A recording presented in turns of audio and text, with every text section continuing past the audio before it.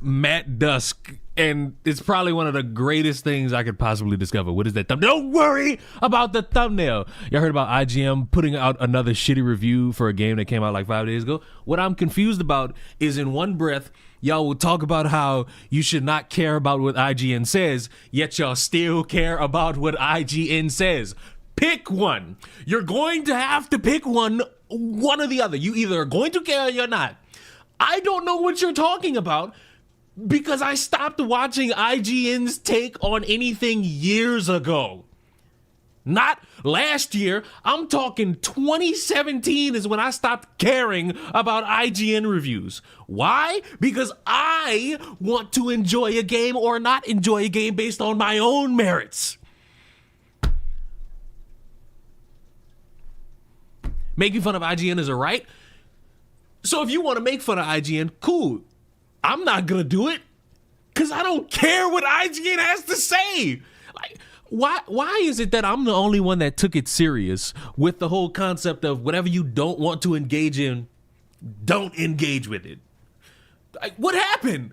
Like, what was that? Was that just everybody just saying their own shit?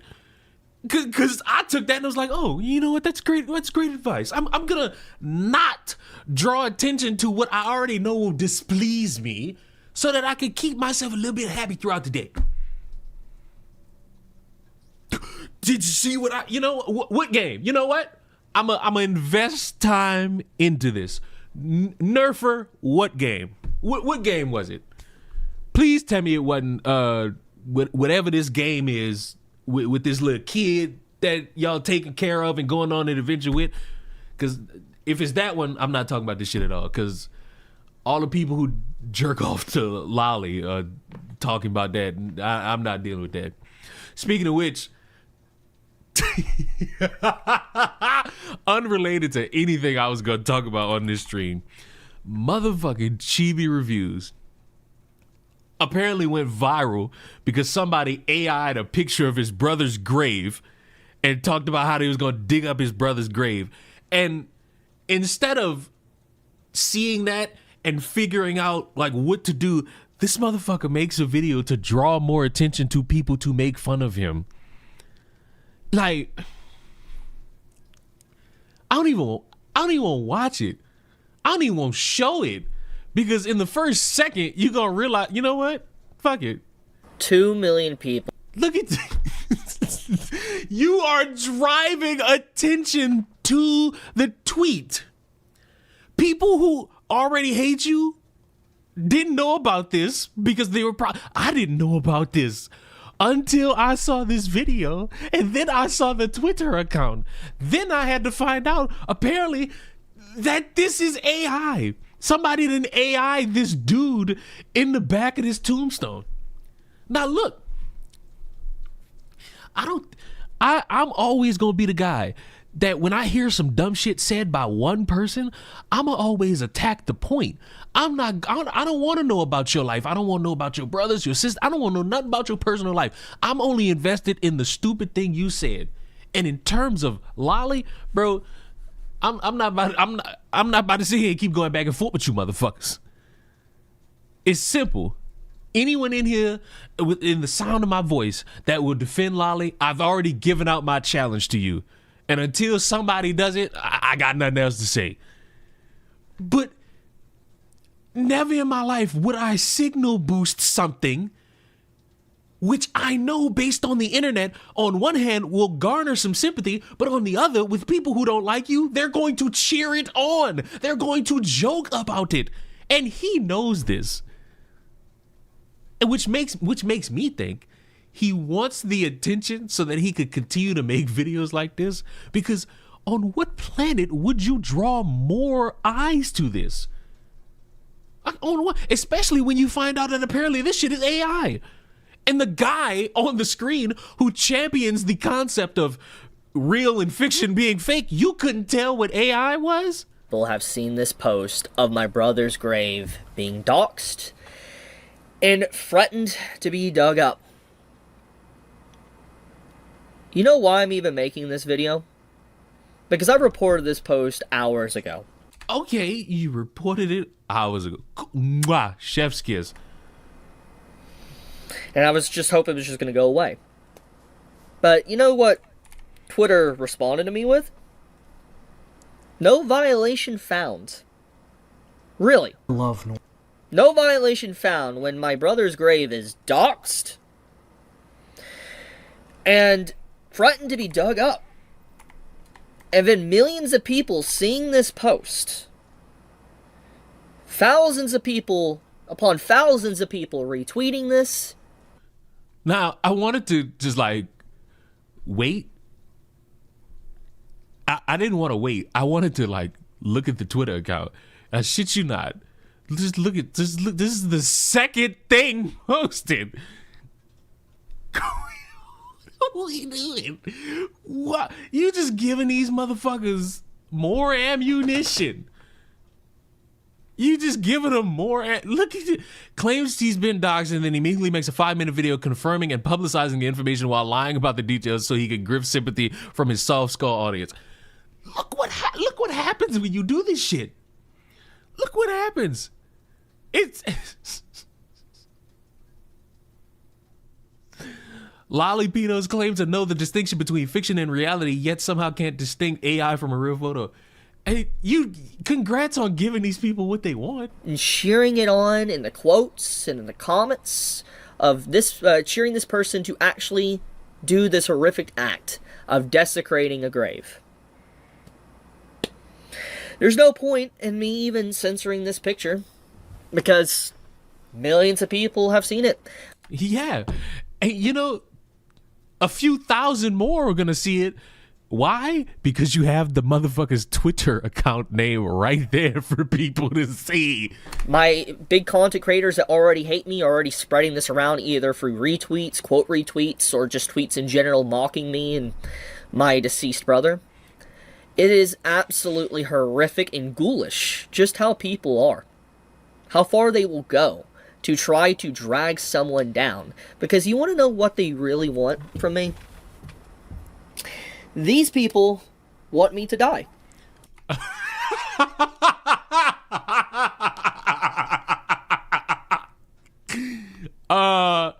No, good. Well, I'm speaking for me. There's probably somebody out there who wants him dead. You know what I want from you? I want you to not be as loud and proud to stand behind jerking off to fictional kids. Because that slippery slope is always going to be there no matter how much any of you fucking mongoloids try really hard to make it seem like that's not a slippery slope. I don't want you dead. I wish all the animosity you have in places where you probably shouldn't, you would have had in your relationship. That way your best friend wouldn't have been piping your bitch. You know, that's what I want from you. That's what they want. They want to drive me to the point of insanity to be done. That's what they want. And if it's not that, which that is definitely what they want to just run me off the internet. I mean, that's a more preferable thing than the other thing. Okay. By canceling my YouTube channel, like completely shutting it down, shutting down my social medias, completely just being completely done with it. Basically, their objective is to run me off the internet, completely silence me, get me to stop talking. And this intense, like, hatred and slander. I appreciate I always hate when I have to censor school shooter, because it's always that immediate one right there.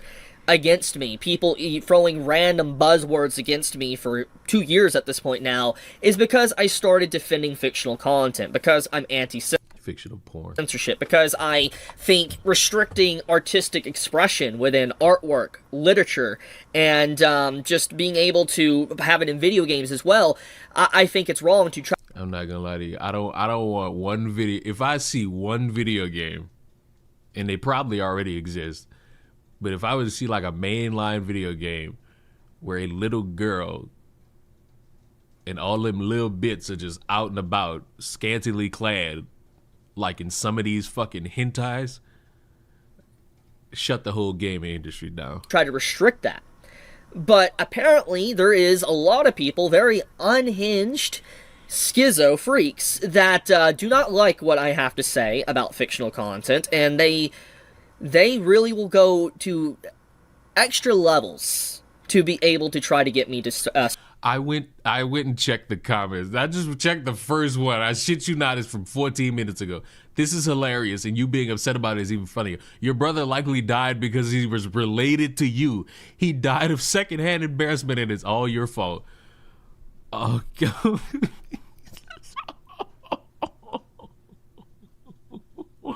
Oh, man.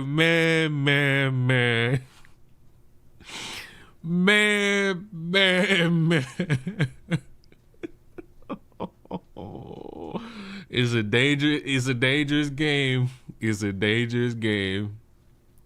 That's the newest one, dog. Stop, to shut up.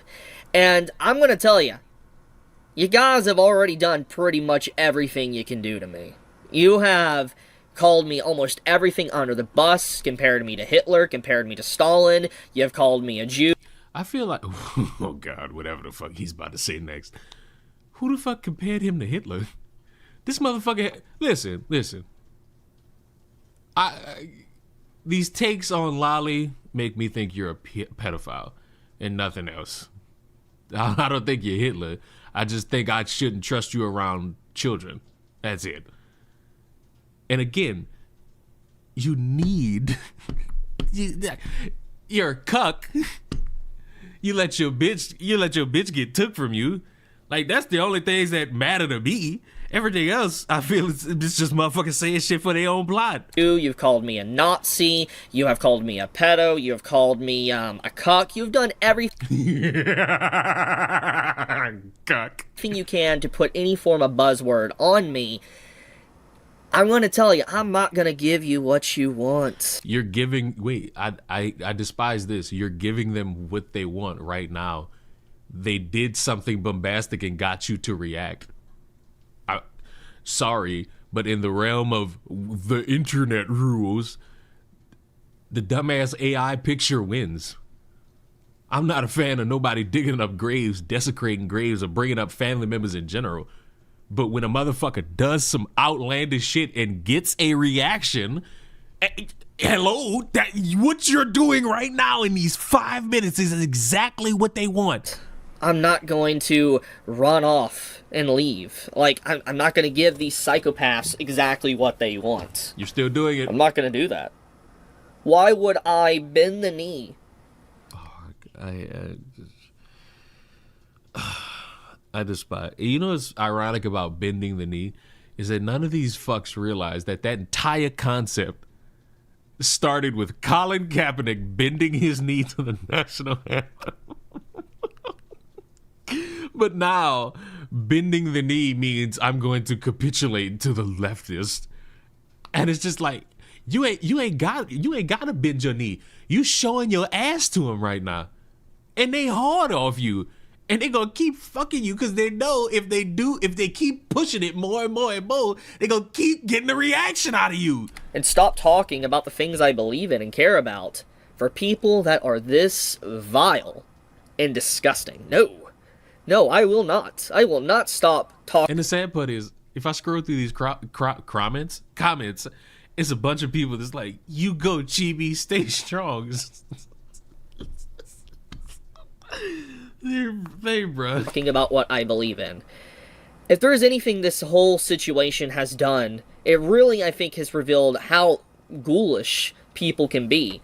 No. They were already ghoulish. They were already ghoulish, bro. It was already there. It was already accessible to everybody.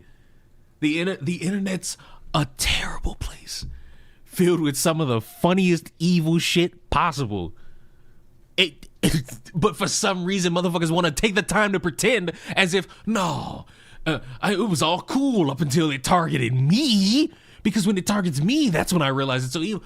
I recognized the internet was an evil place long ago. And by long ago, I mean 2 girls, 1 cup. That's evil. That's some evil shit. Motherfuckers were subjecting their friends to watching. About someone they hate. That defends fictional content. That is anti-censorship. It really just goes to show how people legitimately will try to kill you over... No one's coming to your fucking house, bro. No one's come to your house. They just think you're a cuck and a loser who lost this bitch to his best friend, which still to this day, I'm wondering about the age of that woman, because you claim that you've been dating her for years and you only got engaged semi-recently. I need something. Over drawings. They will want you dead and your family dead for... Family? You listen.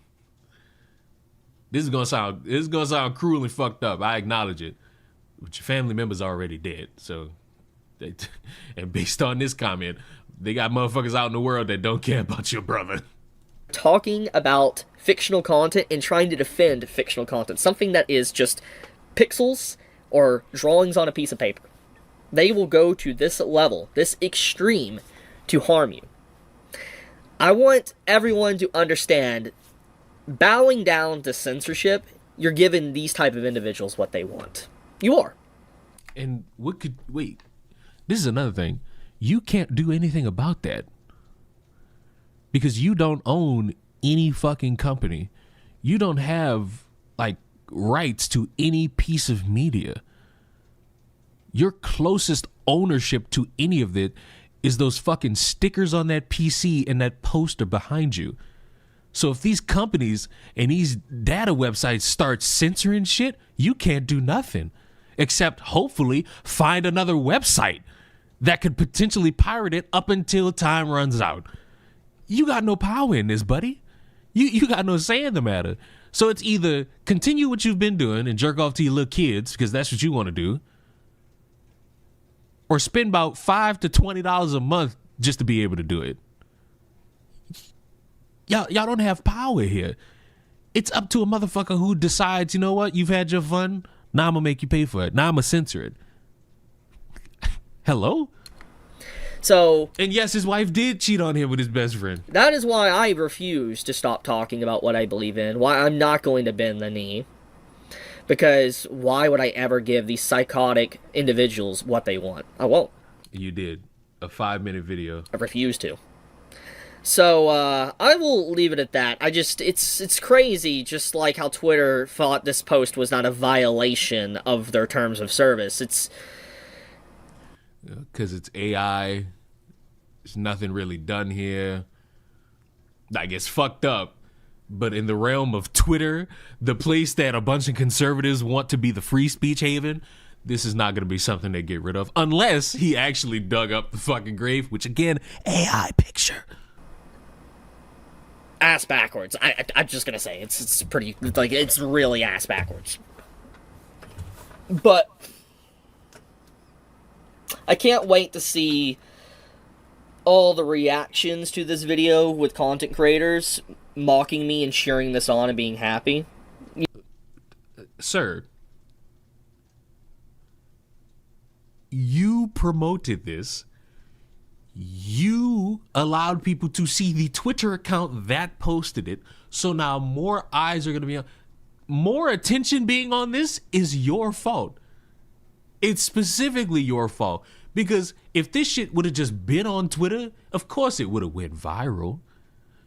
But if you would have ignored it, it just would have been on this social media app, and the motherfuckers just would have been laughing, saying it was fucked up, because people have come to your defense on this. But you have allowed more ammunition for them to fire because you made a video about it, you promoted the Twitter account, and now motherfuckers are going to go a step further in the hopes of getting another reaction out of you. Congratulations! You played your fucking self. But now, I guess I'm supposed to care about what IGN says, because y'all said it was mouse PI for hire. So I'm guessing I'm going to find out about it from here. I love noir. I'll take all kinds. The hardboiled detective, the seedy crime story, neo-noir, classic pulp, you name it, I'm buying. So when Mouse P.I. for Hire sauntered onto my screen the way Ilsa walks into Rick's in Casablanca, I was pretty excited about it. But noir isn't just an aesthetic to be thrown on like an old coat as you're leaving your office at the behest of a leggy blonde. I can't read. While Mouse P.I. for Hire clearly understands the style and tropes of classic noir films and novels, as well as the 1930s cartoon more broadly, it doesn't seem to get why those things are there, or how they are used to tell compelling stories. By fusing a hard-boiled detective mystery with a vast retro-style FPS developer, Fumi Games has made a shooter that is thematically incoherent, with the apparent aspirations of its story contradicted at every point by the actual action. Of all the Steam libraries in all the PCs in all the world, Mouse P.I. for Hire walked into mine, and I wished I liked it more than I do. Okay. It seems like a little baseline introduction to this. But, like, what about this am I supposed to complain about? Like, what's supposed to be some weird gimmick here that has me wondering, all right, fuck IGN, what did it say? Is it in the video? Because if I'm supposed to care about this, it has to be something of note. And it is just like, I couldn't possibly. It's just so difficult to care about IGN, bro. Like, IGN, is this a Cuphead situation? I don't think anything is going to ever truly get in front. Nothing is ever going to match the sheer stupidity of the Cuphead review. The Cuphead review was supposed to be the signal for a fucking problem with game reviewers. Thoughts on the game if you ever seen it? I have no thoughts on the game because I've never played it, never seen it, don't know anything about it. Like, I don't know anything about the game. I'm sorry. I don't know anything about that. Even here, though, I have issues. Weapons can feel weak, especially the shotgun. It's got the audio kick of a pop gun, and there's a strange disconnect to seeing something that sounds like a kid's toy blow off some poor mouse's head as you paint the white of the world with a black ichor that spews out of his neck. What? Like, what? Well, if this is like a 1930s cartoon, wouldn't that be the gimmick? Like, wouldn't that be?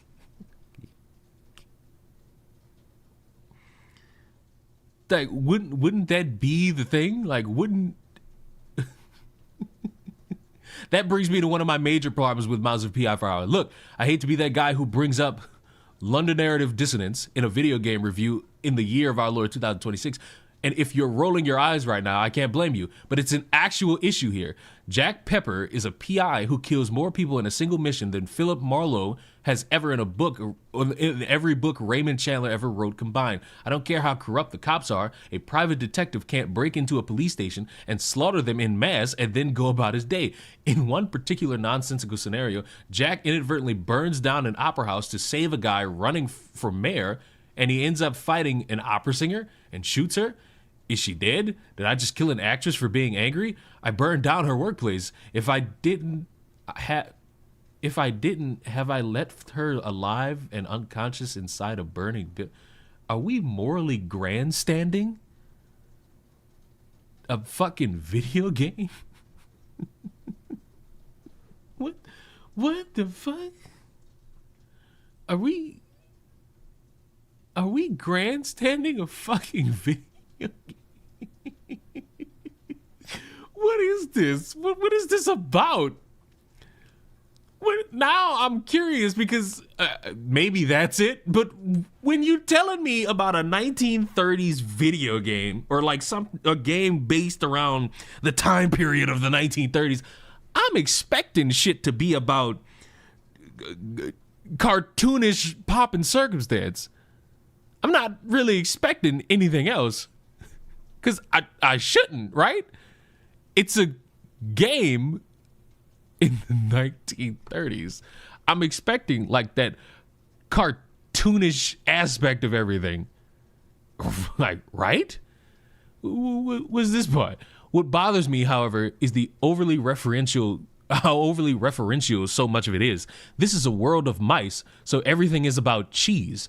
Everything. A bad guy? He's a cheese legger. Run into a lady mouse with a sultry voice? It'll be described as a gorgonzola picante slapped on a mozzarella platter.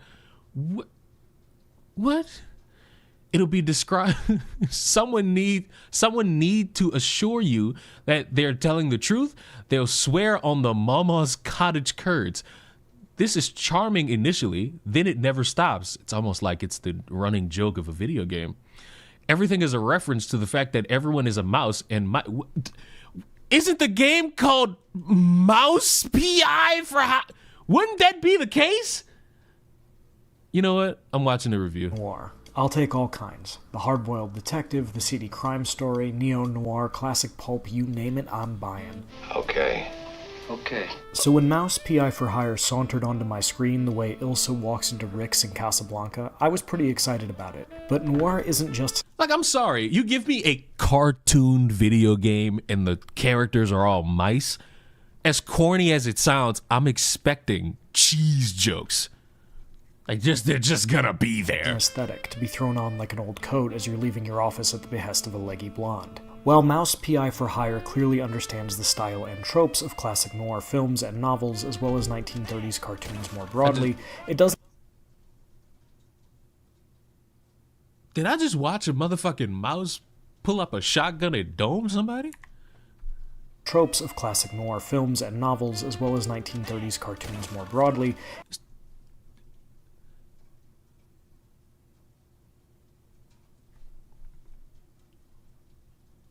How much is this fucking game? Hold the fuck up. How much is this game? How much is this fucking game? Wait a minute.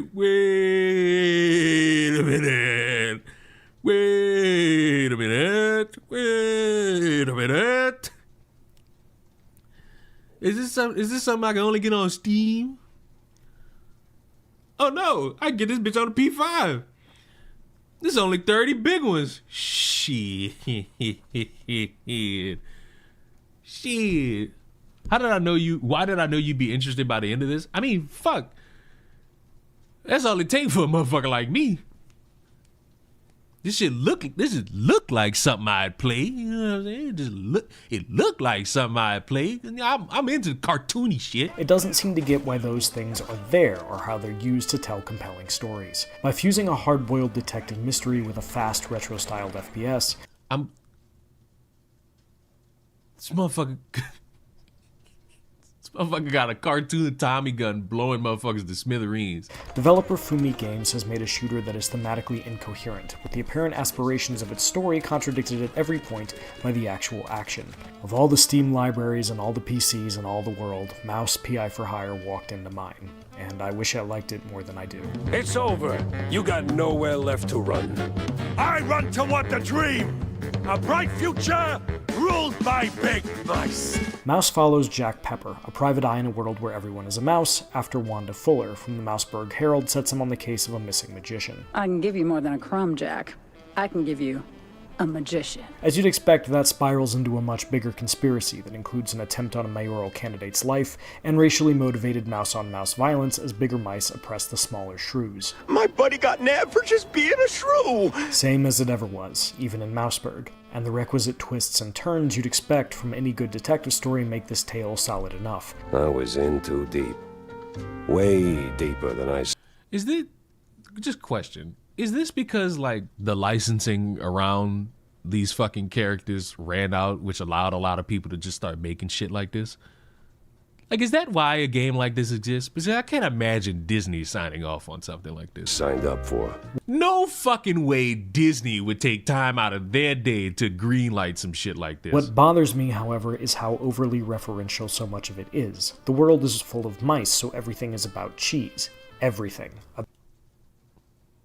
Reading that annoyed me. Having to hear this guy say this makes it even worse. Bad guy, he's a cheese-legger. These cheese-leggers in on the shrew racket. Run into a lady mouse with a sultry voice, it'll be... Wait. These 1930-esque shows always did shit like this. Especially something that were kind of kid-friendly. This was comedy for this time period. So, I'm expecting shit like this. I'm not hey, here's a fucking 5-minute history lesson about what's going. I'm expecting a video game to have cartoonish shit in it, especially when it has to do about fucking mice. Be described as Gorgonzola picante slapped on a mozzarella platter. someone need to assure you they're telling the truth. Swear on my mama's cottage curds. This is charming initially, then it never stops. Everything is a reference to the fact that everyone is a mouse and mice like cheese, and when it's not, instead it'll be a reference to an old cartoon, or the fact that this is a video game. When you jump, just act like you did. Oh my god. The fourth wall break to explain how to play the game? Jeez. I should have probably guessed the former when one of the first things I saw was a steamboat named Willie, but at least that and the reference-heavy power-ups are cute. Constant callbacks to classic films or other video games? Not so much. And it doesn't end there. A boss fight in the sewers? It's a literal alligator because of course it is. If you're looking for the cheese-liking foreman, Jack will quip that he doesn't. Well, I'm sorry, but I'm not expecting a fucking game based around the 1930s aesthetic that's based around being a true crime detective that has animals as the characters to give me a cybernetic humanoid robot to chase me up the fucking street. I'm expecting this motherfucker would hate Sly Cooper.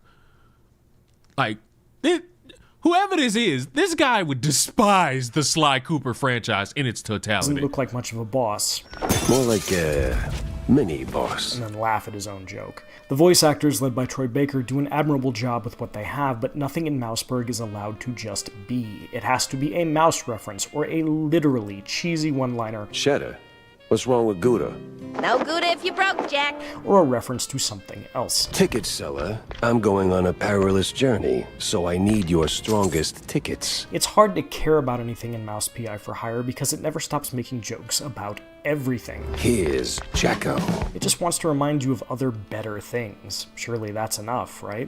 Time to find someone higher up and squeeze until they suck. At least, Wait, what did it say? Go surely back. that's enough, right? Time to find someone You enjoy all the killing, that's why. higher up and squeeze until they suck. At least the shooting is better. This is the latest in a wave of boomer shooters inspired by old school FPSs like Doom or Quake, and it's a decent one at that. You start with a pistol in Jack's fists, but you'll soon acquire a shotgun, dynamite, a James gun, which is just a Tommy gun, and more unique stuff like the Devarnisher, which shoots what looks like Elmer's glue that melts the flesh from your enemy's bones, leaving only a skeleton.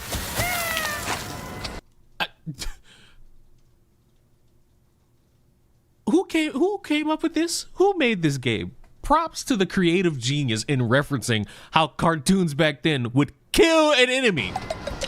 Throw in stuff like a double jump, dash, spinning tail for hovering, and a slide, and Jack's got some stylish moves when the bad guys show up. This ain't Quake, but it does feel good. It doesn't hurt that all of it, from reload animations to random conversations, is rendered in an absolutely gorgeous black and white mix of sprite work and 3D models. The world building may be thin, but Mouse PI for Hire is still dressed to the nines. Even here, though, I have issues. Weapons can feel weak, especially the shotgun. You're showing... Why are you saying the weapons feel weak at the exact same time I'm assuming your gameplay is showing you one-pumping the enemies in the head? It's got the audio. Now listen, maybe this is because like these are the weaker and maybe you're expecting a little power for a boss fight, but then you should show me like the weapons and how weak they are to a boss, not what look to be random NPC villains. Kick of a pop gun, and there's a strange disconnect to seeing something that sounds like a kid's toy blow off some poor mouse's head as you paint the. Would you like it to say squeak? Would you like it to go? Would you like this to be like a Life is High or High on Life, where the gun talks to you with a rosy-cheeked smile? Light of the world with black ichor that spews from his neck. Enemies mostly come out of doors marked with a skull that you can't enter, robbing these areas of anything remotely resembling a sense of place. Levels also really like to pull the "we're gonna lock you in a room and throw baddies at you until they're dead or you are" shtick a little too much for my taste. None of this is. That might be the only thing here I agree with, because I have gotten tired of some games that do that. Listen. I do get a little tired of the, hey, I'm in this room. I cannot leave until I've killed every wave of enemy. I have, in my older years, have gotten tired of that just a little bit. Game breaking. The combat is fundamentally good. Wait a minute, motherfucker. Did you just show me him with holes in his body? Show me that shit again. None of this is game breaking. Look at this shit.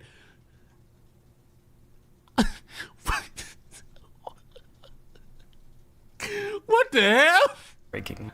Disney would never sign off on this shit. And he started freaking out. He started twitching and shooting his gun because he lost his fucking body. He lost his equilibrium. The combat is fundamentally good enough to carry you to the end of the roughly 12-hour campaign, but sometimes it feels like being at a show that's never quite bad enough to leave. And at least on the normal difficulty, health items are so generous there's rarely a challenge.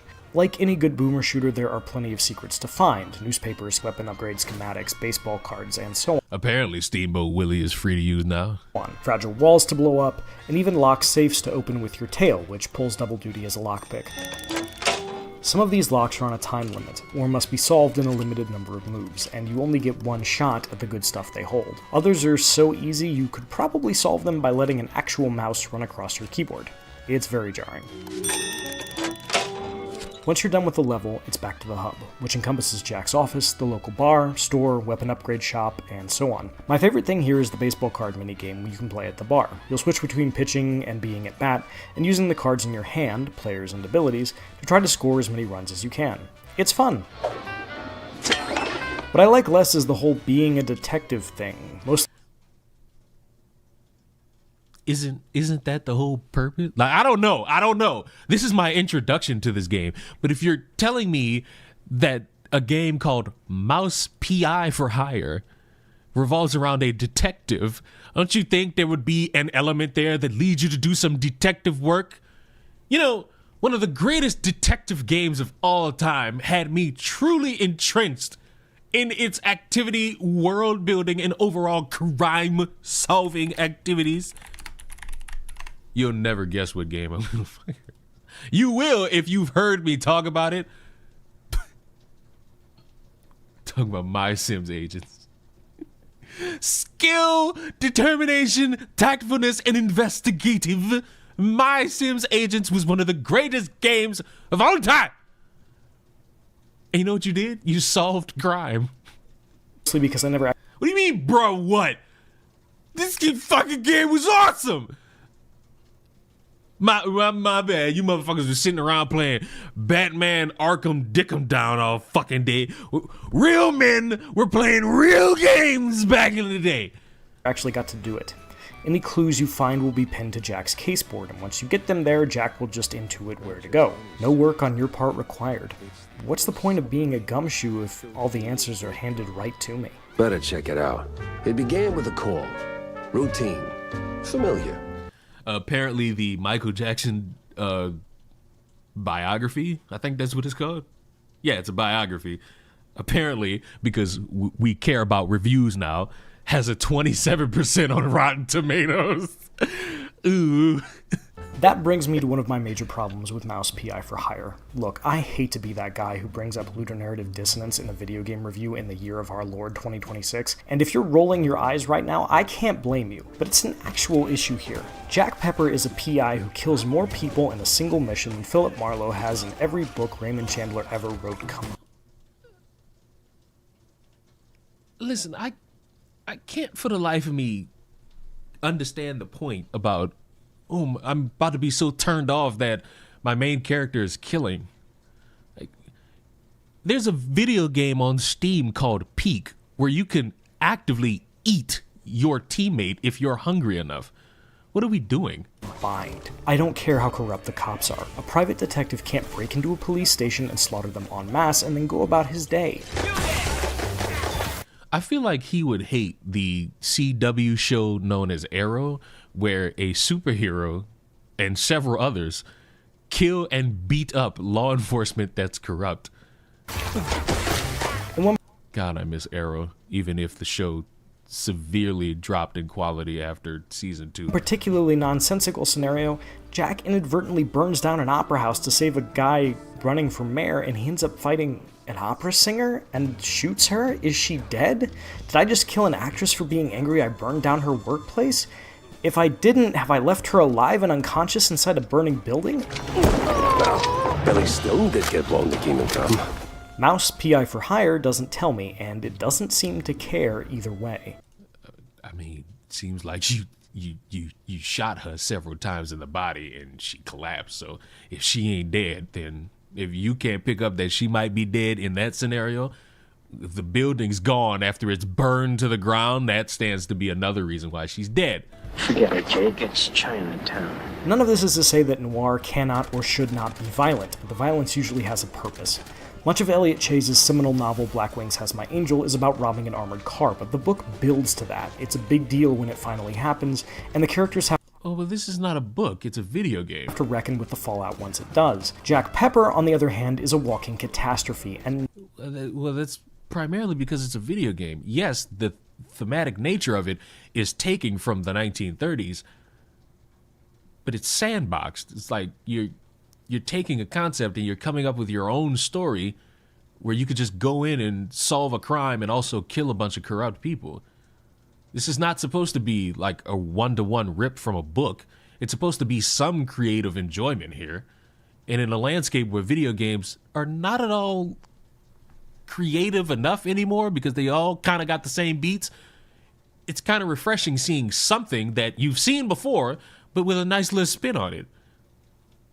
And mind you, everything he's saying about the concept of just killing people and going about your day, I agree with you, Super Spriggan.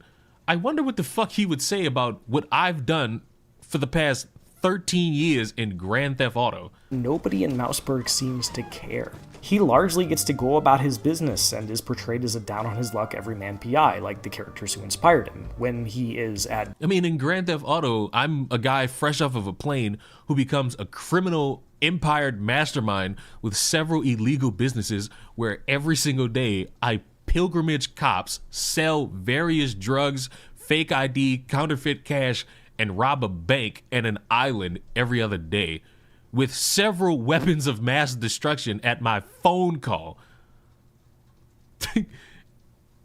It's supposed to be something creatively stupid enough to ease my mind for about maybe 3 hours. best, a mass murderer. You implying something, Mr. Pepper?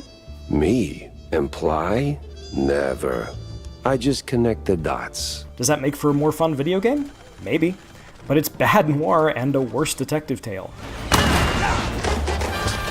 In the story as Mouse PI for Hire references, violence is an unfortunate but unavoidable part of the human experience that shatters... Right. They can take from an actual story that was told previous, but at that point, it's not supposed to be a one-to-one movie adaptation.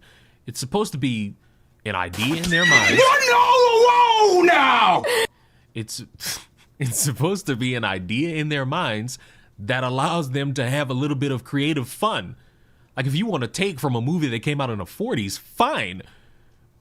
But after that, you gotta come up with something creative here. And I also appreciate you subscribing, I guess. the people it touches. Here, it's just entertainment, and that weakens the whole concept. But Will, you might say, this is a goofy Looney Tunes FPS. I mean, that is what I'd said. That is what I and several others have said.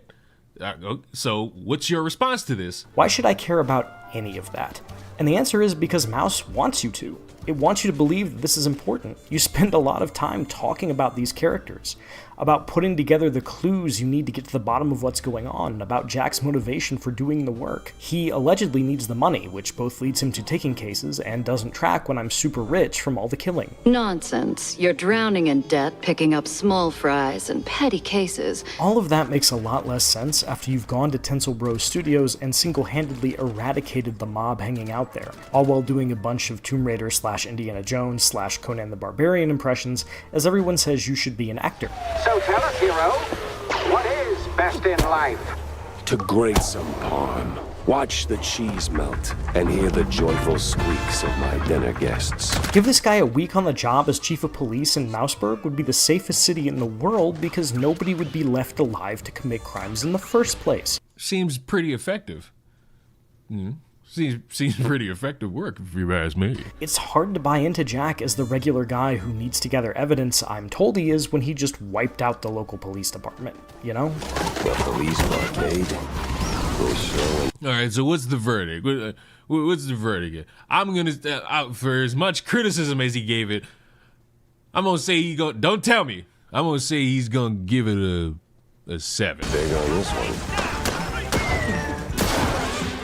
Mouse P.I. for Hire nails the aesthetics of both the 1930s cartoons and the detective stories that inspired it. And it's also an amusing boomer shooter that largely feels good as you're playing it. But its haphazard marriage of noir storytelling tropes and shooter gameplay are often at odds with each other in uncomfortable ways that weaken both aspects. And the writing is so busy making references to other things that it's actually painful to sit through at times. This FPS is solid enough if you just want to blast some cartoon mice and not seems like that would be something I would want to do. think about it. Like, I'm gonna be honest, if I just wanted to go in and like shoot a bunch of fucking cartoon mice, I feel like this would be the game for me. Too hard, but once you do, all you'll see are the seams where disparate ideas have been fused together. Oh, it's a 6. Damn it. And no trench coat can hide the stink of that moldy cheese. For more, check out our reviews of Pragmata. No, I will not check no review of Pragmata at all. Oh, Mighty Mouse was a great cartoon. It was a serviceable cartoon. The greatest cartoon of all time is the Looney Tunes. I mean, it's like he talks like he wanted way more out of this game, but he didn't get it. So I'm not gonna say he's bitter about it. I'm gonna say he's a little bit harsher. But what are you expecting out of a game that comes out and it's about you being a detective shooting mice? Is this, now listen, let's be clear here. Is this a 10 out of 10 ass game? No. No, I'm sorry. But what he complained about, to me, it just wouldn't be anything I'd complain about for a game like this. It's like being able to shoot all these weird looking creatures. It's a fun time until you find out that a school shooting happened, and then everybody's gonna have to have a different conversation. A planned fight near Carolina Middle School erupts into a shooting. Oh, okay. 2 teenagers were killed and 5 others were shot after a planned fight erupted into gunfire. The shooting unfolded at a public park in the morning hours and involved teenagers, underscoring ongoing concerns among law enforcement about youth violence and disputes that escalated to gunfire. No arrests have been announced. Police say they found a 17-year-old male in the parking lot identified as Irubi Romero Medina, suffering from a gunshot wound. Officers also found 16-year-old Daniel Jimenez Million further inside the park, who also had been shot. Both pronounced dead at the scene.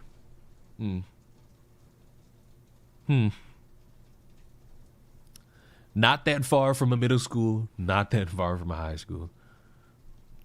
What it's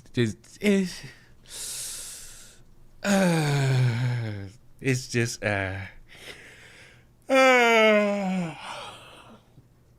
told y'all wasn't getting out without one. Told y'all. As fucked up as it is, but you know what else is fucked up? All the free boy. I shit you not. When was this? This was 15 hours ago. I hope there's somebody who will make a video about that, because this motherfucker yesterday made a video talking about a shooting in Turkey, trying to make it seem like we should care about what happens in Turkey. Mr. America first. We should be caring about a transgender in Turkey. I hope that there's a fucking video today from the quartering about this. Well, because violence, it's a problem. And everyone's bitching about my Lord and Savior, Donald Trump. I must get you all back to these evil transgenders, wherever they are in the world. You know what? It screams to me that this dude might have not had enough trans content, so he just typed in trans violence and just so happened to get a recent article. But this woman apparently has been arrested for making a joke in America. I just want you to ingest what this joke could maybe be about, because I did not watch this. I know who the joke's in reference to, but I want to see if they bring it up. 23-year-old FIU student charged with a felony over messages she wrote in a school group chat. Gabriela Saldana facing a judge Thursday morning. According to her arrest report, this went down in a WhatsApp group chat of about 215 students, where students were discussing an event that was to take place Friday at the Ocean Bank Convocation Center on campus to make their capstone presentations. An FIU police officer read some of the statements in court. The exact words utilized was, "There's going to be a bomb in the Ocean Bank Convocation Center, and it's going to be at Jonathan's fault," one of the members in the chat. 7 News obtaining some bits of that chat. Netanyahu, if you can hear me, drop some bonbons for us to the capstone. Benjamin Netanyahu, if you can hear this, please, Benjamin Netanyahu. These motherfuckers wanted Netanyahu. Dog.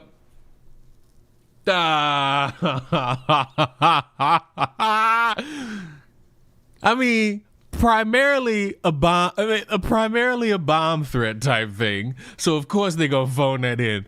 But then when you see it,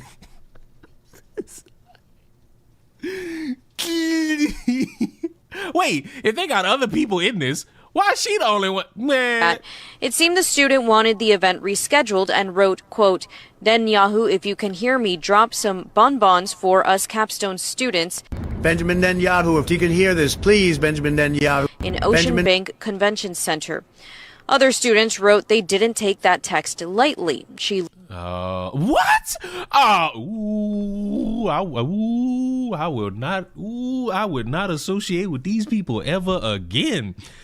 If we can't make jokes, if we can't joke, I can't fuck with none of y'all. Oh hell no. Boy, you motherfuckers should see the group chats I'm in. It's jokes to the nines. I think as long as you have all the requirements listed for the announcements, you're good. Who do I kick? Sorry, I was busy with some stuff. What happened? What did I miss? This person, what did they do? I made a dumb joke that should not be made. I'm sorry. What a bunch of snitches. Later in the chat wrote, quote, "I wrote a dumb joke that should not have been made." I can understand. Why didn't the news reporter say "I sorry"? That's the full text. You should have said "L journalism, liberal media has taken over. We're all doomed." Joke that should not have been made. I can understand your position, Miss Corey, and you're saying this is a joke, but to an objective person, it's not a joke, and there would be enough for probable cause. I'm not saying it's enough for beyond a reasonable doubt. I don't know what the state's going to be able to prove at trial, but for purposes of this hearing, I believe there is enough for probable cause. 23. Man. All right. Now, if I could be serious for a moment. Clearly, a lot of people, it's clear you should not take things like that lightly. School shooting threats, bomb threat type joke. Those are things that will garner a reaction out of some people. They will. I'm sorry, they will. So it's like, yeah, you gotta dot I's and cross T's. But then when you look at it, if you're not parasocial online, like it's clear all of us who are currently ingesting this stream are,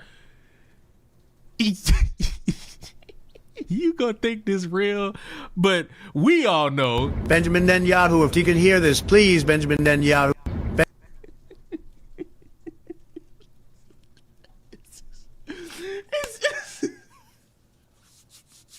I'll tell you this much: as soon as she's free, boy, I'm not associating with nobody in that group chat ever again. Y'all some snitches. I say y'all is some snitches. That's just some snitch ass shit. Arrested for a joke. I get that you said joke was a bad taste, but that ain't worth arresting him for. Are we really gonna punish people for making bad taste jokes? Yeah. Where were you for the past minute? Yeah, they are. And I say it sucks. I say she shouldn't be arrested. But I am not law enforcement. I'm not a lawyer. I'm not a judge. So whatever occurs in the court of law, all I can say is I agree or disagree. And on that, I disagree. Because if you go arrest her for that, you need to arrest this motherfucker for this. Liberal. Liberal, liberal, liberal, liberal, liberal, liberal, liberal, liberal, happy fun, la la la, human smuggling, fentanyl deaths, forced government euthanasia, chopping up children's genitals, la la la la la, la la la la la la la. But speaking of Alex Jones, I want to ingest you all with, I want to inject you all with a video from the cornering about Alex Jones, because apparently The Onion officially has the ownership of the InfoWars, and even though it's April, these motherfuckers apparently turned the logo into InfoWars into the pride flag. And now I want to see what the resident dick sucker who 2 weeks ago was being passive aggressive to Alex Jones' own son has to say. We're speed running through this because there's a more important thing I want to get to. What's going on, everyone? Jeremy here from the Quartering with some breaking news. Apparently, they have now found another loophole in order to take over control of Alex's website and trademarks and a bunch more. You may be thinking to yourself, well, I thought they tried to buy them. I thought The Onion bought this how many months ago? It is true. They had initially reached some sort of deal to purchase all of the assets, and then their plan was to rebrand the website to humiliate him. That deal ultimately fell through because it looked like there was some serious suspicious activity that was going on that led The Onion to getting the bid for all of Alex's trademarks and property. Well, it looks like they have a new deal in place set to go before the judge, I assume later today, that would place the entire info universe and their brands and their marks under control of The Onion. This is some new reports. Let's look at this. Obviously, first of all, you know, Alex and I don't agree on everything, but I think the man has paid his dues. And not until he pay that money. Fuck them dudes. I want him to pay that money. Because in one breath, you motherfuckers can't be talking about journalism and integrity and these media corporations spreading lies when Alex Jones and his entire fucking business was banked around the lie about a school shooting. And somebody in here is media literate enough to try me, and I just want you to know, CNN has paid out of the ass for the consequences of spreading lies in the past. Fox News has also paid a penny for lying about things on their stations. What's good for the goose, good for the fucking gander. You motherfuckers was cheering on Trump being able to get money out of media corporations for lying about him. I don't know why we drawing the line at Alex Jones. I don't know what makes Alex Jones a protected class. But no, I'm well in my fucking standpoint. If you make bank off of spreading a lie and then the lawyers come for your ass, that's nobody's fault but your own. The fact that he continually seems to have to get punished over, old. What's the old, sir? What's the old? Old mistakes that he had made. Oh, what's the mistake? Antagonizing grieving families who have to deal with their dead children who died in a school shooting that Alex Jones said was a Hollywood stunt? Or are you too chicken shit to admit that because you have to make everybody look at you as somebody who still cares about free speech, even though you've gotten people's channels taken down? It seems like too much. So now The Onion has said it has reached a new deal to acquire InfoWars. It will be turned into a parody site of itself, and it has the support of the families. Quote, a lot of institutions have given up on doing the right thing over the last 2 years, despite an insane amount of threats and BS. We persevered. I don't know that they got any threats or, anything to persevere.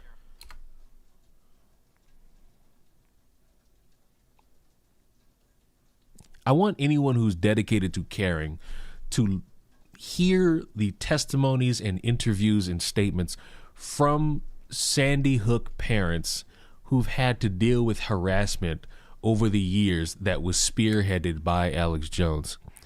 And then I want you to come back and listen to the disingenuous fat fuck try to dismiss all of that because, oh, I just don't want to believe that because it makes Alex Jones look dumb as fuck. A lot of people in the comments, surely this will bring those kids back to life. Yeah. I really hope his wife gets fucked by somebody else. My head. The last time this fuck spoke about Sandy Hook, he said this disingenuous shit, and he doesn't even know what he's talking about. He doesn't. And it's the sad reality created by... The saddest shit under the sun to me is the amount of people dedicated to just sounding like they're smart, but reality often disappoints them and they're too chicken shit to ever address it again. Let me say this a second time. What irks me the most about a lot of people on social media is how loud they want to sound when they say something very stupid, and yet when reality shines a light on that stupidity and how hypocritical a lot of these people will sound, magically they have nothing else to say anymore, or they're hiding in the hopes that no one remembers that they said something stupid. I don't know if anyone knows, but over these past couple days, it's been a little bit of a sad bit of circumstances around Shreveport, Louisiana, and a shooting that took place that has led to 8 children dying. And when you hear about that, your mind should immediately go to, that's sad, that's traumatizing. I pray for any surviving family members. It's a disgusting act where somebody took the life of children, and it's something anyone with a brain should say, but because I live in a world where people are disingenuous as all fuck, we have to have separate conversations. We, for some reason, in the big 2020... Dog, in the big 2026, in reference to a shooting that has killed 8 children, I would have never expected the term or phrase Black Lives Matter to be brought up. But because I live in a world where that must be a conversation, we have a black man killed 8 black children in Louisiana, and nobody will be posting black squares online or marching for them because the BLM movement was always a scam built on selective outrage and fake narratives. As tragic as it was domestic violence, dude. Why would you conflate violence at the hands of the establishment and institutions with domestic violence amongst individual families? That's conveniently obtuse. That right there was always going to be the easiest slippery slope for anybody who chanted Black Lives Matter. Because when I hear that, I'm expecting, okay, as I've said for years now, any black life taken unjustly, you would want to stand for. You would want to stand in solidarity and getting justice for. You would want to make sure that people are aware about that in the hopes that justice can prevail in the subject matter. But because dumbasses like this still exist, I have to now say again, your black life don't matter unless it fit into a box. Your black life doesn't matter unless you check all the boxes of a certain category. You have to die by the hands of the establishment, the police, hopefully a police officer who's white. Or you have to be at the behest of the corrupt, radically intuned law enforcement judicial system who wants to hunt you down just because you're black.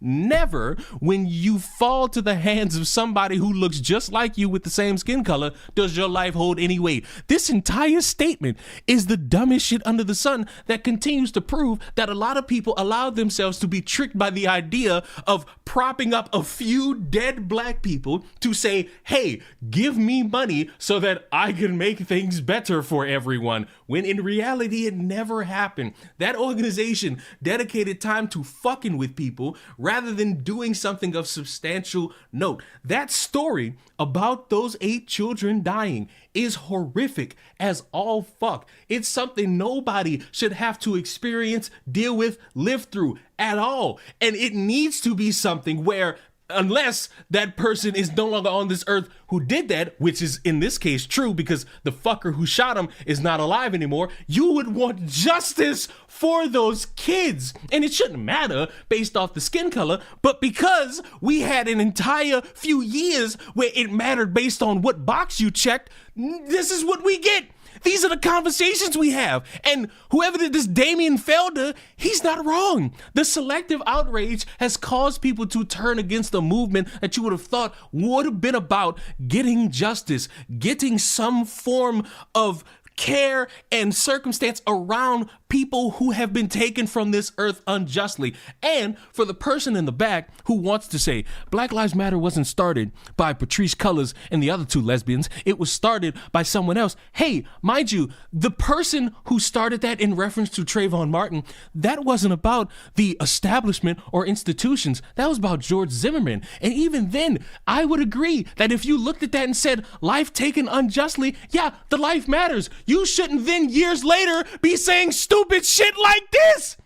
You shouldn't, because when you do, you allow me to be right about what you care about and an organization that pretends to care about how you motherfuckers will only do the dance if it fits a checkbox. You will only do the dance if you feel as though it could help you out in terms of the narrative you want to spin. You don't care about the black life. You care about the profits you could get off the black life. And side note, because I'm not done with these other dumbasses either. Remember last week when the gimmick was, oh, you could only die if you divest out of your race. If you date outside of your race, you're gonna die. You're gonna get abused. Take a look at the screen. Take a good look. Take a look at the two individuals. The man who's the murderer and the woman. I don't see any fucking white people. I don't see any divesting. So on that front, to those dumbasses, you wrong too. You don't care about anything other than spreading your hurt, insecure feelings because nobody want to touch you where you piss at. But to bring it back to the main problem here, and a bunch of people who just want to chant Black Lives Matter, BLM, all this shit, stop. Because you continue to prove to me that it's more about the circumstance in the narrative, not the actual life. 8 children are dead. And when I say that, I would hope somebody would try to get justice for them. The problem is that the fucker who killed him is now also dead. And to some people, that might equate to some justice. To others, it might not. Somebody should be having to face the music for these children dying, and it should be the one who shot them. But the chicken shit is no longer on this earth. And part of me is happy about that, so the fucker can't hurt anybody else. But there's also another part of me that wants him in jail because Big Tyrone would have salivated over somebody like this. And to wrap this, just to get away from this subject matter, I'm so sick of pretentious motherfuckers desperate to try to sound like they're intellectuals, but when you hear them, you hear how much they don't care, you hear how much they just want to make a profit off of saying something stupid, and when reality shuts down all the stupid things that they say, they're nowhere to be found. Somebody like this who will stand in front of dead bodies and say, oh, well, the violence wasn't at the hands of the establishment. You know, fuck. You sound like you don't care. You sound like none of this bothers you. You sound like it's not something other people should champion in terms of being outraged about. Because when somebody points this out, yes, they're being a little bit rude, but they're also being true at how magically, after spending all that time propping up George Floyd, Breonna Taylor, and I guess one other name, if you could find one, these people are nowhere to be found. These people have nothing to promote, champion, stick up for, march for. They got nothing? You mean to tell me in all this time and all these black lives that have been taken off of this earth, you motherfuckers have been nowhere? Every few months, I have to see this organization or a subcategory of the organization getting sued because they use the funds not for black people, not for charities, not to enrich or ensure that other people get something that they haven't had because of the lack of resources. These motherfuckers are enriching themselves and they're getting sued for it. They even got Black Lives Matter organization activists fighting each other in hallways over money. At some point, the conversation will have to be had honestly, and I will enjoy when it starts so that I could be in the room where we shame anybody who sat here for years chanting BLM, because as I've said for years, your black life does not matter unless you fit a category. And if you have to fit a category in order for your life to matter, then damn, that's fucking sad that those 8 kids didn't die by a white cop, now isn't it?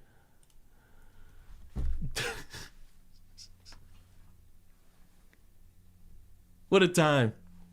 What a time to be alive on Earth. What a time to be alive on Earth. And you know the sick part? I say this shit, and I gotta get dumbass, funny looking white people, dumbass insecure black people, 40-year-old Asians telling me I'm grifting. Yet an organization that got millions off people and just got away with it, they cool. Fuck it, bro. That's why I'm not charitable to anybody online. I'm gonna just call you a pedophile. I'm gonna just say you're happy that 8 kids are dead. I'm gonna just say that shit. Like, I'm gonna just cut to the point. I'm gonna just cut to the print.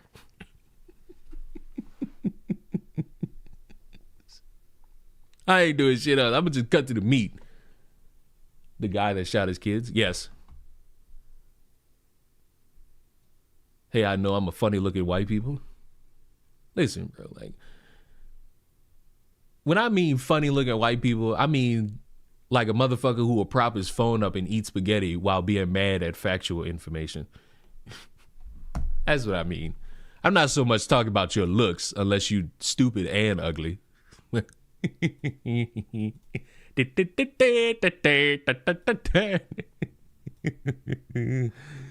Oh, I have one more quartering video, and it's about Carmelo Anthony. Now, to preface this, I need to let you all know, because I guess this is an update that means something to a few people.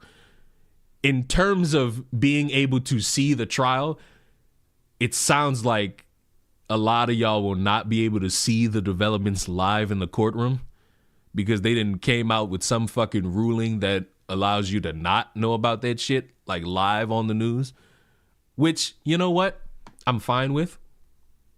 And the reason why I'm fine with it is because I've seen how stupid motherfuckers have lied about information regarding this case, and I would have unique problems seeing those same people trying to show up in the courtroom while there are witnesses who are underage giving testimonies if they have to, because I don't trust you people in your responses. So I'm glad that they're restricting access to that fucking courtroom. What's going on, everyone? Oh my God, he talks so fucking slow. Speed it up, please. Jeremy here from The Quartering, and we've got a big update on the Carmelo Anthony case. It is a very distressing one. It is one that seems to favor Carmelo Anthony, in my opinion. This does not favor Carmelo Anthony at all. Locking down the courtroom and restricting all you dumb fuck media quote-unquote personalities is not a benefit to Carmelo Anthony at all. This is absolutely ridiculous. The judge has now refused to broadcast the trial. I wonder if the colors of the individuals were reversed, if we would be seeing this trial televised. I wonder if, Awesome Mecca. Hey, there are several trials and court cases happening in real time every day that we don't get to see or people don't care about. Hi, tooling around 2025. When are you going to change your name to 2026? But that's all at the behest of the fucking judge and what they choose to do. And if a judge has seen the fucking media swell around this shit and is worried about how motherfuckers might interact in court, yeah, I'd shut that shit down too. Calf had, the situations were reversed. And also, didn't the father say not to make this about race? God, what a great way to just dismiss the wishes of a grieving father. This is crazy. That means now we're not going to get a clean look at the evidence. We're going to have to rely on a few select people who are allowed into the courtroom. And we also have a bunch of other updates from the trial because the trial's coming up. It's only a little over a month away right now. And also, since we're talking about trials, the DoorDash girl thing got moved to May, I think May 1st, if not like that first week of May. I know I told you all that was supposed to be a thing that started on Monday, but it's starting in May. We've got a lot to talk about, so let's get into this. Collin County Judge Roach has imposed strict security on media restrictions ahead of the trial of Carmelo Anthony, the teen who allegedly took Austin Metcalf's life at a Frisco track meet. For months, the case has been plagued by doxing, threats, and even swatting incidents targeting witnesses and individuals closely tied to the case, including myself. I previously reported on efforts to secure a protective order and gag order after multiple people involved were placed at risk. Now, I think Sarah Fields has done incredible work on this case. She's basically the only person on the ground who's covering this anymore. And I don't share her same enthusiasm for having... Too bad. Fuck you. You have not had to... I, and many others have seen how this shit has blown out of fucking proportion. And that Sarah Fields lady is the one who's caught the most shit. Because she's constantly kept people updated and giving factual information while other motherfuckers, like the fucking white guy on the screen, have done a disservice to this. Credit Sarah Fields for making sure that information is out there. Because without her, a lot of these dumb fucks would believe that one stupid motherfucker who told Austin Metcalf's dad that if he doesn't side with him and his dumbass cause, more white people are gonna die. Conveniently, these motherfuckers don't have anything to say about the white transgenders who go and shoot up schools. Because you're trans first, you're not white. No live broadcasting? Now, I don't know if I'm misreading it. It's just a tweet. I've got a video too, and I've got more updates, so hold on here. The order includes heightened security in and around the courtroom, tight media restrictions, no free-for-all coverage, no live broadcasting from inside the courtroom. These are measures aimed at protecting jurors, witnesses, and court personnel. Here's the problem I have. There is no problem. I have no problem with this. Especially since, on the witness aspect, these motherfuckers, primarily a lot of these motherfuckers will be kids, teenagers. I don't want you motherfuckers to know who's saying what. Because I don't want you because you motherfuckers will have like this weird mindset to start harassing these people once you get your eyes on them. Because you may not get what you want out of this. Whether if the verdict is guilty or not guilty, motherfuckers are going to try their absolute hardest to find out who's what and how, and they're going to blow it out of fucking proportion. And it will not be in the hopes of any perceived justice for either Carmelo Anthony or Austin Metcalf. Because guess what? We still out. It's hullabaloo at this point. We gonna have to wait for about a full month on how this goes.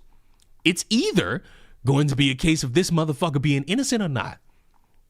And it's going to have to rely heavily on witnesses, maybe some fucking video somebody may have or may not.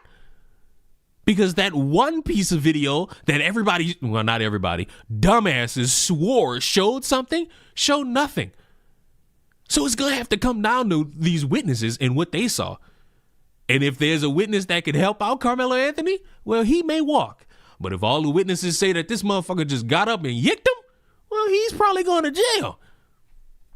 And I can't wait. Because regardless, I've told y'all, one side is going to be happy and one side is going to claim this shit is unfair. It's just a matter of who fits in what box, because they could easily fit in either. This is what those people who were, issuing these threats, that's what they wanted. I mean, the O.J. Simpson trial was broadcast. The Kyle Rittenhouse trial was broadcast. Why can't this be broadcast? You know what I mean? I think Andrew Branca wrote, the O.J. trial could be safely televised, the George Zimmerman trial was safely televised, the Kyle Rittenhouse could be safely televised, but not in this case of a young black man taking the life of a white boy and attracting me for no apparent reason other than murderous rage. I agree. Now, I think he may be, I don't know why him and Sarah are going back and forth. I like both of them, but it's absolutely ridiculous to say that we can't have this trial televised. America needs this trial televised. I'm currently awaiting further instructions from Collin County and have been told I am. I ain't gonna lie to you.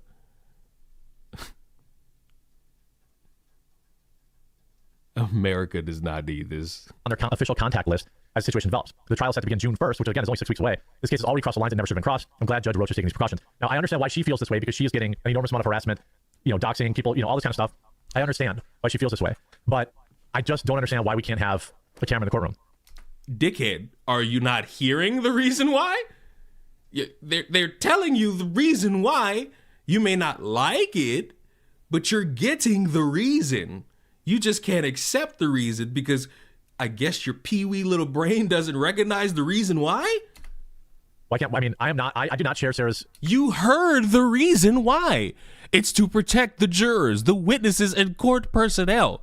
Happiness that this trial will be, we're going to have to rely on people inside the courtroom to figure out instead of watching the evidence play out normally. Here's Sarah's video on it. And guess what?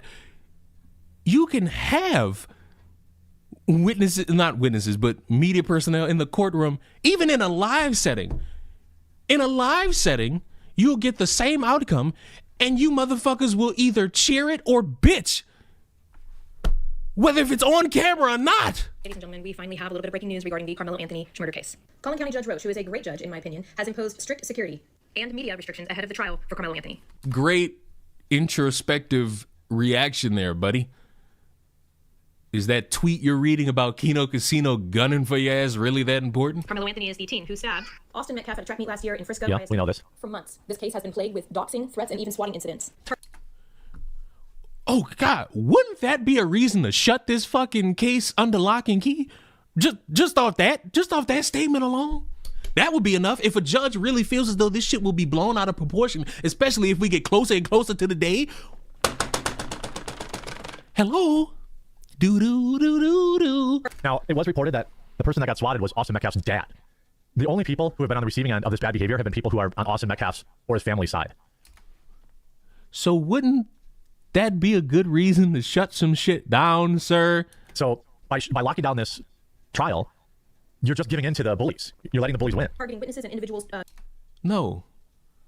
By locking it down, we're keeping dumbasses out and making sure that this goes through smoothly. And then we get the guilty or the not guilty, and then we all go home. Because other than anybody appealing, there's nothing anyone else could do other than bitch on a YouTube channel, celebrate on a YouTube channel, or bitch on TikTok live streams about false lied information. Closely tied to the case, including myself. As I said before, I've previously reported on efforts to secure a gag order and a protective order to protect individuals and their private information. The order includes heightened security in and around the courthouse, tight media restrictions, meaning no free-for-all, and there will be no live streaming, as I previously said. Which is, again, crazy. It sucks for LawTube, too, because, that's a big business of theirs. I'm not, I would like to see the evidence presented in real time, just like with Charlie Kirk, for example. There will be measures aimed at protecting jurors, witnesses, and any close family members involved with the trial. Again, this sucks because this means that the bullies won. This doesn't mean shit. Because they could lock this shit down and Carmelo Anthony is still guilty. Like, imagine locking this fucking court case down. Nobody outside of who's supposed to be in there is in there. And they go through the trial and he's guilty. Then what? Oh, I know what. Then dumbass on the screen is going to be like, ha, you tried to get this shut down and it didn't help you in your favor. I hope all is well with you, Leon. Shut up. How dare you care about my well-being in the big 2026? I hope everyone's doing well today. Little Tuesday morning action. I understand those people have to testify. You have to protect them. Yes! Oh, wait. But I also feel like, man, we can't figure out any way to we can't figure out any way to keep them safe, but also let the facts get unfettered out to the public. And court personnel. Do you realize that all of this will be made public as the court case goes on? They're not going to do this with no way of you not finding out about it. You just want a spectacle. You want something that you could watch. And I'm sorry, but no, you're not going to get that every single time in every single court case. You might get some of that in high-profile cases. And I'm going to be brutally honest. The Charlie Kirk, Tyler Robinson court case, yeah, that's high profile. This is not. I'm so, you know how I know it's not? It's because if you make a video about this, or if I make a video about this today, somebody's going to say, this is still going on, which means it's not as high profile as people hope it to be. Judges with scheduled meetings and court proceedings in the courthouse at this time have reportedly adjusted their own calendars and their own court proceedings and hearings. And some have moved their proceedings to be online in order to accommodate this high-profile case. Seating will be limited with designated areas specified for family members, members of the media, and the public. The court says in the order that the doors will close promptly at 9 a.m. every morning, and no one will be admitted until recess. I understand why you have this high-profile security stuff, but somehow the Charlie Kirk case is going to be televised, at least currently, hopefully. So somehow that's going to be, or streamed, but not this one. It's outrageous. This is not okay. Hey, there are a lot of court cases that don't get televised. They don't. Unless they get like a bunch of grunt. And that comes down to the decision of the judge. If the judge lets it fly, he lets it fly. But he has not let it fly in this case. And it's not to protect anybody but the people who are in that courtroom. Because motherfuckers outside the courtroom are nuts. It should be televised. It should be streamed. If the races were reversed, it absolutely would be. Security will be heightened with bag checks. How are we saying if the races were reversed, it would be? when Diddy didn't even get a fucking televised trial, or at least I don't think. I think all I got out of Diddy's trial was drawings of how ugly Diddy looked. As well as metal detectors at the entrance of the courthouse and possibly to the courtroom itself. Fine. I'm currently awaiting further instructions from Collin County, and according to an email I have received, I am on their official list to be informed as proceedings continue. And I'm happy for Sarah for her access here. Again, she's earned it. She's done all the groundwork, and I'm sure she'll be extremely important during the trial because she's been unbiased in this. Again, like, I got nothing but love for her. It's great. The issue is, the bummer is, I want to be able to react to this stuff in real time as it comes out, not just. There it is. There it is.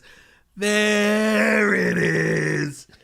You want it in your hands so that you could make that video. There it is.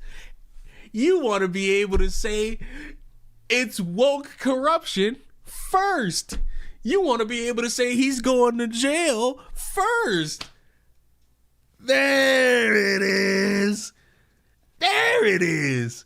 See, me, that fucking Shreveport shooting, I think happened Sunday morning. I don't even think it happened Sunday. I think it happened Sunday. Did it? Horrible way to look at this, what I say. But that shooting in Shreveport happened, and fuck ton of people have talked about it. And here I am. How's Gothix doing on her political run? I'd say she's doing pretty good. I hope she's up there focusing on getting in front of the people and blowing in their ears a bunch of sweet nothings. Because that's what she's going to need to do if she's going to want to win. All I hope out of Gothix is that she, like, subtly took my suggestion of not going live as the votes are being tallied and instead just go live after, because I don't want to see my friend I don't want to live in a scenario where my friend is all excited about maybe winning and the votes tallied and live we find out she loses. And then we got to see an immediate defense mode. I don't want to see that from my friend. I would rather my friend learn the results, and if she wins, she celebrates and invites everybody in on the celebration via a live stream. Or if she loses, dust the fucking heels off, try again the next time. Is that bold and brash in the background? Yes. Yes. Yes. Well, if she Democrat runs, she would win. Yeah, I don't necessarily like the idea of her, after all this time, like, schmoozing around conservatives while saying she's politically homeless, campaigning as a Democrat. Because if I were running against her, the political strategist in me would use her live streams against her, would use videos against her, and use that to convince the people in that area, you can't vote for that. That's my one fear. Like, a political strategist is going to dig up shit about Gothix to use against her. That's just the name of the game and how grimy motherfuckers is in politics. It just is. How much you want to bet if the races were swapped, Jeremy wouldn't give a shit about this trial? Oh, no, he would. He'd be telling y'all about black fatigue and how it's a cancer and all this shit. What if Carmelo was transgender? Sheesh. Twitter clips that are coming out from a few privileged individuals. And, I want to be able to hear from, body language experts and all this kind of stuff in real time. But now we can't do that. And as the situation develops, the trial is set for June 1st. Wait. Who? Body language experts and all this kind of You want to hear from body language experts. Okay. stuff in real time. But now we can't do that. And as the situation develops, the trial is set for June 1st. I will be attending the trial. This case has crossed lines that never should have been crossed. And So June 1st. Okay. Again, I don't know if this is the same video. all right, ladies and gentlemen, we finally have a little bit of breaking news regarding the Carmelo Anthony murder case. Okay, so that's the same video, just differently. If you look, this is a case that, is ridiculous. You see, here we have a date on April 16th, new order regulating trial proceedings. Of course, they issued this on a Friday, limiting media access, security, and courtroom decorum. The trial is set for June 1st at 9 a.m., which is great. But it's weird to me. Again, like as a Frisco resident, unsure how many crazies will be paid to rush the area. I need to brush up on the conditions under which I can legally escape a dangerous group surrounding my truck. I mean, we'll know nothing about the jury. We'll know, very little about the jury. We'll see pictures of them. And the crazy thing is if you try, like, if the races were reversed, you think I could do this? Carmelo Anthony. Do you think there's any news about it? Oh, CBS wrote, Judge type. What point are you trying to prove? Were you hoping that no one would update people about this? They did that yesterday. Wait a minute. You uploaded this video 20 hours ago, but when it was released, these articles came out a day ago, 2 days ago. They were on this before you. Titans media access. That's it. A week ago. They were on this before you. Sir. And guess what? That's all they need. First of all, that's the most recent thing. I hope you go to the news section and maybe scroll down to see any potential other things that might have been updated on. Frisco ISD, the high school, still has to increase security for district track meet on the anniversary of Austin Metcalf. Collin County judge has imposed strict rules on media access, security, and courtroom conduct. Right. I needed to read the exact same thing you just said the whole time. Advance of the Carmelo Anthony trial. The teen accused of taking Austin Metcalf's life. The 296th District Court Judge John Roach, who has seemed relatively no nonsense up to this point, signed the order Friday, saying intense public interest and the need to protect jurors, witnesses, and defendants' rights to fair proceeding. Well, because they don't put the jurors on the camera feed. You know what I mean? Didn't you just say a minute ago that we're going to get pictures of the jurors? The trial is scheduled to start Monday, June 1st. Witnesses told police that the two 17-year-olds had argued. We already know Anthony is facing first-degree murder charge. The case has drawn widespread public attention, generating intense community reaction, extensive online discussion. In his order, Roach cited Shepard v. Maxwell and found restrictions are necessary to protect the defendant's right to a fair trial, juror privacy, and courtroom security. I mean, we had the Johnny Depp Amber Heard trial televised, one of the top trials. Kyle Rittenhouse that. Talking about celebrity trials, OJ, all this stuff. So the courtroom opened at 8:30 with staggered entry at 8:30, 8:40, and 8:50. Doors closed at 9. Only 9 media members may be inside the courtroom. Hey, we needed to pad this runtime so much we had to read the exact same thing again. Once the Collin County Public Information Officer will control all credentialing and seating. All photography, video, audio recording, live streaming, and any electronic capture of the proceedings is prohibited. Devices may only be used for silent note taking with court approval. So they're shutting down the whole trial. We're not going to see anything of this. Wasn't that what you just read from Twitter? You needed to read from CBS News? No one may photograph, record, identify, or contact witnesses, prospective witnesses, jurors. Oh, thank God, because dumbass here wanted photos of the jurors. The prospective jurors, fine. Media interviews are banned inside the courtroom, hallways, and restricted areas. Interviews must occur only in designated zones. Strict decorum must apply. Fine. All attendees must pass security. Fine. Wait, so this is a problem, but he's saying fine to everything. Which is it, dumbass? Do you want to see it, or are you fine with it being restricted? Fine. Trial exhibits will not be released to the public or media until the trial concludes. Are you joking? So no evidence. We will not see any evidence from this trial until it concludes. There's nothing wrong with that. And that's a standard that has existed for the longest. That's not a new thing. I'm sorry. But even in your non-known about cases, that is a system that is occurring. That's not a new thing. That's it. And what's the problem? Wait. What's the problem with the information about the trial being given to you once it's done? What's the problem? I don't see one, other than the selfish reason of I can make 5 videos an hour about every different word that's said, which I feel like that's a waste of my fucking time. I could have more to say once everything's out in my fucking hands, and I could just make maybe 2 videos, one talking about the court case and the other about the reaction. Or I could just fuck around and make a 50-minute video about the court case and then the reactions and have a fucking ball. Because it's just that simple. When you have the gift of gab in order to do it, you can. But when you don't, you do this shit. No evidence, no nothing. They're trying to cover this up. They're trying to make sure he walks. And they want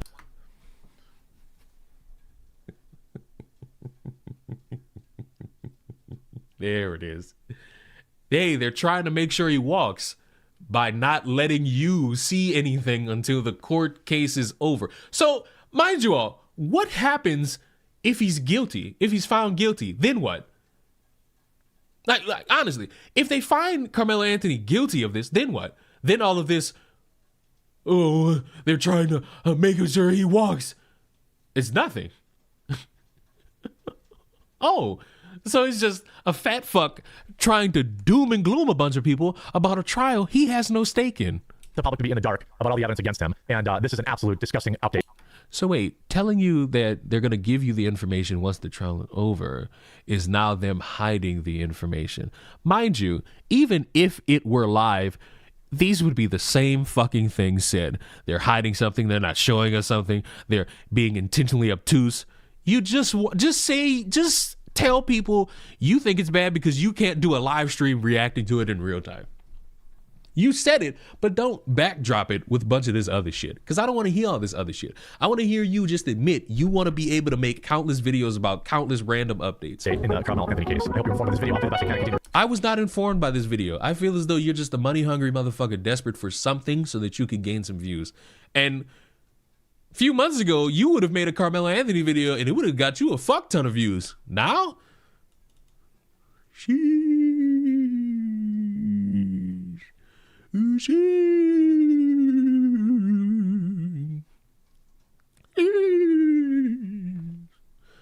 Bro, I can't believe motherfuckers who sit there and stonewall themselves to sound stupid.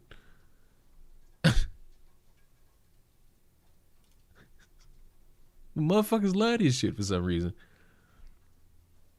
Billy Donovan is exiting as the head coach of the Chicago Bulls. You know what I hate about everything that's going wrong with my basketball team is that now dumb fucks who haven't watched a Bulls basketball game since the Jordan era are now giving credit to the downfall of the Bulls on that one dumb fuck who is really into his belief in the Lord.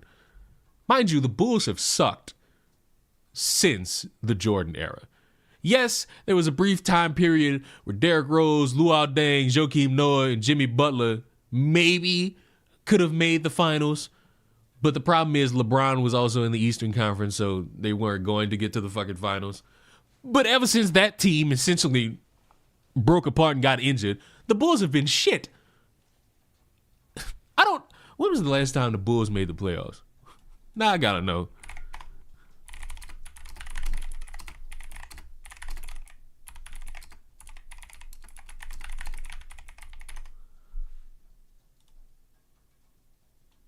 Huh. 2021-22 season. Kind of thought it was longer than that one, but you know what? Fuck it. Props to the Bulls for making it to the playoffs and then getting kicked out anyway because the Bulls don't belong in the fucking playoffs. We don't have a team. We don't have a team. Like, we don't have a fucking team. Did you change your sleep schedule? I stream when I want. I can stream at 4 o'clock in the fucking morning if I choose to. I just don't do it. I feel like when I do those like late night streams, I sound tired, I am tired, and I just dick around for about 30 minutes. I feel like the last time I did one of those is when we watched that one motherfucker who was trying so hard to sound smart about that Sonia Massey case. And we found out in real time this motherfucker put his video behind a paywall because he was getting chewed out by everybody. Why do people still watch The Quartering? He's not funny. He's boring as shit. His videos are lazy and they're just miserable to sit through. What's there to enjoy? It's another one of those cases where I get that you don't watch him, but there are still people out there who find this entertaining. I only find it entertaining to watch this motherfucker stumble through words and get shit wrong and prove in real time why some people shouldn't be trusted with information. Other people will look at some shit like this and think it's good. Well, I've got 3 German Shepherds, and they're definitely trying to protect my home a lot, too, so I'm on this dog's side. Check it out. Don't you find that entertaining? Don't you find someone else's video entertaining? Distracted driving is a major problem in this country. Checking your emails while driving 40 miles an hour? Yikes. Check this out. Just so you know, also walking up to a... Zero discipline, zero accountability, just entitlement. And that's the problem with America today. Check this out. Policy. There's a no-touch policy. You've got to be kidding me. That's it? This motherfucker took one of those fucking news videos you'll see on Instagram. Oh, Leon, don't forget to show Coffee Brand Coffee. Hey, if you want to get scammed,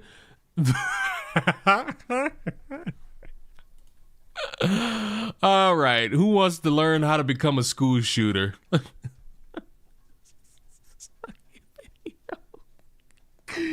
This video from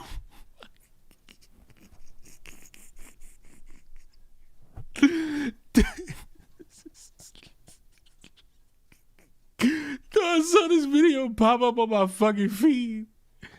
Drama slop to school shooter pipeline. I ain't even gonna lie to you. I'm a little bit intrigued by this. I guess I'm not so worried about what the audience... Already. First one.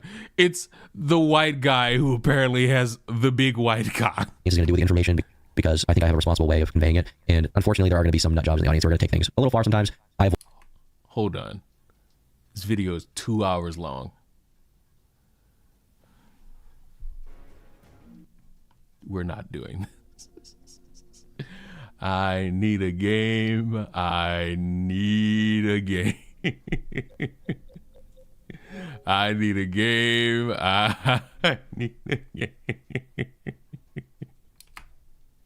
I need a game. I need a game. I can't do it. I can't do it. How did you not notice that? Do I have what? I didn't. I saw the fucking picture and I just tried to find the video and I found it. I wasn't looking at the time. Sorry. But let's see how long we can stomach. Avoid that. I don't like those people. I don't support them, whatever they're going to do. I don't want anybody, having a subscribe to Chibi situation in my name. But unfortunately, there are nut jobs out there that are going to, take whatever you say and run with it and misinterpret whatever it is. Yeah, it's unfortunate. What the? Fortnite. On January 27th. Fortnite. What the fuck is this? Fortnite. What the fuck is this item shop? Oh my God. 2025, a 17-year-old opened fire in the cafeteria of Antioch High School in Nashville, Tennessee. He killed one student, Jocelyn Correa Escalante, injured another, and then killed himself. His 51-page manifesto laid bare the life of an angry, abused, socially isolated teenager who wrote that he was ashamed to be black due to being immersed in accelerationist white supremacist ideology. Okay. Okay. Wicked, isn't it? What the fuck is this? What is that? Ew! Ew! What the fuck? Fortnite. That wasn't right. That wasn't right at all. That just ugh. He was affiliated with far-right cybercriminal networks like 764 and Telegram and spoke about Jews, Muslims, women, and LGBT people being targets. His manifesto I'm sorry, is that Stone fucking Cold Steve fucking Austin? Hold on.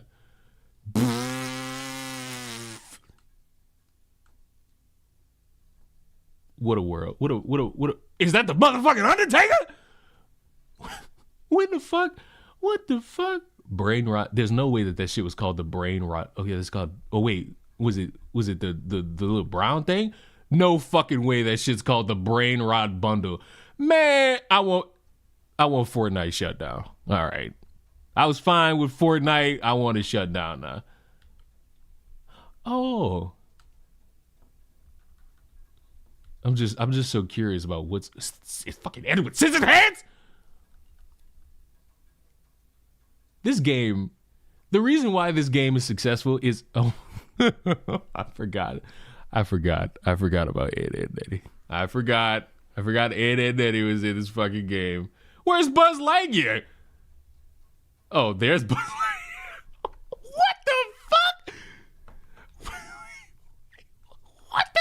What the fuck? This game. See, it's the creative shit of being. It used to be like the joke when those first few collabs came out in Fortnite, where you could just dick around and maybe see like some cartoonish shit. Now it's reality. Now it's just the fucking reality. I wonder, what's in the battle pass? I don't know what the fuck this is. What's in the battle pass? Is that motherfucking Bugs Bunny? It's Bugs. Yeah.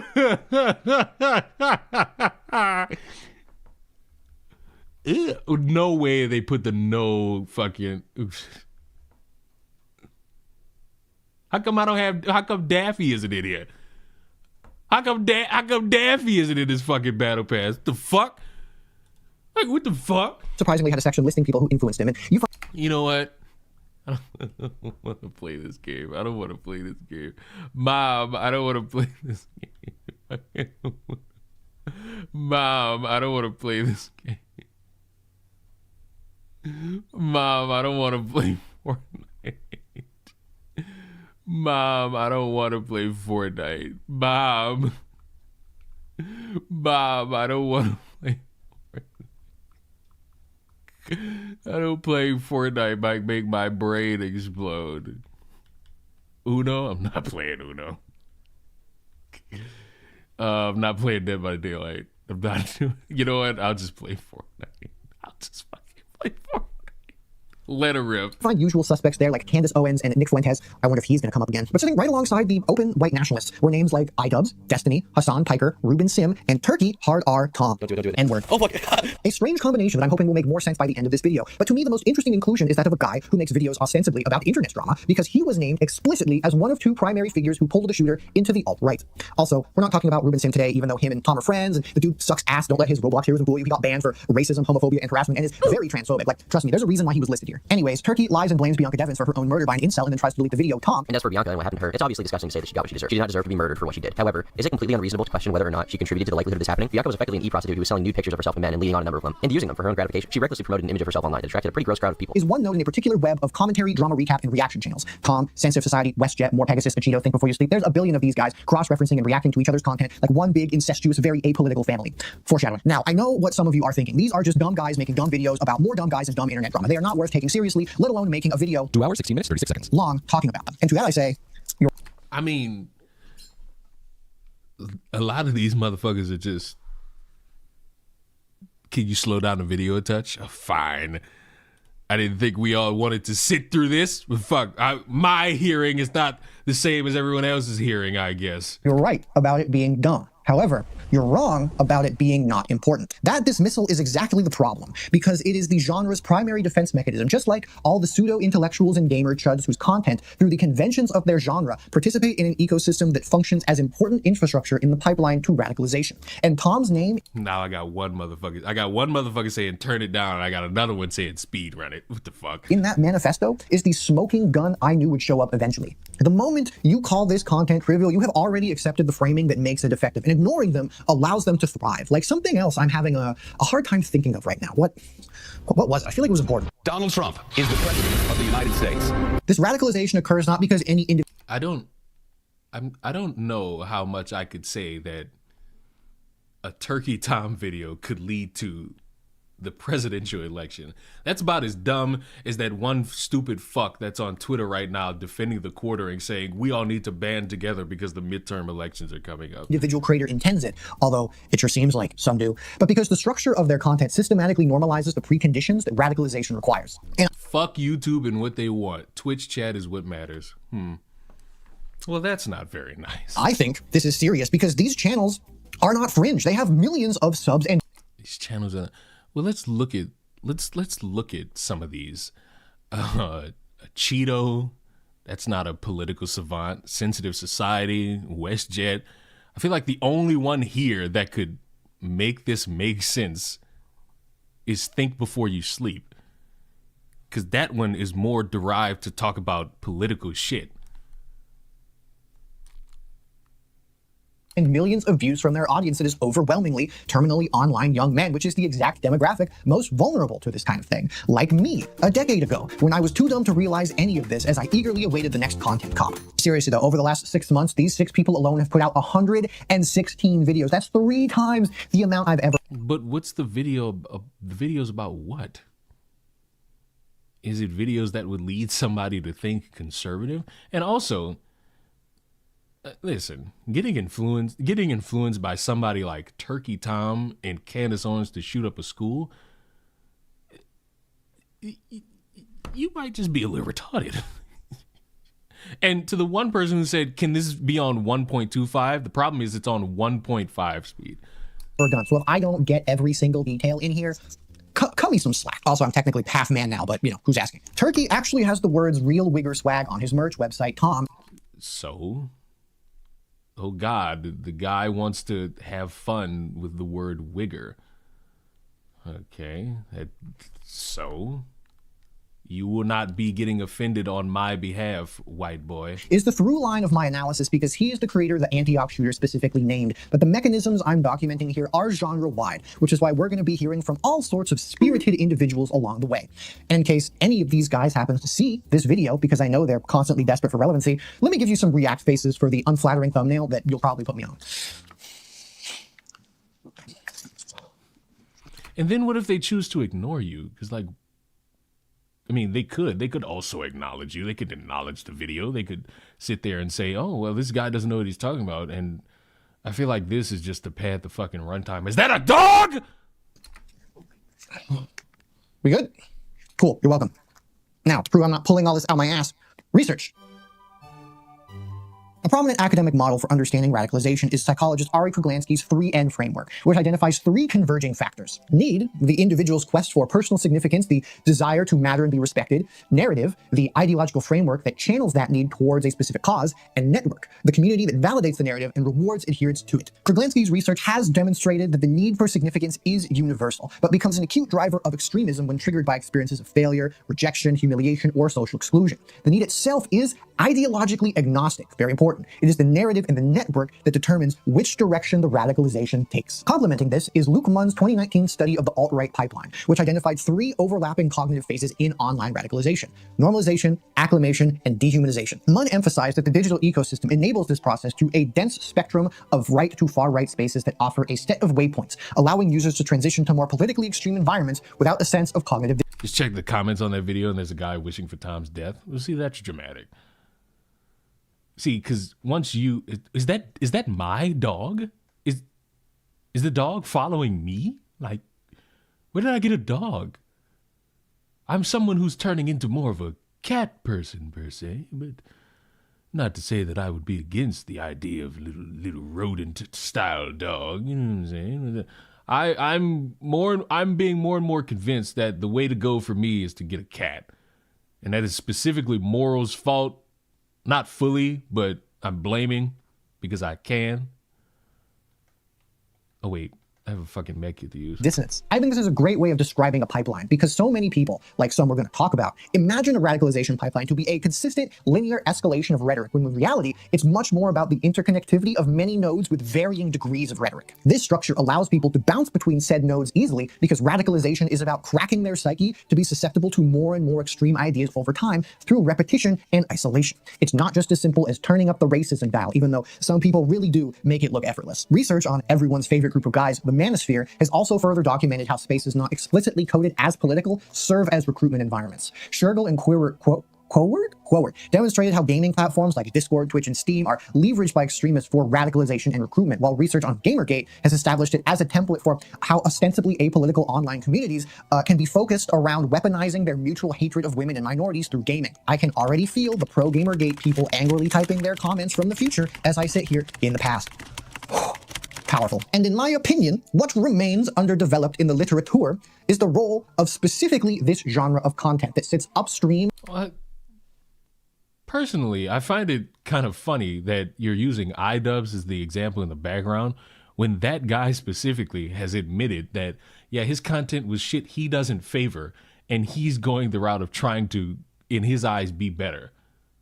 Like, I don't necessarily know how you would want to use him as the backdrop. If he was still doing that content to this day, sure, but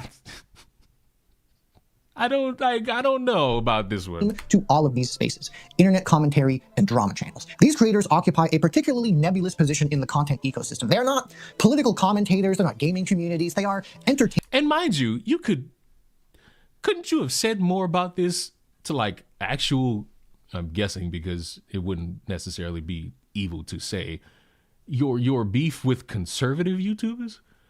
Because wouldn't they amplify what you're talking about 10 times more than, hey, what's up, guys? I'm going to talk about this art pedophile today on this video. Make sure you subscribe to discover more about art pedophiles. To me, there's like a through line that could be discussed in an effort to navigate conversation. And this ain't it. Whose subject matter is other people's online behaviors that overlap with many different spaces. And what deranged fucking alt-right pipeline does more Pegasus play into?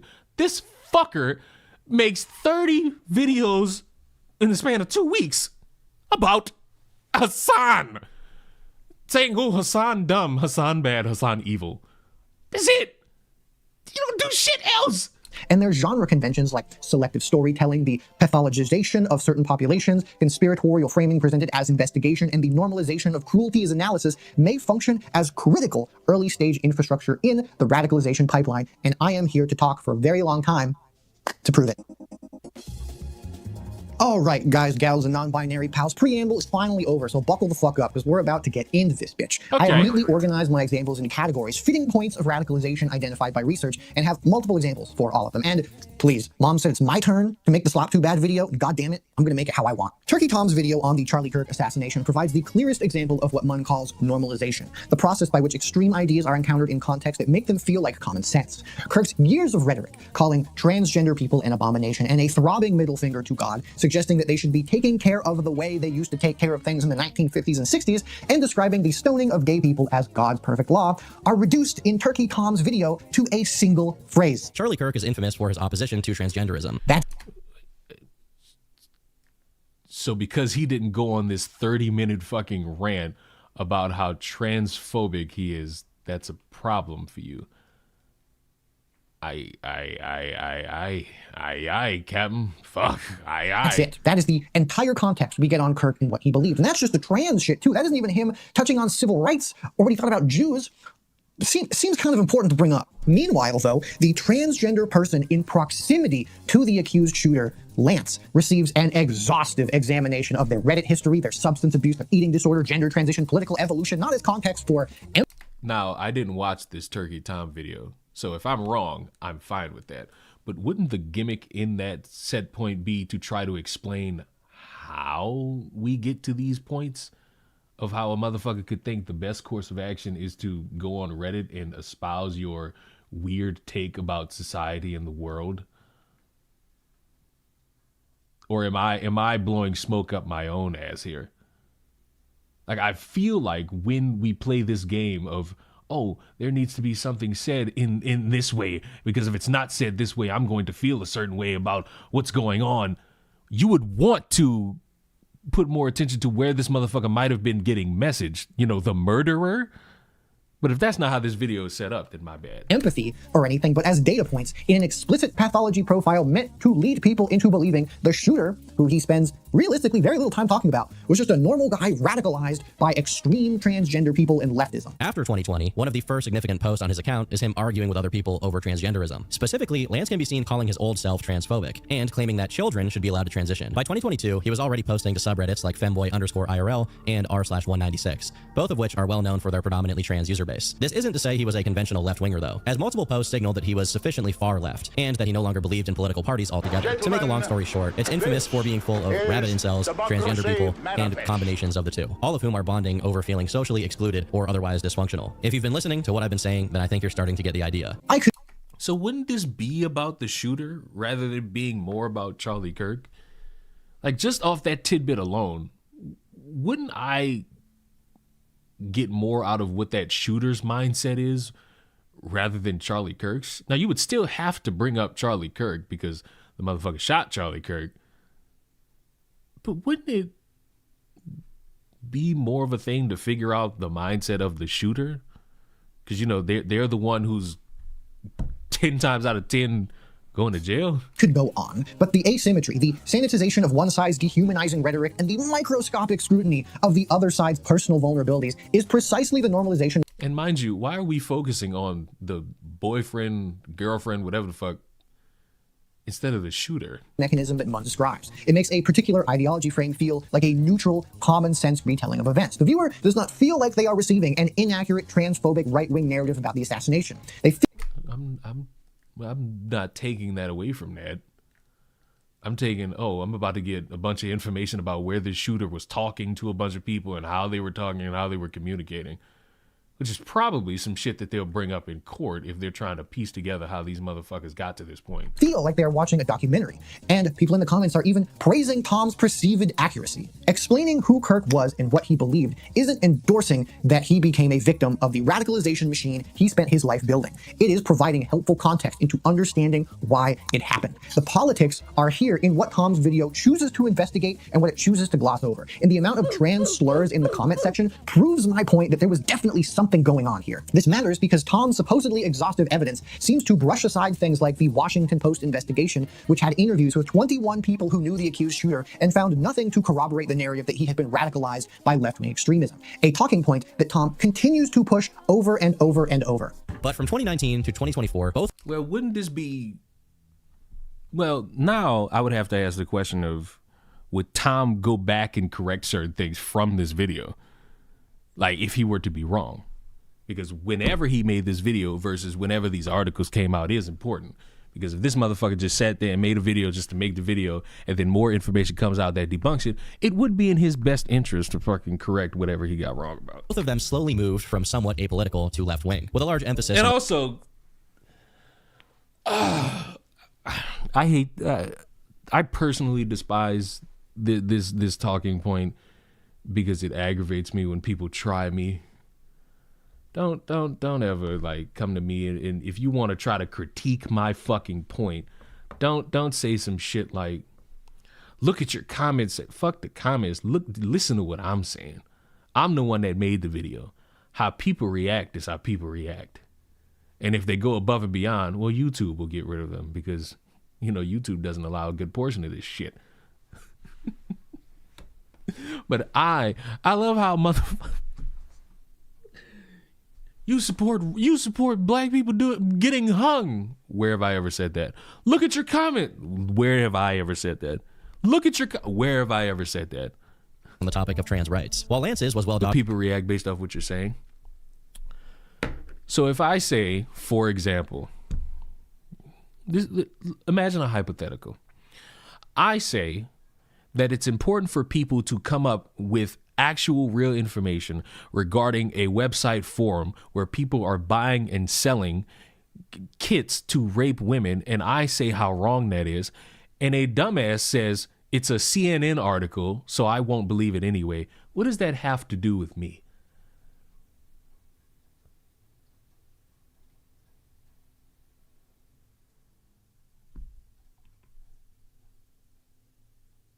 Because that is what is in my most recent video.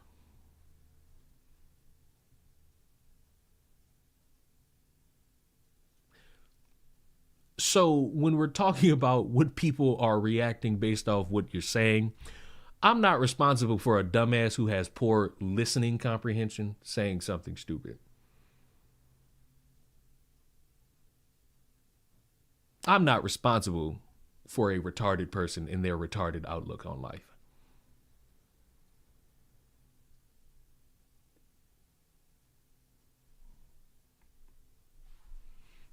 Documented through his own Reddit, Tyler's was quieter. However controversial this was initially, establishing Tyler's motive was the easiest part. The casing clearly antagonized Kirk as a fascist, his family remarked that he had recently expressed that Charlie Kirk was full of hate, and his growing left-wing sentiment coincided with his distancing from his family's Mormon religious practices. All of this automatically put Lance squarely outside of the regular political spectrum, and although he was clearly left-wing, he definitely felt ambivalent about a lot of issues. Friends described a quiet young man disillusioned with both parties, and only one person recalled him ever mentioning trans issues at all.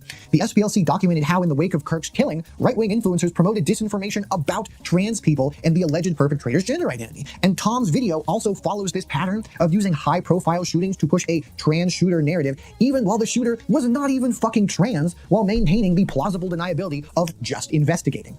It is true. That is despise like the rush to say, oh, it's a transgender, and then when it's not, all these conservatives who bitched that I should care magically disappear. I remember a random person being accused of a shooting they weren't even in the same state in. And these same motherfuckers tried to grasp at straws to say, oh, but you don't understand. It's important that... No, y'all accused a random fuck of something they never did. And motherfuckers told y'all were stupid and you tried to scapegoat it with, no, but the left. Fuck the left. Y'all lied.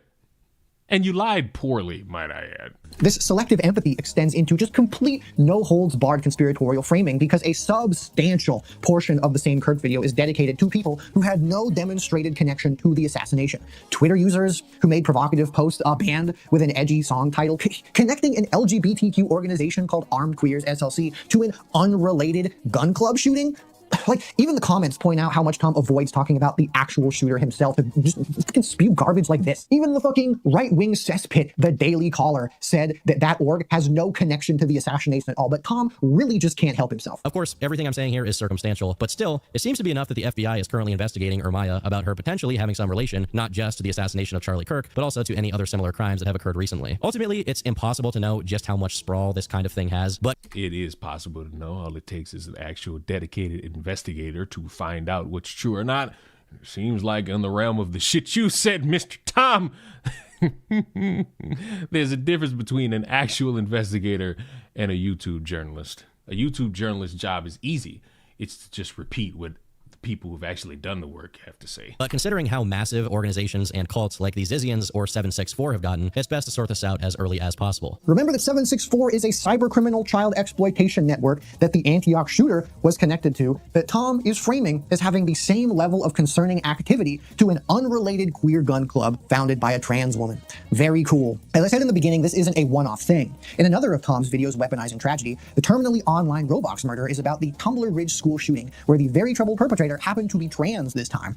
And Tom does the exact same shit of repeatedly bringing up the transness of the shooter. But he made a major return to Reddit the next year on the subreddit r/trans. Here, he says that he, a 15-year-old at this point, was about to begin his gender transition. Meanwhile, the profile picture was changed to a photo which read Jess01, with a picture of Hatsune Miku, the same SKS rifle which he often referenced, and a transgender flag as the backdrop. It appears that at some point, Jesse changed his username to @JustJessieGalUwu. In the currently wearing section of the profile, we can see that Jesse had a trans pride flag patch, while the rest of the outfit is some kind of e-girl costume. In addition to this, one of Jesse's favorited Roblox items was a hoodie with a hammer and sickle on it, the flag of Communist Russia. Oh, and if you're confused about who Tom is talking about, he says he instead of she in reference to the shooter, so that's why. Anyways, the video follows the exact same template as the Kirk one targeting Lance. Trans identity documented to build a narrative in a pathology profile, an online paper trail going through post by post. When Matt Walsh comes up, Tom shows that a picture of the shooter that was posted on an anti-trans Twitter account was reshared by Matt Walsh. And Tom's only context here is Matt Walsh is a controversial figure in his own right due to the nature of his content. Another far-right dipshit given no context. Boy, I wonder if this is going to be a common trend. Wow. Of the 3 videos, as of writing this at least, that Tom has made on shooters, 2 of them focus on trans people for some mysterious reason, and the third is actually about the El Paso Walmart shooter who killed 23 people in a white supremacist attack.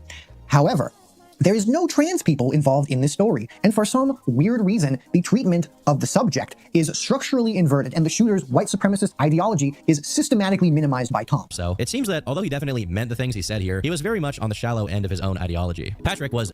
Oh, no.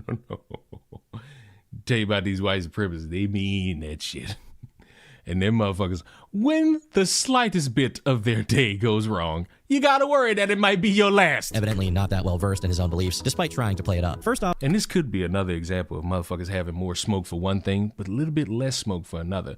Not to say that they wouldn't fucking record a video about the subject matter, but if you ain't got the same energy for a transgender as you would for just like a regular, ugly ass white, you will be subjected to this type of criticism. And on the one hand, one will call that not fair. I think it's absolutely fair to say motherfuckers ain't got the same smoke all across the board.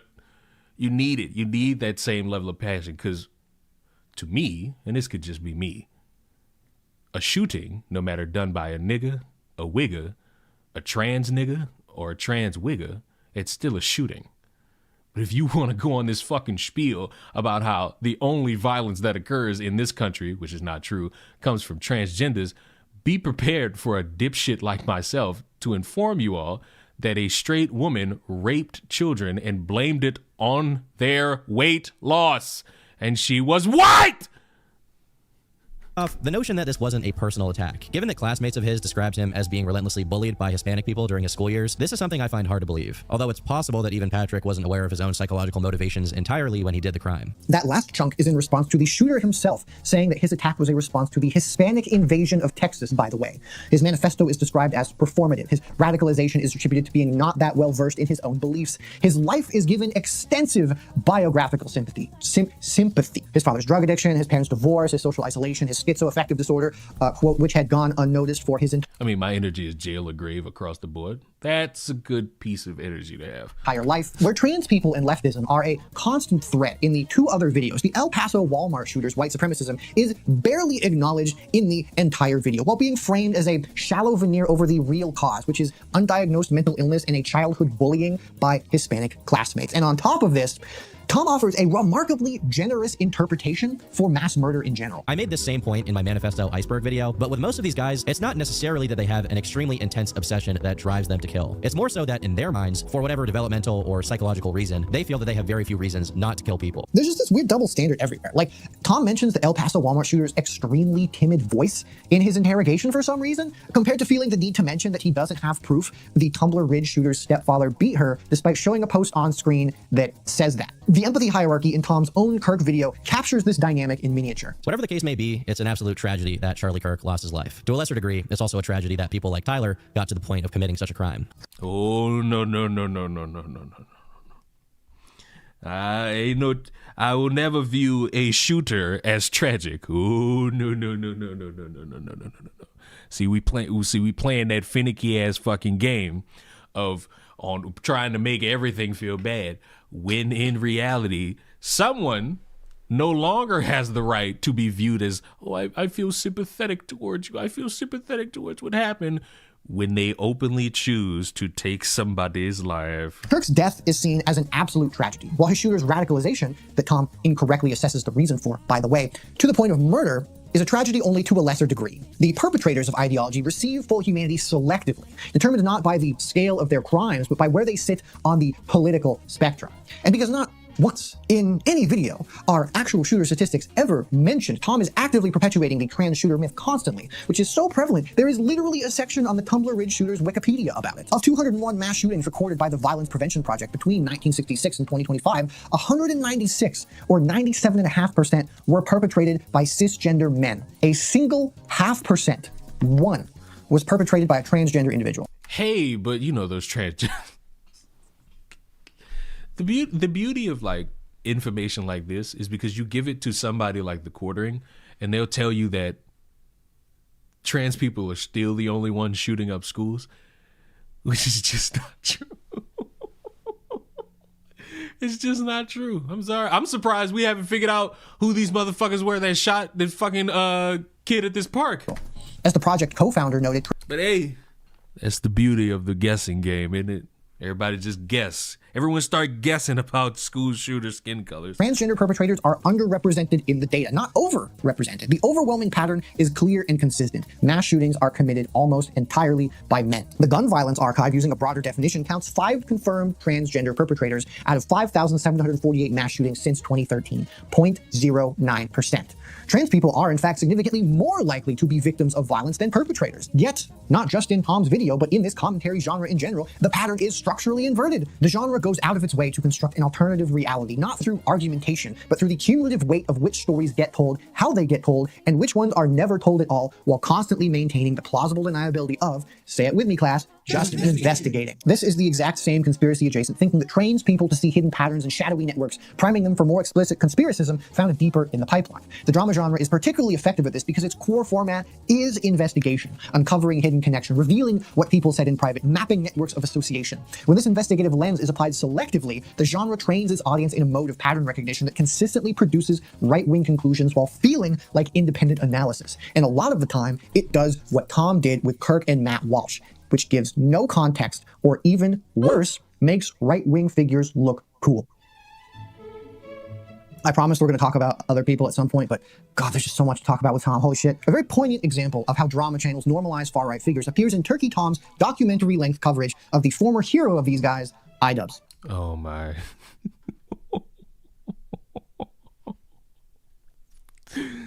Now look, to this day, I find every single person who's fixated on this motherfucker changing his life for his perceived better is a douche.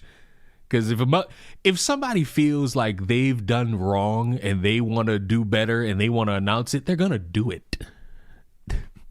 Nobody could really fucking stop them. A significant portion of the disturbing downfall of iDubbbz concerns his interactions with comedian Sam Hyde. Kitchen and bust a few chefs' heads together, you know what I'm saying? Knock a nigga out. Where's my shit spicy, nigga? Open your... During the period where iDubbbz was making documentaries on different internet personalities, they were pretty good. I liked them. To give some context on who Sam Hyde is, he is a longtime internet figure and eventually got a show called $1 Million Extreme World Peace, which was canceled by Adult Swim in the wake of what multiple outlets report as ties to alt-right movements and white supremacist rhetoric. He donated $5,000 to the legal defense of Andrew Anglin, the founder of the neo-Nazi website The Daily Stormer, after Anglin was sued for organizing a targeted harassment campaign against a Jewish woman. Very cool. When a reporter very not cool contacted Hyde about this supposed donation, he asked if the reporter was Jewish and said, "Don't worry so much about the money. Worry about if people start deciding to kill reporters."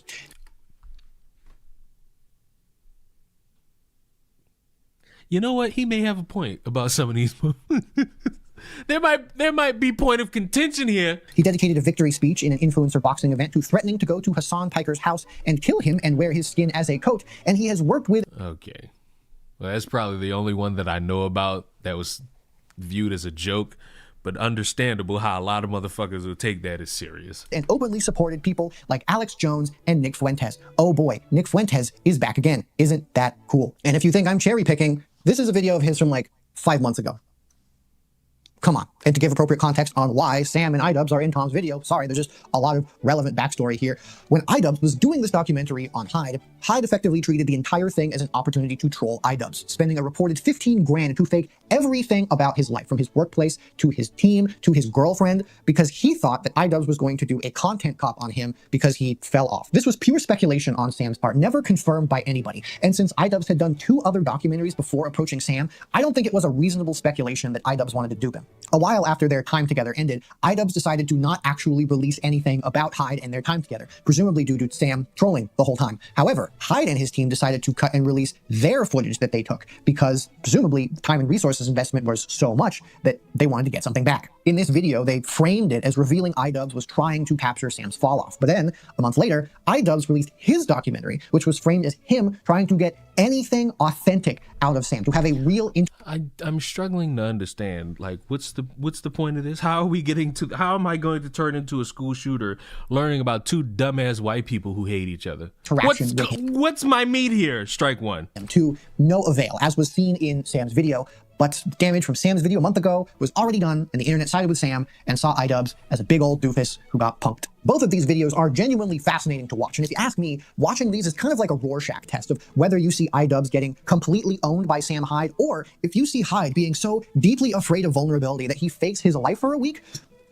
I feel like that reveals something about the viewer. I do wish just once I could take a test that didn't have me see my parents fighting, but, you know, maybe one day. Sometimes later, iDubbbz organized Creator Clash, a charity boxing event, and banned Hyde from attending, citing only personal reasons for the ban and never publicly elaborated. Between documentary situation, Hyde's generally insane behavior, and also harassing iDubbbz and his wife, I could see why he would be banned, but ultimately, we don't know the reason. Personally, I think iDubbbz never should have tried to documentarize Hyde, but that's just my opinion. I'm getting ready to say strike 2 only because I'm not understanding why a fucking beef between 2 white people is important here. This looks green screened. Your eyesight is so pissed that you actually had to say that out loud. Like, your eyesight is absolutely pissed if you had to announce something everybody can see is a green screen. Anyways, with all that context out of the way, we can finally look at Turkey Tom's retelling with the context that you would not have otherwise. You're welcome. Wait, the context of watching several videos in order to get it? Like, I feel like I could watch these videos and have that context just sit there. Tom's retelling of the events, iDubbbz's blunder of a documentary ballooned to well over 6 million views, ironically sending Sam back into the stratosphere, with this documentary backfiring to an unbelievable extent. He frames the whole— How's it going? We're learning how apparently if you beef with a bunch of YouTubers, you're going to turn into a school shooter. whole thing as an unambiguous dub for Sam. The Creator Clash ban is framed as if there were no legitimate reason for it, just the petty persecution of a guy who wanted to attend a charity event, and he was excluded simply because Ian and his wife Anissa, quote, disliked Sam specifically for his political opinions. Tom never mentions any of that shit about Hyde that I just told you, which to his credit, iDubbbz tries to bring up in the documentary. And then Tom proceeds to selectively tailor his retelling of all of these events in order to paint iDubbbz as wanting to film a hit piece on Sam the entire time. Ian's approach to the documentary was clearly meant to be uncharitable. He wasn't making some unbiased gonzo journalism attempt to capture the strange life of a controversial alternative comedian. He was, in his own way, trying to make Sam look bad. I love when people do shit like this. Oh, you're trying to make a racist anti-Semite who's so afraid of vulnerability look bad because you're being biased against him. Hey, wait a minute, didn't people do that to somebody else recently? Weird. It's probably nothing. Also, more context for more stuff. Sorry, holy fuck. One of the main reasons people like Tom assume iDubbbz is being disingenuous is because he revealed, when talking with Sam in the only one-on-one interview they had, that Sam copy striking one of iDubbbz's videos 6 years ago was their very first interaction. He played it up like he was gotcha-ing Sam, like he was there to make him look like an asshole, having some fun with it, which he explicitly addresses in the video. I don't care about our first interaction. It was like a little bit annoying for me at the time because I've never dealt with like a copyright claim. It was my first experience interacting with Sam. It's an interesting thing to bring up, but it wasn't meant to be like a surprise, you're pranked. It's more like, hey, here's an interesting bit of info that you didn't know about. Tom takes issue, however, with iDubbbz's attempts to analyze Sam's use of ironic bigotry as a shield to hide his beliefs, as a waste of time. And Tom claims that Sam has no issues copying for being genuinely right-wing and that Ian was terminally negligent, so he didn't realize that Sam was just messing with him, despite the theme of the documentary being about him trying to unravel why Sam chose to mess with him. But going back to Ian's negligent approach to all of this, if he had simply taken the time to do his due diligence, this would become obvious to the point where asking Sam, or even trying to structure the documentary around it, is a complete waste of time, especially if his objective was to make an entertaining video. First, despite doing this himself literally in every video he makes, I think Tom's bias against iDubbbz is making him forget that documentaries are about piecing narratives together from footage, which can change and evolve the more you get. This was the Sam Hyde experience iDubbbz got, and that influenced what he made, regardless of the intentions that he went in with. Secondly, shit like this that Tom is doing simultaneously acknowledges that Sam is a genuinely far-right racist and anti-Semite, and dismisses anybody who treats that fact as concerning.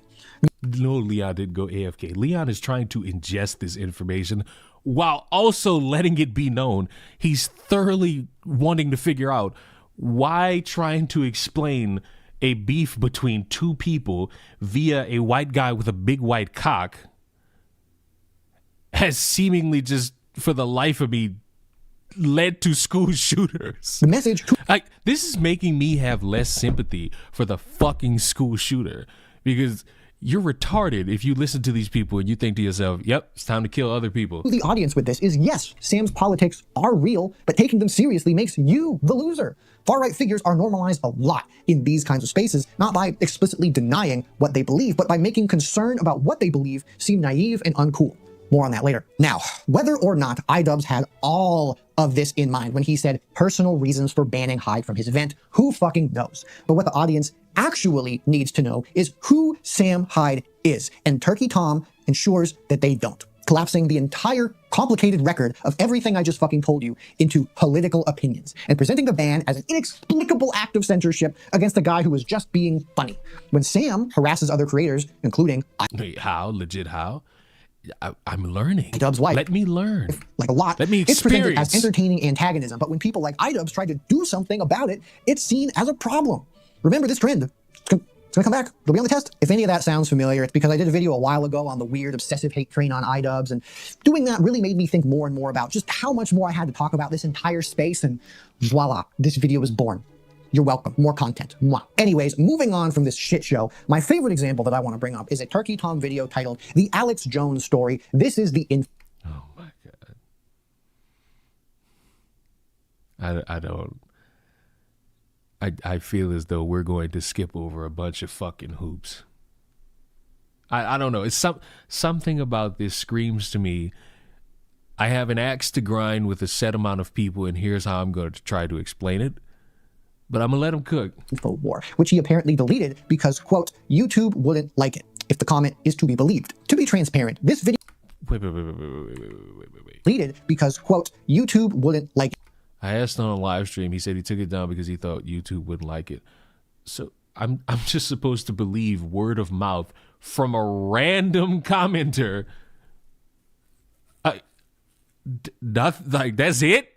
If the comment is to be believed. To be transparent, this video is from 2020, and normally I don't like to go back into someone's history if it doesn't seem relevant, but this serves as proof that Tom is still doing the exact same conspiracizing and narrative building he was doing 6 years ago. Just like saying the N-word. Shout out to that D'Angelo Wallace video calling him out on that 6 years ago. His video opens with an extended montage of Jones' most intense rhetoric, which I am not playing here because YouTube will ban me again, so use your imagination. The infamous frog's gay and children not dead in a school shooting. What a time to be alive. Tom then spends effectively the entire runtime of the video repositioning Alex Jones as a misunderstood truth teller persecuted by mainstream media. For example, take the Sandy Hook denial, an obvious horrendous lie that caused documented harassment of grieving parents and eventually resulted in a Hey! Please tell me the quartering is in this fucking video. A $1.4 billion defamation judgment upheld by the Supreme Court. Tom reframes Jones' claims as a mistake born of psychosis caused by media persecution. Well, I think we could all agree that that just ain't true. Listen, this motherfucker Turkey Tom in 2020 is saying this shit. Yeah, I think we could all agree. Who gives a fuck about his psychosis? Openly lying about a fucking school shooting? Y'all don't give a fuck. A character flaw for which Jones... It's not a character flaw. He's an ass. ...has repeatedly apologized and tried to fix. Tom argues... This isn't to say that what he did was okay or to admonish him completely. It still happened and we should remember it. But citing him as the guy who said Sandy Hook was fake comes across like a lie to me, simply put. Comes across as like he did. Oh man, pushing the most negative event from his career to the forefront rather than, you know what, grab my gun, and explaining his life as a whole. The video just generally validates Jones' baseless conspiratorial rambling. Some of what Alex says may seem outlandish at first, but don't write it off completely just because the media tells you to.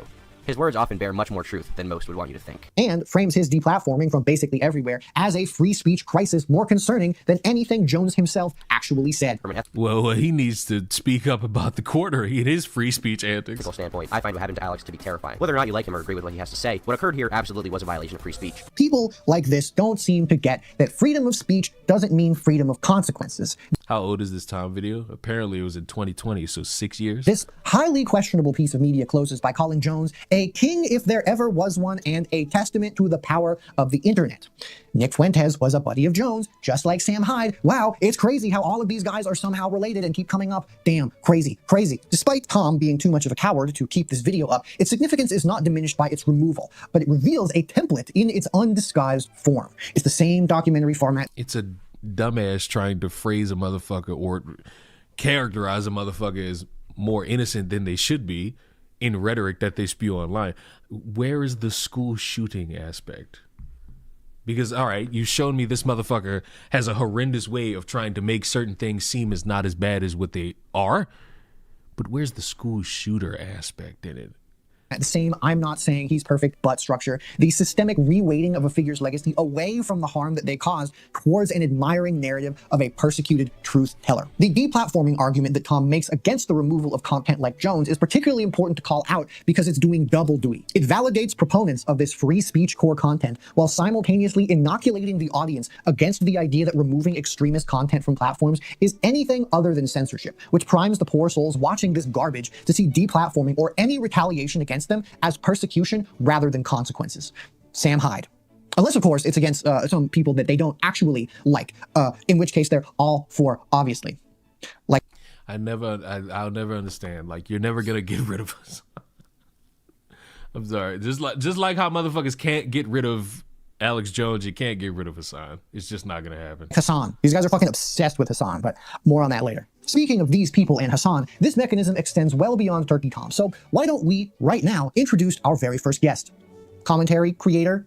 He just does shitty stream reacts. A Cheeto. He's a fellow Sam Hyde enjoyer and maker of very non-political, normal content with a bit of an oof level subscriber to view ratio. Anyways, dude made a video. Does that matter? Called Nick Fuentes Torches Hassan Piker live. Twitch's golden boy collapses. Banger title. This is responding to news of when Hassan Piker was banned on Twitch for this rather vivacious clip. Left-wingers, liberals, you need to be showing your opponent's guts on there, okay? You need to be gutting them. You need to be shanking these motherfuckers and letting their intestines just ride on stage. What the is this shit, man? For context, he's mad at the Democrats for nearly fumbling engaging with a right-wing candidate by the name of Herschel Walker, which, to be fair, how the fuck do you fumble against this dumb domestic abuser? Jesus fucking Christ. Anyways, as one does, in response to this, Achito plays a clip of Nick Fuentes, who I imagine most of you know is so extreme he was banned from virtually every single mainstream platform. Here's what he has to say. Hassan Piker is human trash who should be deported back to Turkey. This is true. Honestly, we should just put him in the ocean like Osama bin Laden. We should just give him a watery grave like bin Laden. Just dramatic. Tie weights to his ankles and throw him overboard. I don't care who the fuck does it. I don't care if the IDF does it. Hey, Netanyahu, if you can hear us, can you do us a solid? Boy, that's a pretty spicy clip, like basically on the level of Hassan stuff, right? I'm wondering what Achito has to think this is true. About what Nick, the #1 political enemy in America is women, they have to be imprisoned, Fuentes has to say about what he just said. The difference is that Nick Fuentes is known for using hyperbole and is known for being funny and using satire whenever he's talking about people he doesn't like, okay? Pretty obvious that he doesn't want him to be drowned. Simultaneously, Hassan is known for literally going to violent demonstrations to further his support for the cause. You see the difference here? He's using hyperbole. Nick is just a silly little guy. It's totally obvious that the guy who openly loves Hitler is using hyperbole, but... So it's wrong for Sam Hyde to make a death threat joke to Hassan, but it's perfectly okay for Hassan to make death threats to people? My gun is in my hand. Of course, Hassan is definitely not. Definitely not. In the same video, by the way, he describes Hassan Piker's aggressive political rhetoric as genuinely dangerous stochastic terrorism, as well as advocating for Hassan to also be, understandably, deported. He has like 80,000, 60,000 concurrent viewers listening to the rhetoric, and that rhetoric, whether they hear it directly from Hassan or someone hears it from someone who watches Hassan, it's... I now feel as though I know how this video is going to go. This video is, hey, all of these people have this audience that could be convinced that the doom and gloom is going to be the downfall of society and you should not watch them. Yet simultaneously, on the other side's front, that's just magically okay in some regard. I fear that's how this might go. Like, I fear that might be how this goes. Because Hassan has a track record of saying some shit that's fucking wild and is disrespectful to black people, specifically black women, trans individuals, making a fucking crisis in Cuba more so to do about himself and how he can't fucking stream.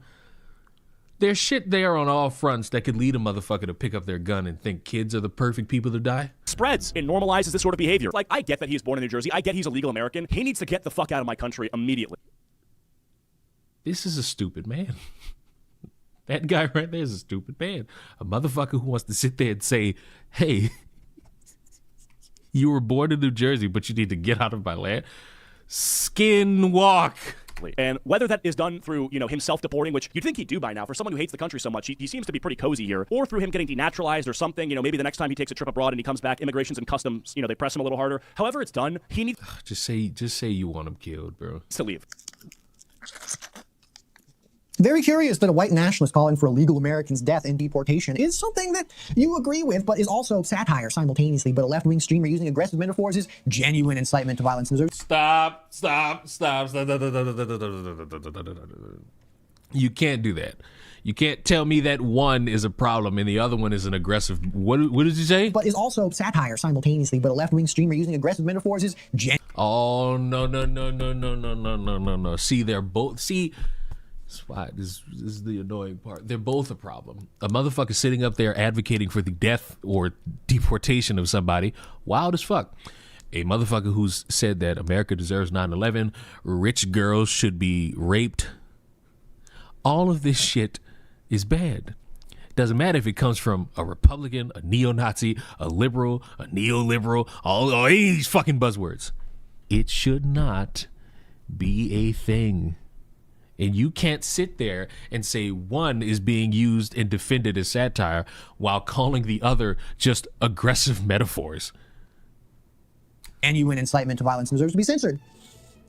Curious patterns we are noticing, I'm sure. I'm noticing a fucking pattern of selective hypocrisy.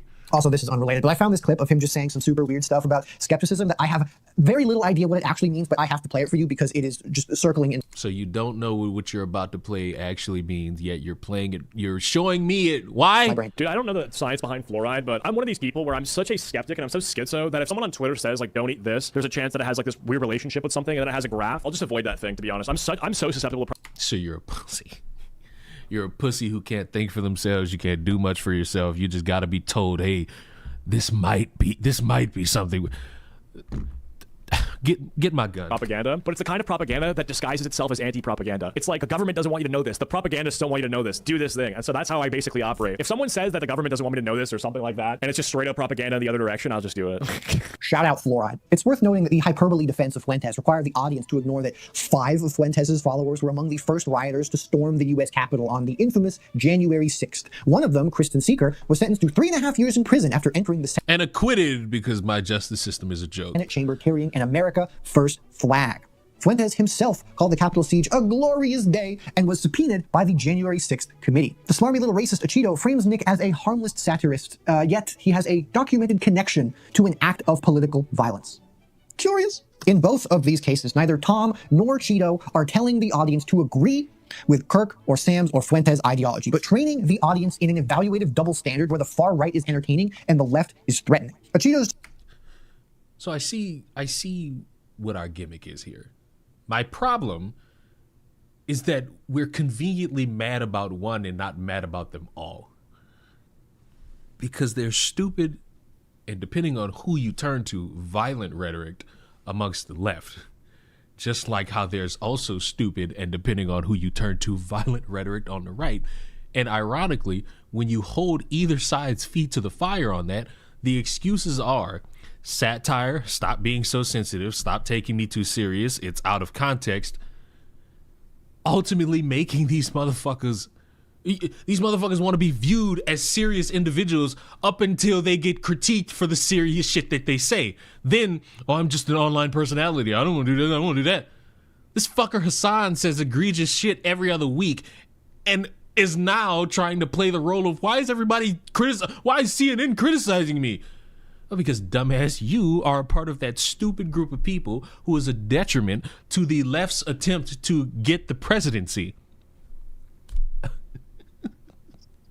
Like, right now is a very funny time for some leftists. They got some fucking weird, I don't know, it's not weird. There's this politician who recently came out and did like some rally talking about how a lot of motherfuckers disagree with Kamala on like one thing, but allowed a guy they disagree with everything on become the president.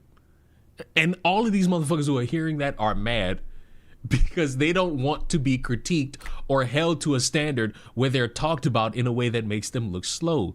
Because instead of getting people to vote for Kamala, they said, no, don't vote. As if somehow the world was going to get better. And, you know, whatever's going wrong in this world, I know the great idea is to just like blame all the people who voted for Trump. I'm also going to blame the motherfuckers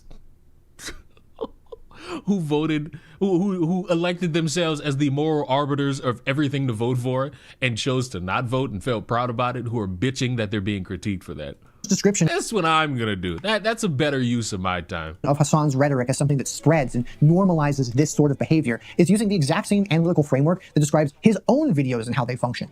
Wouldn't that occurs all across the board, though? This is a discourse that occurs regardless in every political streamer or content creator's fucking gimmick. This accusation falls at your feet. Ill intentions or good intentions, it's gonna fall at your feet. But he and others apply it exclusively to the left in the same way that he agrees with Fuentes' nativist argument that a U.S. citizen needs to be deported or killed. Denaturalization rhetoric is not a satire to be enjoyed. It is a conclusion to be endorsed. But this genre of content frames it as both simultaneously, and the audience absorbs the endorsement while believing they are enjoying the satire. Man, goodbye. This is what Munn's acclamation phase looks like, establishing a new cognitive baseline for what is acceptable. The audience isn't being told things like white supremacy are acceptable. They're being trained to find white supremacists funny, relatable, and harmless, while the people who object to them come across as uptight, incompetent, or even dangerous. Over time, this shifts the effective baseline, where the right-wing extreme doesn't become ideologically endorsed, even though it definitely looks like it in some places, so much that it becomes familiar, which is significantly more dangerous because familiarity is way harder to notice and way harder to undo. More about gay leftism now, yippee. I don't want to know about gay leftism.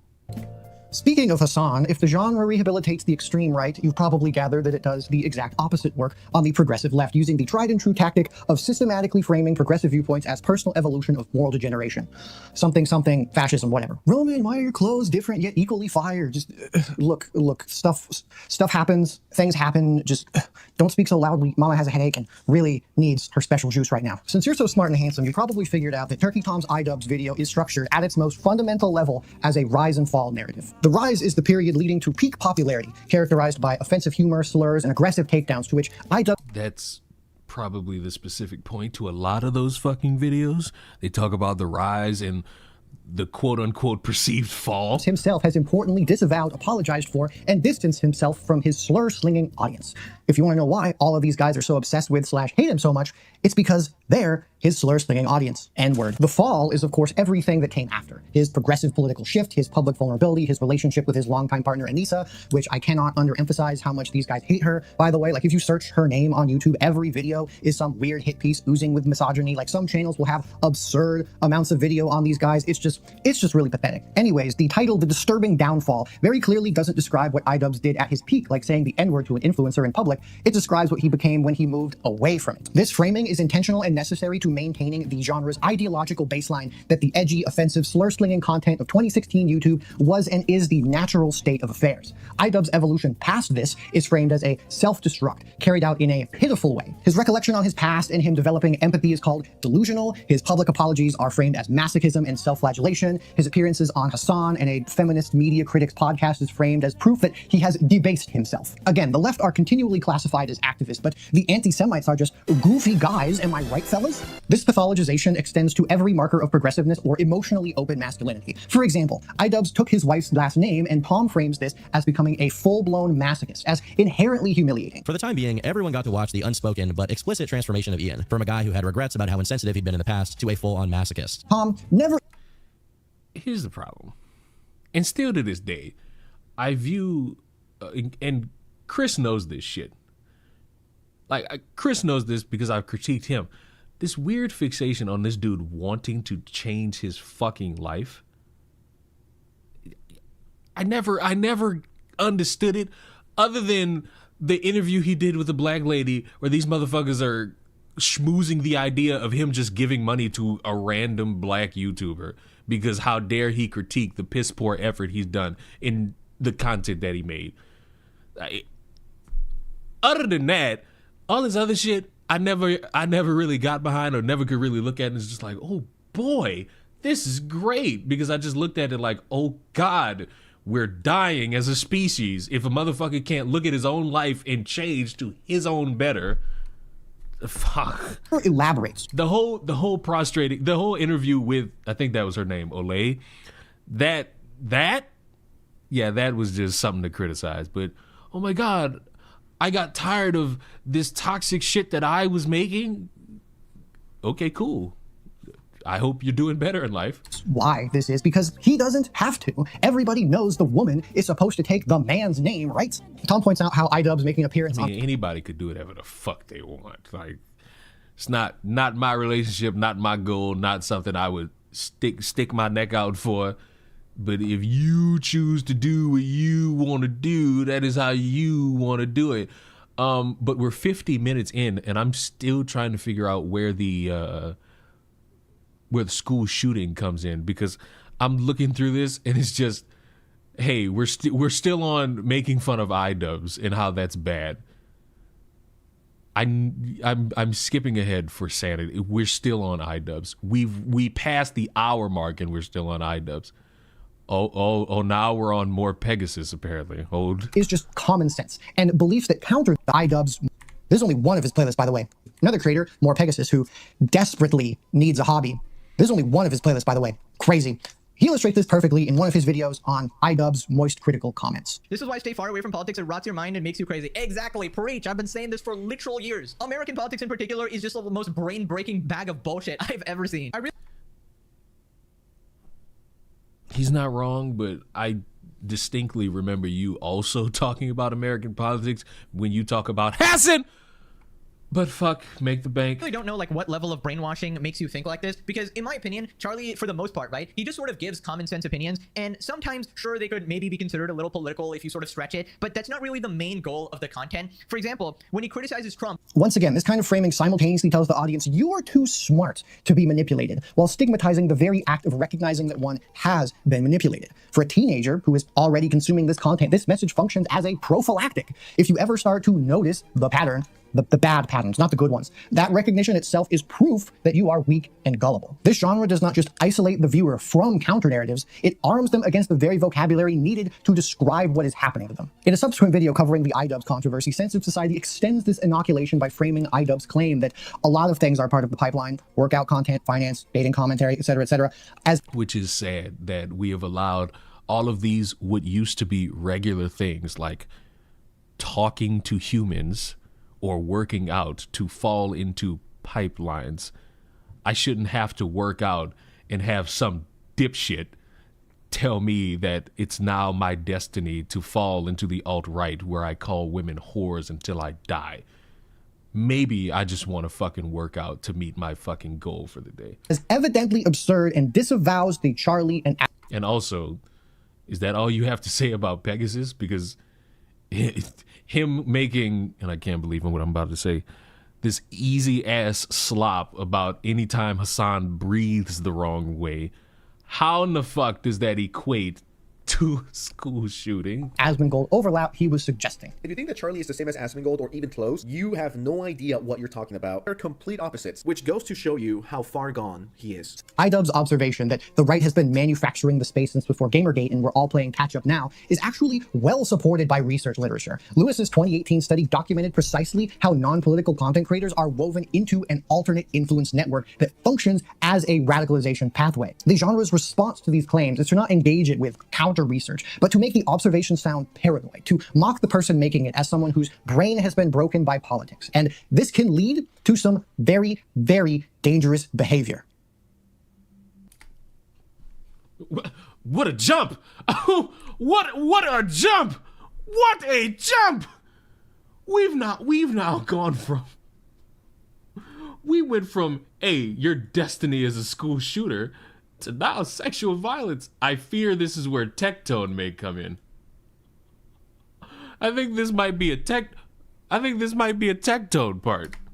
Oh God, this is the section I'm looking forward to talking about the least. One aspect that I don't see brought up enough is how many communities, but particularly the drama genre, systematically teach its audience to dismiss sexual violence claims. Not through explicit ideology, obviously, because we're all political here, but through the same just analyzing the evidence format that characterizes the genre's treatment of every other topic. Commentary creator WestJet, who appears to have transitioned from making Valorant skin videos to drama farming as a rather interesting career move, is, I think, a really good example of how the genre provided coverage of a civil court protective order against— Oh no, I feel like, oh, this might be where Think Before You Sleep comes in.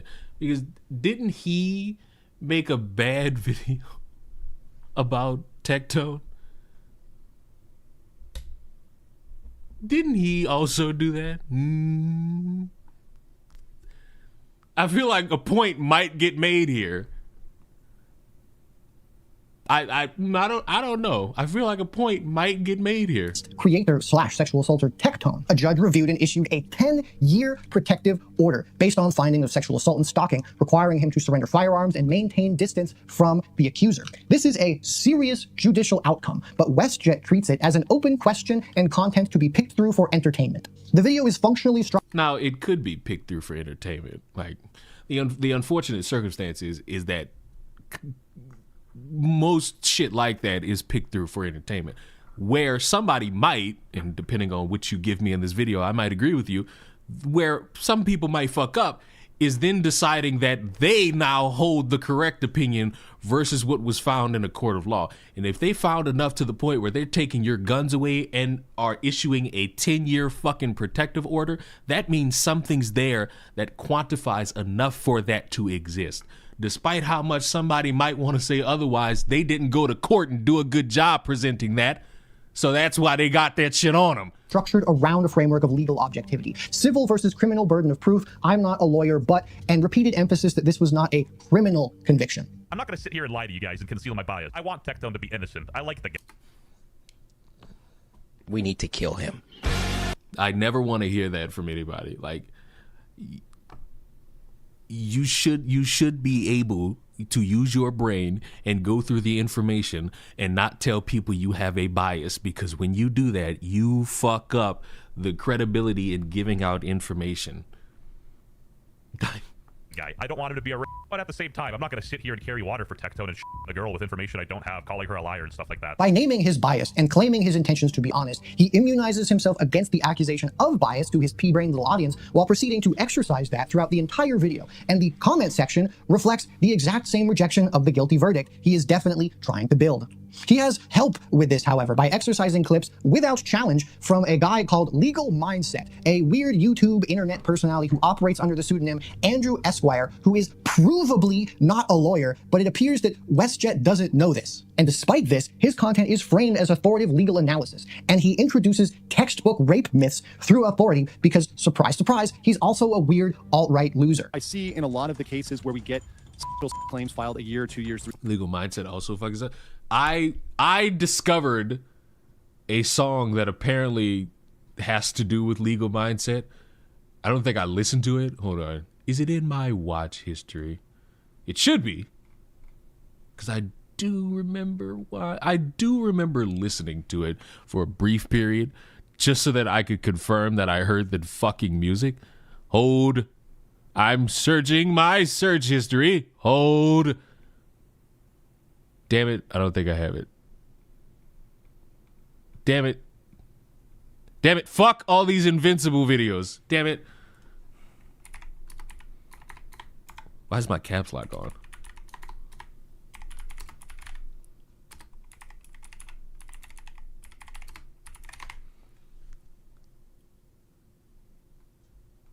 Damn it, I don't know where it is now. Damn it.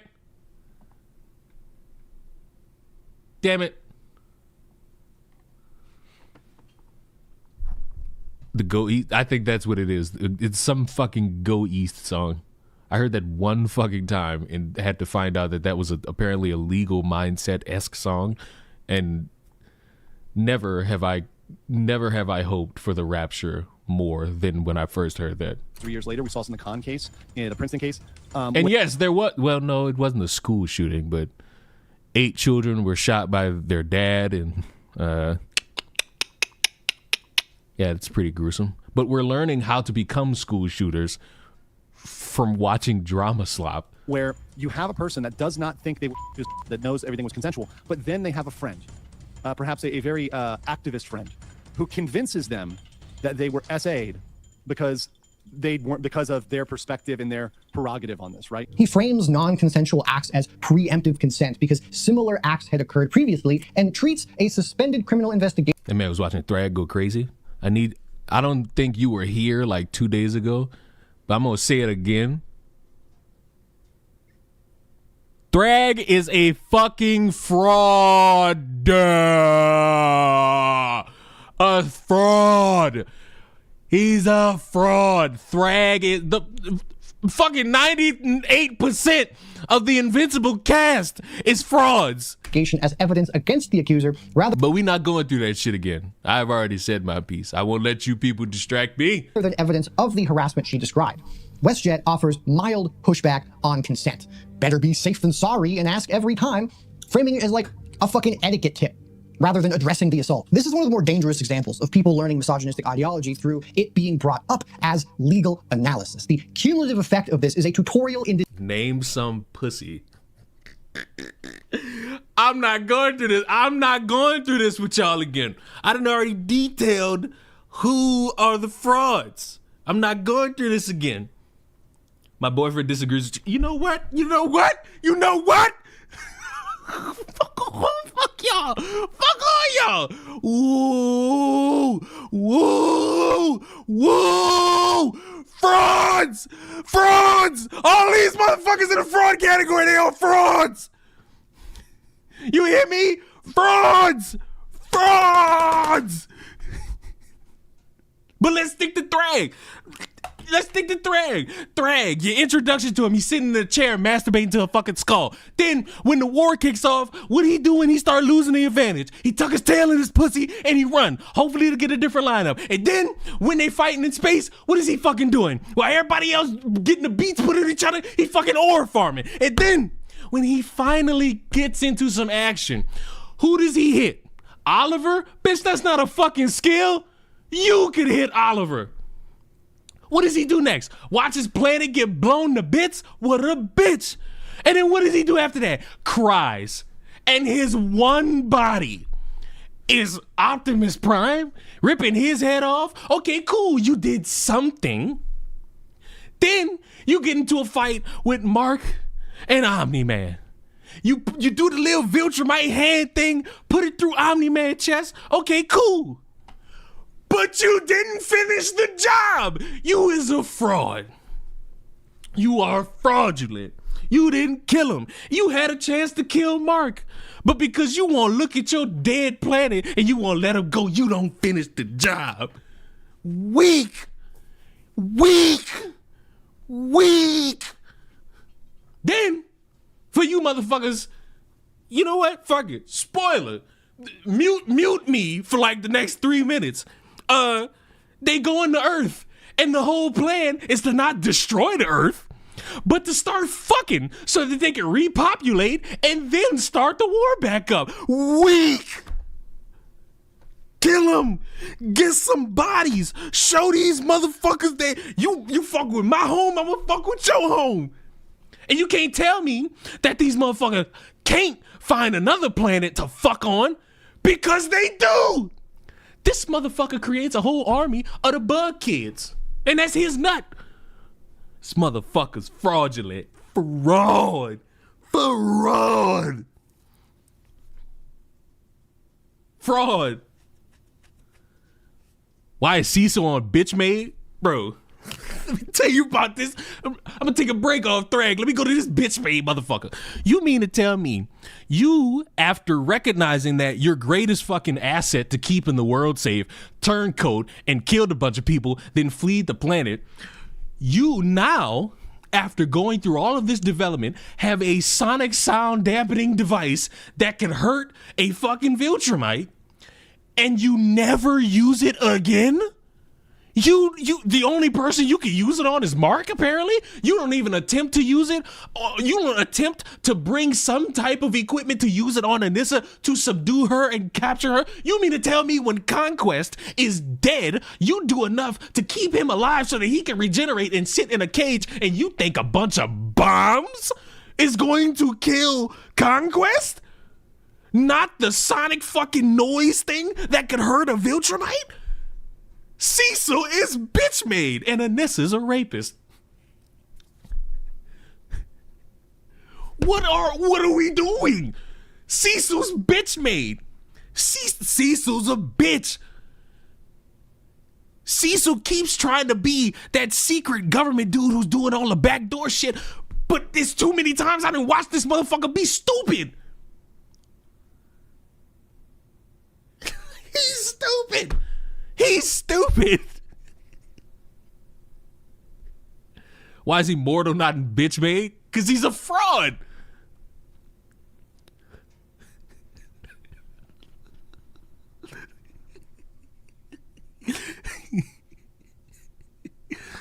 Then the more I keep watching this show, the more I realize, yeah, that power scaling, that's something that needs to be addressed. Because what you mean, Rex can't blow up a building and that kill a version of Mark, but this motherfucker could touch his skeletal region and that be enough to kill him. Come on.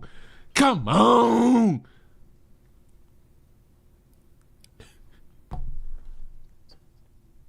Fraud. Fraud. The show is better than the comics? The only reason I will not say agree or disagree is because I haven't read far enough to confirm or deny that shit. These characters are frauds. Mark is a fraud. Invincible's a fucking fraud. I should not be seeing you struggle against these weak fucking villains after I watch you go toe to toe with Conquest, who's apparently the second strongest Viltrumite. I guarantee you, I'm gonna see this motherfucker in season 5 struggle to beat some bitchless NPC type fucking villain when it should be a quick one punch. This motherfucker had like an episode's worth of character development where he kills the squid dude and then goes right back to being a bitch.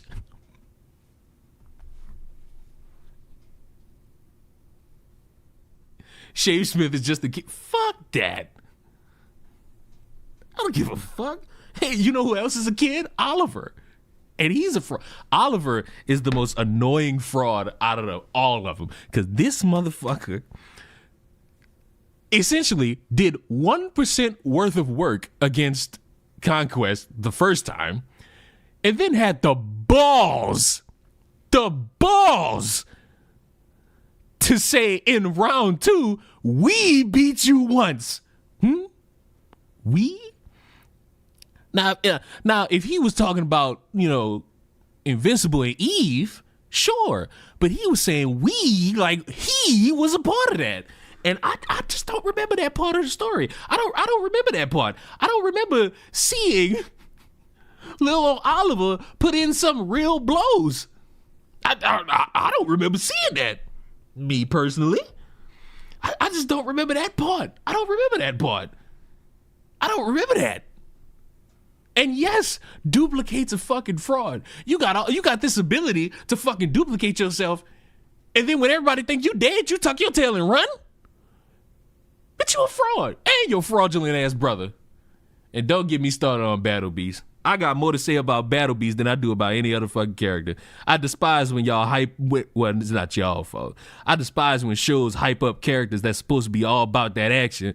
Then when they get into that fucking action, motherfuckers get tossed around like a bitch. This motherfucker went to Thrag begging for that challenge.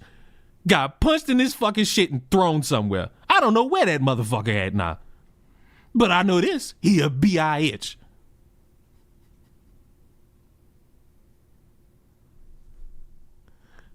Honestly, I think Thetis is the only one I'm curious about a fraud. Did you not watch the recent episode?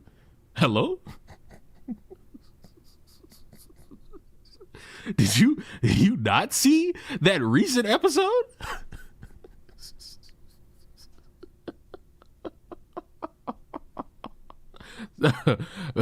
Sir or ma'am? You won't fucking aura farm with that fucked up strong body, and all you got is your fucking head being yicked off? Fuck out my face. Fraud.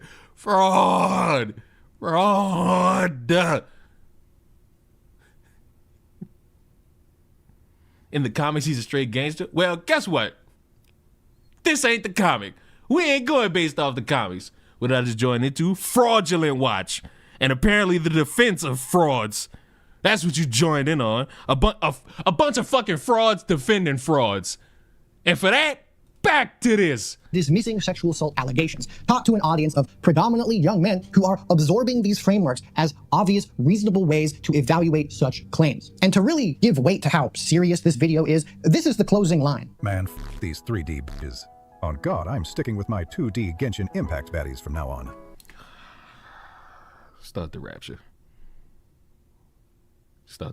The fact that I had to hear that in 2026. The fact that I had to hear reference to Genshin Impact in 2026. Start the fucking rapture tonight.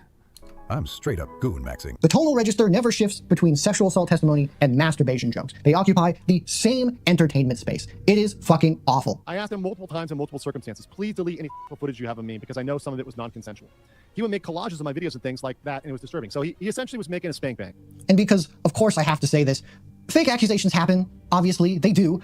But just like Tom's coverage of trans shootings, they are wildly overrepresented compared to actual statistics in this genre of content. And people are learning to never believe accusers except under very specific circumstances. I mean, fuck, that circumstance could be even worse.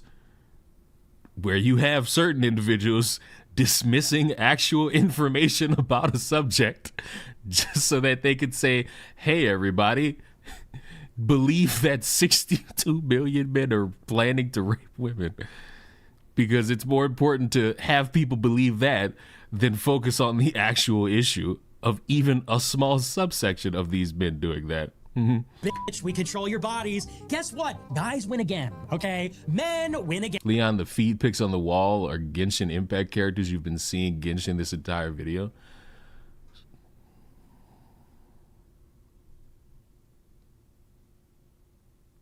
Start the rapture. Just fucking start it. Just start it. Please. Like, pretty fucking please. Again. Boys rule, girls drool. There will never be a female president ever. Nick is a provocateur. He's a troll. Like, when I saw this, I thought it was kind of dumb. Like, I thought he was baiting on purpose, but people seem to get really offended at this. Glass ceiling? Dude, it's a ceiling made of fucking bricks. Just start the fucking rapture. I wasn't even paying attention. Like, it took me a minute because y'all was talking about feet, and I thought y'all saw his fucking big toe. But then I looked and I saw the fucking one poster, and I'm just like, I'm not. You will never break it. This pattern escalates dramatically in a video called What Dating an OnlyFans Girl Is Like, which is structured as an exhaustive defense of tectonic. Oh, I think this is the Think Before You Sleep video. By YouTuber Think Before You Sleep, who says things like, why can't these people just shut the fuck up about their politics, in response to a post of Miss Rachel calling for Palestinian children not to be murdered, while 4 posts later, he called for every H-1B third worlder to be deported. He also thinks free rent is bad, so he's pretty fucking stupid. And oh, wait a minute. Hold. What was that? Third worlder to be deported. He also... I'm so tired of people saying that Free Rent is a good show. It sucks. We need to kill him. First of all, are people so lost these days that they think a 5 out of 10 show has Breaking Bad levels of writing? Who the fuck thought that this shit was like Breaking Bad? First of all, you know what? I'm gonna be here all fucking day if I'm gonna be here all fucking day if we get to this point. I'm gonna be here all fucking day. It's a slow show, not a bad show. Exactly. Those things free rent is bad, so he's pretty fucking stupid. Anyways, to start this video on a real high note, he begins by saying he thinks the justice system is bad and the protective order was a result of a coordinated operation by Hassan Piker's social circle because tectonic. Now, before we continue, please somebody tell me he's lying. Please, like, just tell me he's making so much hyperbole right now. Please, please, please, please, please. I beg of y'all. I beg of y'all. Tell me this motherfucker is just making a whole bunch of hyperbole and I just please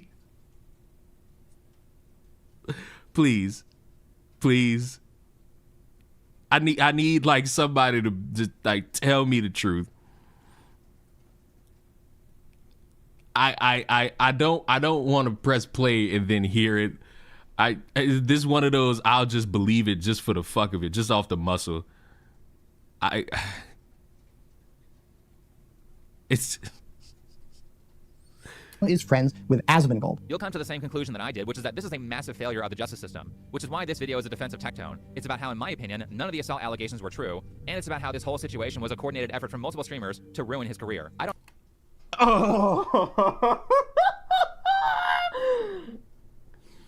So Hassan, whoever the fuck this redhead is, I guess every leftist streamer all said, fuck it. Let's go at one guy and show everybody that we, the streamer culture, are the real Jews of society. Oh, no, no, no, no, no, no. No, no, no, no, no. Oh, no, no, no, no.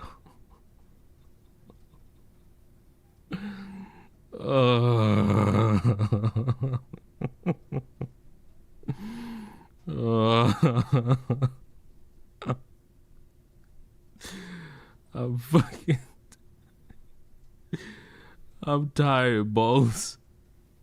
I'm tired, boss.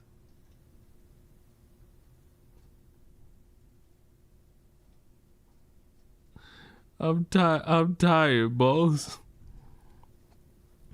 This ain't it, boss. I don't know how every bad thing on social media always relates back to this social circle, but it seems to be the case. Why is that important? Well, Hassan Piker has this ongoing war with Asmongold, probably because he's mad that Asmon is more famous than him. Obviously. I'm tired, boss. Boss. Boss, I'm tired, boss. He's going to perpetuate the same rape myths as legal mindset. Pink Shoe's official story is that she thought her relationship with Tectone was all consensual until after the breakup and after she confided in a friend who told her that actually she was being abused. And yes, this sounds very much like I consented to sex and then changed my mind later. It's like 2015 college feminist behavior. He also describes the accuser's account as fabricated and perpetuates the misogynist myth that women weaponize accusations of sexual violence in connection with Turkey Tom's allegations, which is kind of weird to bring up. It's actually disturbing how often these types of situations happen. I mentioned recently that Turkey Tom was falsely accused by an ex-girlfriend of his in a situation that is strikingly similar to Tectone's, where 4 days after the breakup, she goes on to Kiwi Farms to accuse him of physical abuse, filming without consent, and engaging in weird fetishes. Oh, it's super weird how it seems like these guys want to get with sex workers until they realize that they're people. Anyways, then Tectone's accuser's mental health hospitalization is framed as a manipulation tactic. Honestly, this visit to the mental hospital looks like some sort of bargain to get him back after the breakup. My favorite bit is that he thinks the judge is a DEI hire and her background in domestic violence advocacy is disqualifying bias. Judge Dimple Malhotra is the first and only person of South Asian descent elected to a judicial seat in Travis County history. Oh great, so she's one of those people where we have to focus on their race instead of their qualifications. Oh my god. This doesn't negatively paint anything towards Tectone being innocent. This is just, hey, leftists are around, so clearly something's a problem. That's not a good way to frame this. Now, I think that trying to stop domestic violence is great. However, I also agree with the defense attorney, Steve Brand, who says that her activism makes her biased towards alleged victims, and there's no way he could win a case with her as a judge. Fucking awesome, dude. What makes this coverage analytically significant is not just its terrible content, but its escalation from WestJet's treatment of the exact same case. WestJet offers rape myth skepticism dressed as legal analysis, but Think Before You Sleep offers a conspiracy theory that delegitimizes the entire judicial system itself, Jesus Christ, attacks the judge on racial and political grounds, and frames the entire survivor community as a weaponized political operation. It's the same case, it's the same format, but escalating ideology. The pipeline represented very neatly in a single controversy. The selective nature of this empathy is further exposed by comparing how the same creator treats sexual violence when the victim is allied with their in-group. WestJet, again, who, remember, covered Tectone's protective order with gooning references and using cherry-picked anti-woke quips from a definitely not lawyer, covered the assault of streamer Emaru at TwitchCon with genuine outrage. Here's how it starts. No intro today. Disgusting video happened. So this double cheeseburger Jared from Subway looking guy assaulted Emaru at TwitchCon. For comparison, here's how his Tectone video, where Tectone was legally convicted, starts. Massive day for the unemployed. The jail toad files just dropped. We got a bunch of people talking about this, including lawyers who wear suits like legal mindset that jizz queef. We got the kettle calling the pot black. Very good, very good, very, very good. In the Emaru video, he spends a breezy 8.5 minutes directly criticizing Twitch's security fail. There's a video in my feed saying Thrag beat the frog allegations. You know what's important to recognize about people who make those videos is that it'll take one thing for these motherfuckers to say that a motherfucker is a fraud, and it'll also take one thing to say that he isn't a fraud. So if now, because he ripped one person's head off, he's not a fraud, I wonder if the discourse of being a fraud is going to come back when they find out that this motherfucker's grandiose plan after not killing Omni-Man, Mark, or Oliver is to now just be on Earth and take a break. That's a fraud. Failures, calling for institutional accountability, and going so far as to even invoke the murder of Christina Grimmie to underscore the danger. Remember Christina Grimmie? Don't ever let people forget her story. If you guys don't remember, Christina Grimmie was like a singer. She was a rising YouTube star, and she got by a fan at a meet and greet, a literal deranged fan. And I would even argue that Twitch is more susceptible to deranged fans because of, the parasocial nature of this. He also makes a super weird claim that the previous guy who went after her shared the same politics as the Twitch CEO. No, it's just speculation, but I bet the creepy guy who went after her the previous years had the same politics as Dan Clancy, so he let it slide. We are letting people value entertainment more than the actual circumstances of the matter, because the actual circumstances make us all queasy on the inside. We don't necessarily get a form of justice slide. But don't worry though, he couldn't help himself from finding a way to make a joke about iDubbbz in there. I mean, let's be honest, fellas. Twitch in itself is like built off parasocial relationships. We're just seeing it now in full force. Even though I don't have empathy like iDubbbz, I can still imagine how Eberu feels. Probably disgusted. The difference between these two cases is not that WestJet doesn't believe sexual violence happens. It's that who the victim is changes whether he actually takes it seriously. Emeru is in Asmongold's orbit, an apolitical but right-coded ally, where Tectone's accuser is accusing someone in Asmongold's orbit, in this sphere. The genre takes sexual violence seriously when the victim is aligned with the in-group and dismisses it when the victim is accusing someone in the in-group. This isn't inconsistency, but the selective empathy mechanism from Section 1 I talked about applied specifically to sexual assault. Fucking awful. The genre convention remains consistent. Approach sexual violence claims with the same just asking questions investigative format used for internet drama. Select evidence that creates maximum ambiguity, frame skepticism as the rigorous position, and treat the accuser's credibility as the central question while the accused behavior neatly fades into the background. For the audience watching this content, the cumulative takeaway is an affect. Sexual assault claims are probably exaggerated, women's accounts of their own experiences are unreliable, and the whole thing is kind of funny, unless the victim is somebody that, you know, the genre actually cares about. This and everything I've talked about is important framework to the last part of MUN's radicalization requirements, dehumanization. Oh my god, dude, a second outfit change? What is this, a fucking... Oh, I don't care about your fucking outfit changes, guys. Into content. Now, obviously, this isn't something that is exclusive to this genre, but when put in conjunction with everything else I am painstakingly laying out, it becomes a little bit of an issue. MUN's third phase, dehumanization, the cognitive shift that makes violence against outgroups conceivable, is typically discussed in terms of explicit ideology, rhetoric that compares groups to vermin, diseases, or subhuman categories, real Nazi shit, or gamer girl shit, shameless plug. But dehumanization does not require explicit rhetoric. It just requires the ability to view another person's suffering with detachment rather than empathy, which they like to so frequently mock. Even though I don't have empathy like iDubbbz, It's interesting that all of his descriptions of his feeling empathy sound more like guilt. He's pulling an iDubbbz. I learned empathy at the age of 32, guys. The capacity for this is not innate. It is something that must be trained, and the drama genre trains it so relentlessly through the process that MUN describes. Thousands of sound bites, quotes, and ad hominem attacks are lifted from their original context and assembled together in the mind of the user over an extended time period. The composite result is an archetype which is monstrous but vague, able to justify the equally intense and imprecise hate leveled at it. Sound familiar? I've already mentioned examples of this, like in Turkey Tom's iDubbbz video. Intimate, vulnerable pieces of Anissa Jamha's life, like her eating disorder and body dysmorphia, are laid out not as the painful and relatable experiences of a human being, but as narrative-damning data points, conspiratorial revelations. Again, the weirdo speculates But we've skipped through, I'm be honest. We're at the hour and 29 minute mark. Where's the school shooter aspect? What I've gotten is, hey, you guys word things one way to make it seem safe and cool, while other things are more of something to scrutinize. What does that say about the mindset of somebody? Like, is that it? Is that necessarily it? Oh God!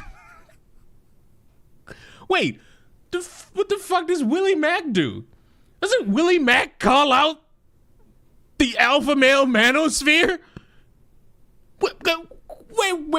You know what? Maybe I'm not hearing what he's saying in this part of the video. Learning explicit ideology. They are learning a mode of engagement with human beings. These people are learning that a person's mental health history and personal life is fair game for public dissection, that someone's private I mean, when the unfortunate part about that is when that person puts that online, people are going to talk about it. Messages are content, and that crying is a self-own, that struggling is funny. They're also learning not to view the dudes who make this content as people.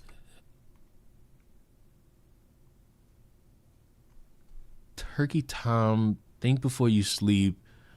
I think this is a Cheeto, Pegasus, Diorio, WestJet, Sensitive Society, Nux Taku, Willie Mack. I don't know who the fuck these three are, but Willie Mack calls out the red pill content. This is a pedophile. Why the fuck Sensitive Society is here, I don't know. I guess if you have a problem with Rape Review as a name for something, sure. I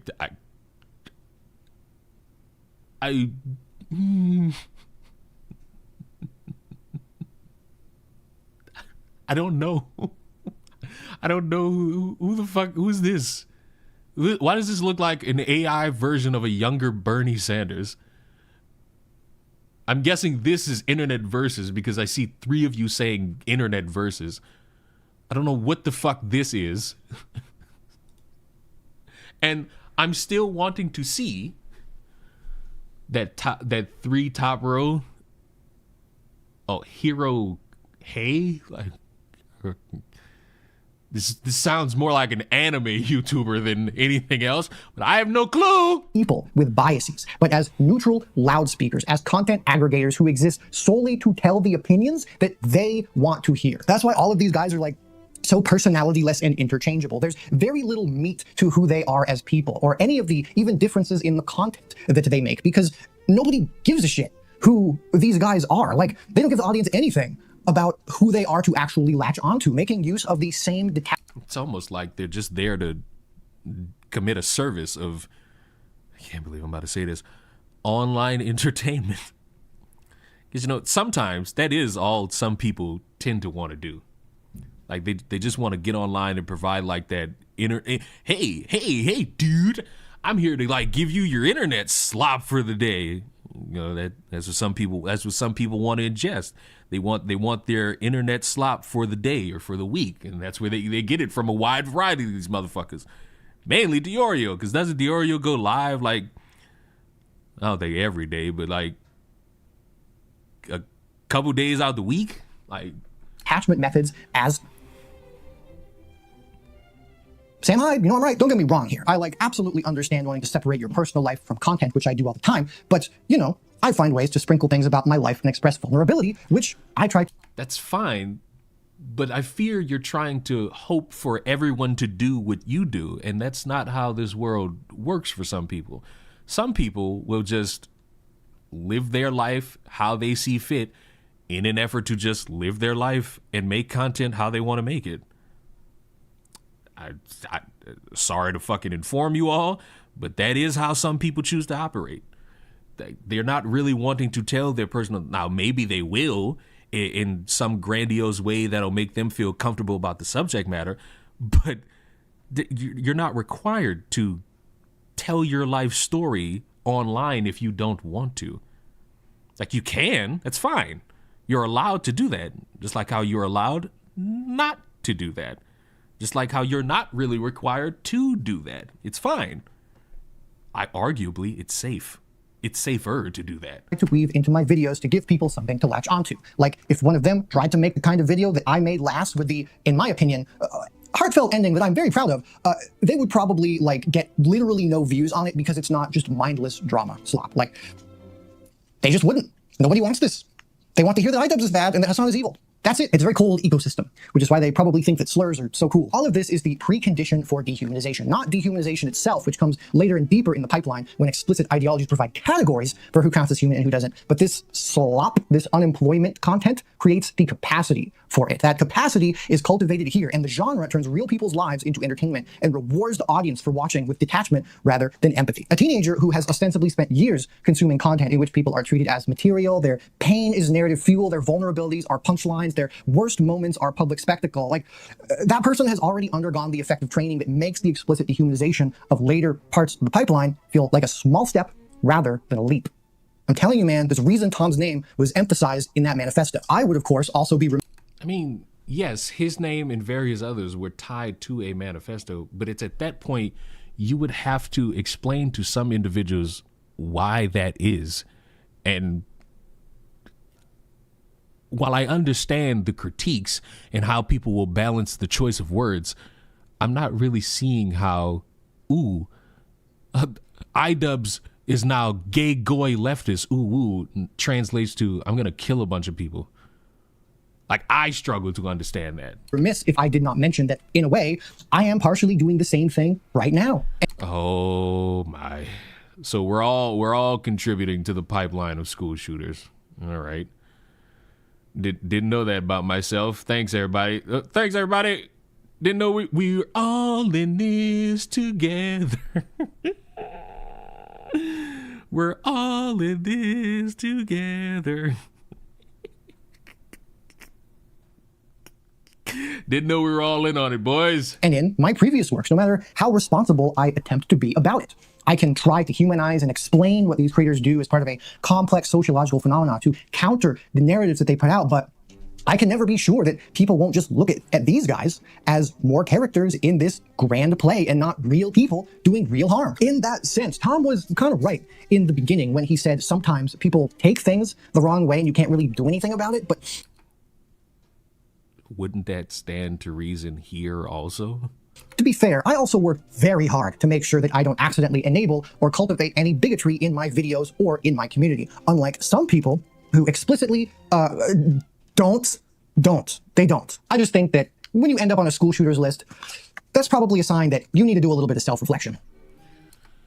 I mean, yeah, or it could be that gimmick where somebody takes your words, takes them a little bit too serious and goes about something that goes against anything anyone would sign up for. Because even though I don't know this motherfucker, I would think Turkey Tom would not be in favor of school shootings every single day, especially based off his own videos.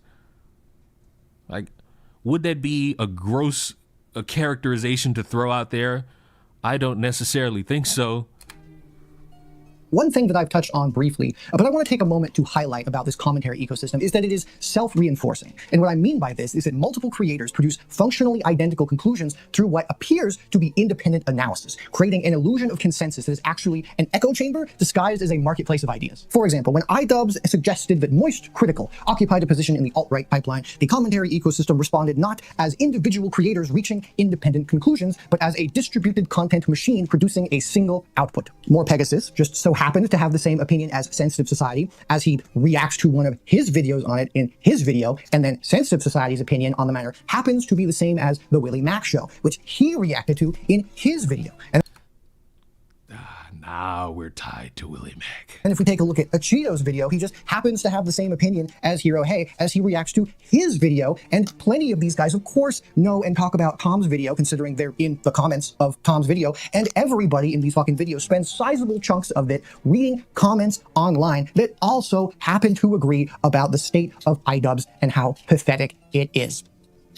Do you get it? It's the same with Hassan, Pokimane, Tectone, everything, you fucking name it. It is one big circle jerk where the other creator cites other elements of the space as consensus, each presenting their take as independent analysis, and the genre's cross-referential nature all but ensures that encountering one of these dinguses will have you encounter everyone else. Nodes, it's the nodes! Now obviously this is not the only space on the internet that functions like this, but when the conclusions reached are always slightly bigoted at best or extremely bigoted at worst, this exemplifies and amplifies the already problematic nature of this dynamic. The result is a structure that mimics the conditions of open discourse while functioning as an amplification system for whatever the single correct opinion of the day happens to be. But of course, that is not quite how they see it. Back to Sensitive Society's iDubbbz video for a minute. When he says, I've always wanted to hear different opinions, different perspectives, and I think that's why sometimes when I make certain videos, it does get a bit controversial because I have both sides watching me, left, right, centrist, and anything in between. He is describing his enlightened apolitical framing of how he imagines his and the broader community's diversity of thought are, but the content that all of these viewers are consuming just so happens to always reach these same conclusions through the same framing every single time. iDubbbz is brainwashed, his self-reflection is emasculation, Charlie's being unfairly targeted, Hassan is bad, leftism is bad, queer people are bad, OnlyFans are bad, Tectone is good, girls are bad except for the girls that are good. Of course, like, if 5 of these dildos say the same thing independently, it looks like 5 people confirming a truth. Or it could look like 5 motherfuckers with their own opinions, and unfortunately, they all agree. Unfortunately, there's going to be those moments where motherfuckers end up agreeing. Maybe not even their intention, but that's how shit ends up happening. But again, how do we lead to the school shooter? In reality, it is one take, the same take being distributed through 5 people. And this cross-pollination has a structural function within the... And again, just because one person has the take, that does not mean no one else is allowed to have that same take. Because unfortunately, everybody doesn't watch all of these content creators. Some of these motherfuckers only watch one. Wait, this video is about school shooters somehow? Okay. Yes, because it is the drama slop to school shooter pipeline. But so far, we've only gotten the description of a school shooting that had ties being one name Turkey Tom being the focal point of going down this mass-wide pipeline, even though there are several other people named in that manifesto. So it would stand more to reason that you would talk about all of those names specifically, because I think Steven Crowder's name was in that. Candace Owens' name was in that. I think Hassan was Hassan. I don't want to just say that and it'd be wrong. Hold. I don't want to say that and just be wrong.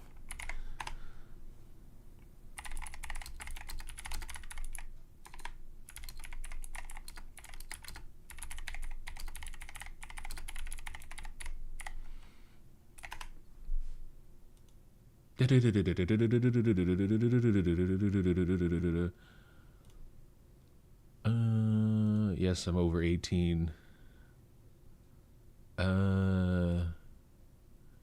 Is there a particular groups? Candace Owens, Ethan Ralph, Nick Fuentes, Turkey Tom, Ruben Smith, Mr. Beast, Copeson Talks, Wayne Lambright, iDubbbz, Destiny, Hassan Piker. So now I walk into this a little bit differently, because when you tell me that your basis for a 2-hour video is to fixate on people like Turkey Tom, Willie Mack, and various others, your video loses weight when you conveniently only highlight one name, Turkey Tom, and not the several others who are among the left and the right.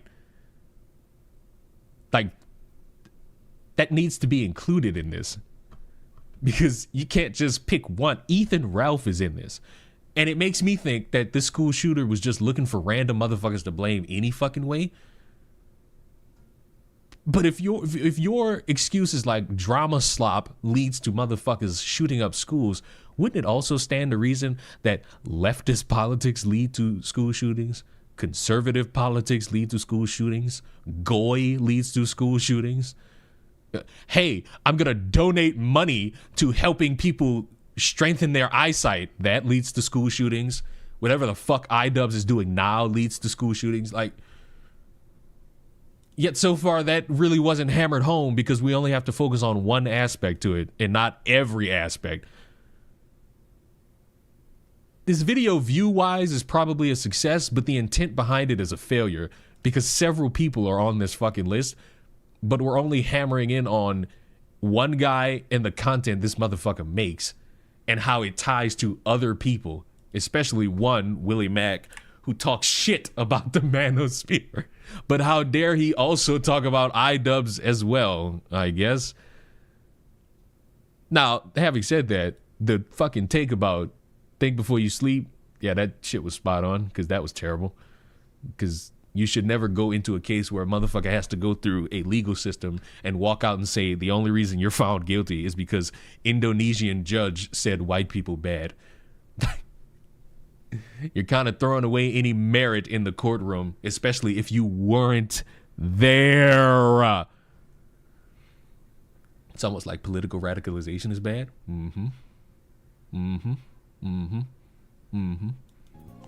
Work in a video titled How the West is Being Destroyed, that has a picture of United States Representative Ilhan Omar on it, that is situated right before a video on Hassan, surrounded by videos of basically every flavor of bigotry. Every flavor of bigotry? What are we talking about here? Women converting to Islam for clout. That, I don't think that has to do with bigotry. I think anyone converting to anything for clout is bigotry. No one wants to date trans women. Well, if somebody tries to go like just hurling slurs every single which way, you could constitute that as bigotry. But if it's just someone explaining how one might not want to date a trans woman for reasons, I seem to remember being called transphobic for agreeing that not wanting to date a transgender because you want kids is not bad. Japan is being destroyed. That might fall into that category. How the left became violent, that could fit into that category. How the West is being destroyed could fit into that category. Japan's biggest liar, which looks like a AI generated picture of Elon Musk if he had Robert Downey Jr.'s lips. What I think is titled welfare fatigue. They aren't hiding it anymore. I'm not about to watch all these videos to find out, because it's absolutely possible. Professional victim fatigue. It's like some of these could have bigoted elements in them. And then some of them could just be videos that you're just not going to watch because the thumbnail triggered you enough. You can't imagine, Think Before You Sleep moves through great replacement theory level immigration coverage with escalating explicitness. He opens the video with traumatic footage of ICE victims and the reality of being an immigrant in the United States, but he describes the media showing videos like these as deception and reframes the concept of media literacy as a tool of manipulation. You know, these days, the topic of media literacy has become quite popular. Now, personally, I've only seen people use the term media literacy or accusing people of lacking in it when they're trying to deceive you, though that might just be a happy coincidence. But anyway, some of you more media literate individuals can probably guess why the picture they have chosen is a picture of the guy with a newborn, and why they make sure to sit all of the kids on the couch with the mom. There's another fun example of... Probably because they get those motherfuckers to do that, or it's the choice of the mother. Somebody trying to inoculate the viewer against words that can describe what's happening to them. He goes on to say that an undocumented immigrant detained by ICE is called a thief and a foreign invader. A woman who doesn't speak English after 12 years in the United States prompts him to say, if you aren't willing to put in the work, get out. These people aren't here to help America. They're here to take from the system. He then proceeds to advocate for legislative roadblock on legal immigration from places like Somalia or Middle Eastern countries that people are migrating from to try and soft conquer the first world. Right after this, he describes a politician speaking Somali as evidence that they're already on it and directs ICE explicitly to Minneapolis, saying, hey ICE, I found the location of your next raid. It's a place called Minneapolis where the mayor is speaking in illegal alien. We certainly... The mayor is speaking in illegal, yeah. Oh, within the inner heart of me.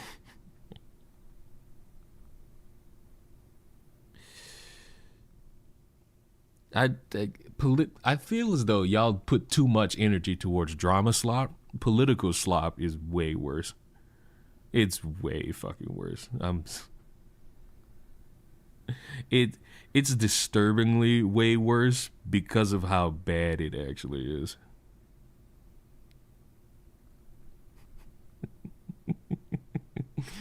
What a time to be alive. We should not be afraid to say that we don't want certain cultures in this country, and the people who refuse to assimilate or learn English should be deported. If anyone calls that racist, I don't care. Disregarding the general humanitarian crisis that is in, the fact that I also have attachments in Minneapolis makes this kind of thing particularly fucking awful. In a moment of surprising honesty compared to most of the others here, he openly frames violence as a... Just tuned in. The title scared me. Like, sir, what you mean? I wish I could sit here and joke with you that we've now recently discovered how we're going to start planning attacks. But this video just comes across as, hey, I'm mad at these specific individuals because of the content that they make, but I'm too chicken shit to let you all know that there are other individuals, specifically one that he spent a dedicated time defending along with his wife, who are also tied to the exact same thing you have now drawn a basis for a 2-hour video. To me, there's a step here that's been missed, and the step was drawing in all of these motherfuckers and the content that they specifically make.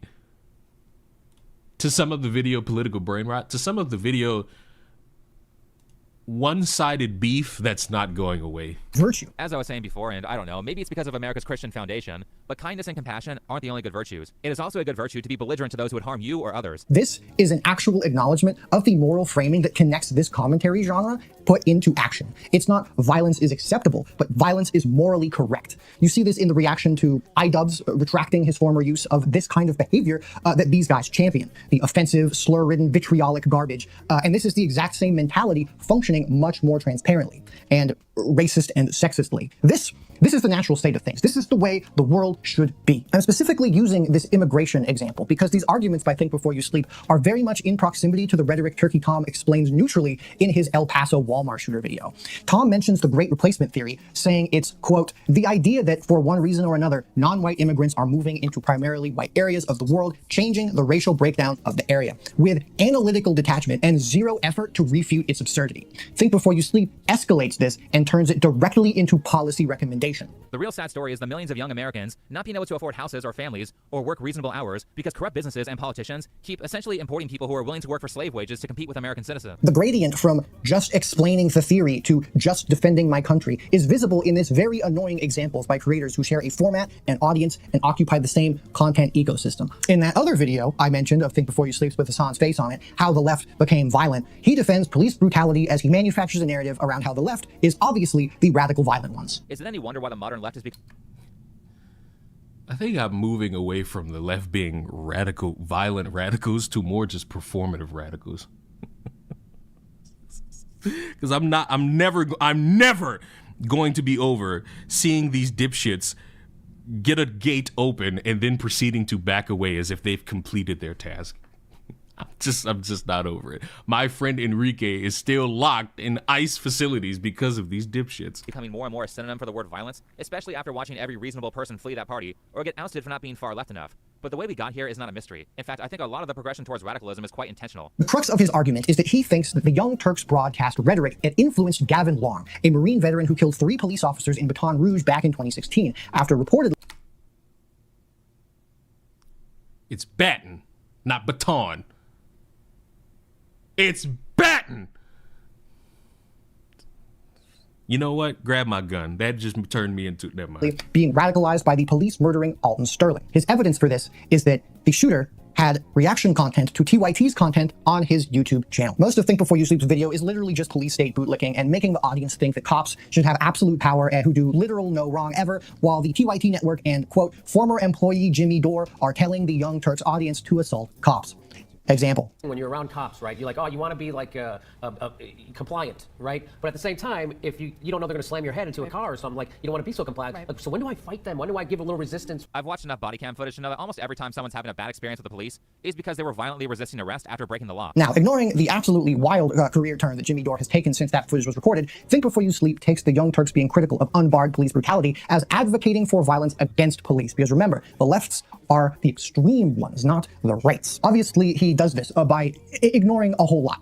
Like, for example, that Gavin Long was a former Nation of Islam member who had developed his own syncretic alpha ideology of black male empowerment rooted in sovereign citizen beliefs. I found a really fascinating article that kind of talks about all of the stuff that Gavin Long believed, and it says things like he was a mental game coach and freedom strategist. Long's worldview privileged alpha male behavior and values, such as fully mature and masculine men are not only dominant over women and beta males, the complainers and blamers, purposeless and pussy-whipped men, they were also the only fully humans, according to Long's system, eligible for rights, capable of exercising freedom, and able to develop into spiritual beings who could exist beyond death.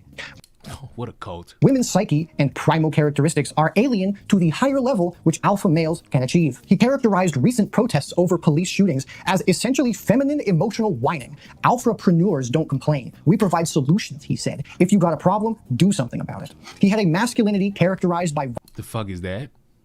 It's me. What are you talking about? What are you talking about? It's a little me. Look at him go. Look at him cutting a rug. Look at him cutting a little jig. Stop all that fucking hate because nobody want to draw you. Violence and competition. A model of ego celebrating emotional detachment and self... Potato creature? How dare you? You just mad because I'm cutting the rug right now. Determination. These are not fringe or niche market ideas. Long's personal philosophy emerged from the structure of and reflects the norms from our larger society. Society reference. If Think Before You Sleep didn't have his eyes covered by the cheeks of the police he is aggressively tonguing, maybe he actually would have been friends with this guy since they both hate women so much. Just because Gavin happened to hate the... Again, like, what I'm taking away from this is a growing frustration at how rhetoric could have a negative aspect and a negative look on things. But what I'm also getting from this is, boy, I'm more mad about one corner of the internet because it has ties to a school shooting that also has several names in it. I need, if he'd be willing, to go on a 2-hour spiel about rhetoric from people like Destiny and Hassan Parker, because apparently Hassan Piker is not involved in this. I need, well, he's technically done it with Nick Fuentes. I need the attempt at washing away iDubbbz as, oh, he's done bad, but now he's on this arc of being bullied by a bunch of people to be expanded upon as to what led to a motherfucker shooting up a school. What's the video called again? The drama slop to school shooter pipeline. Because apparently wrong. Apparently the only people who could shoot up a school are people who watch Turkey Tom and Nick Fuentes, I guess. Meanwhile, to expand on this, Candace Owens has influenced me above all. Each time she spoke, I was stunned by her insights and her own views.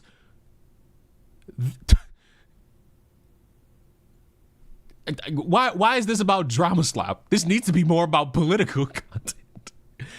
Her own views help push me further and further into the belief of violence over... Okay. Now I see Now I see. I'm gonna read this section in full because it's cut off from the rest of it. To expand on this, Candace Owens has influenced me above all. Each time she spoke, I was stunned by her insights, and her own views helped push me further and further into the belief of violence over the Jewish. Question, along with Turkey Tom and Ruben Sim, I guess, whoever the fuck that is, pushing me to the alt-right pipeline. So I guess in one aspect, he's been pushed to the alt-right by Turkey Tom and whoever the fuck Ruben Sim is. And also, Candace Owens apparently has influenced him above all.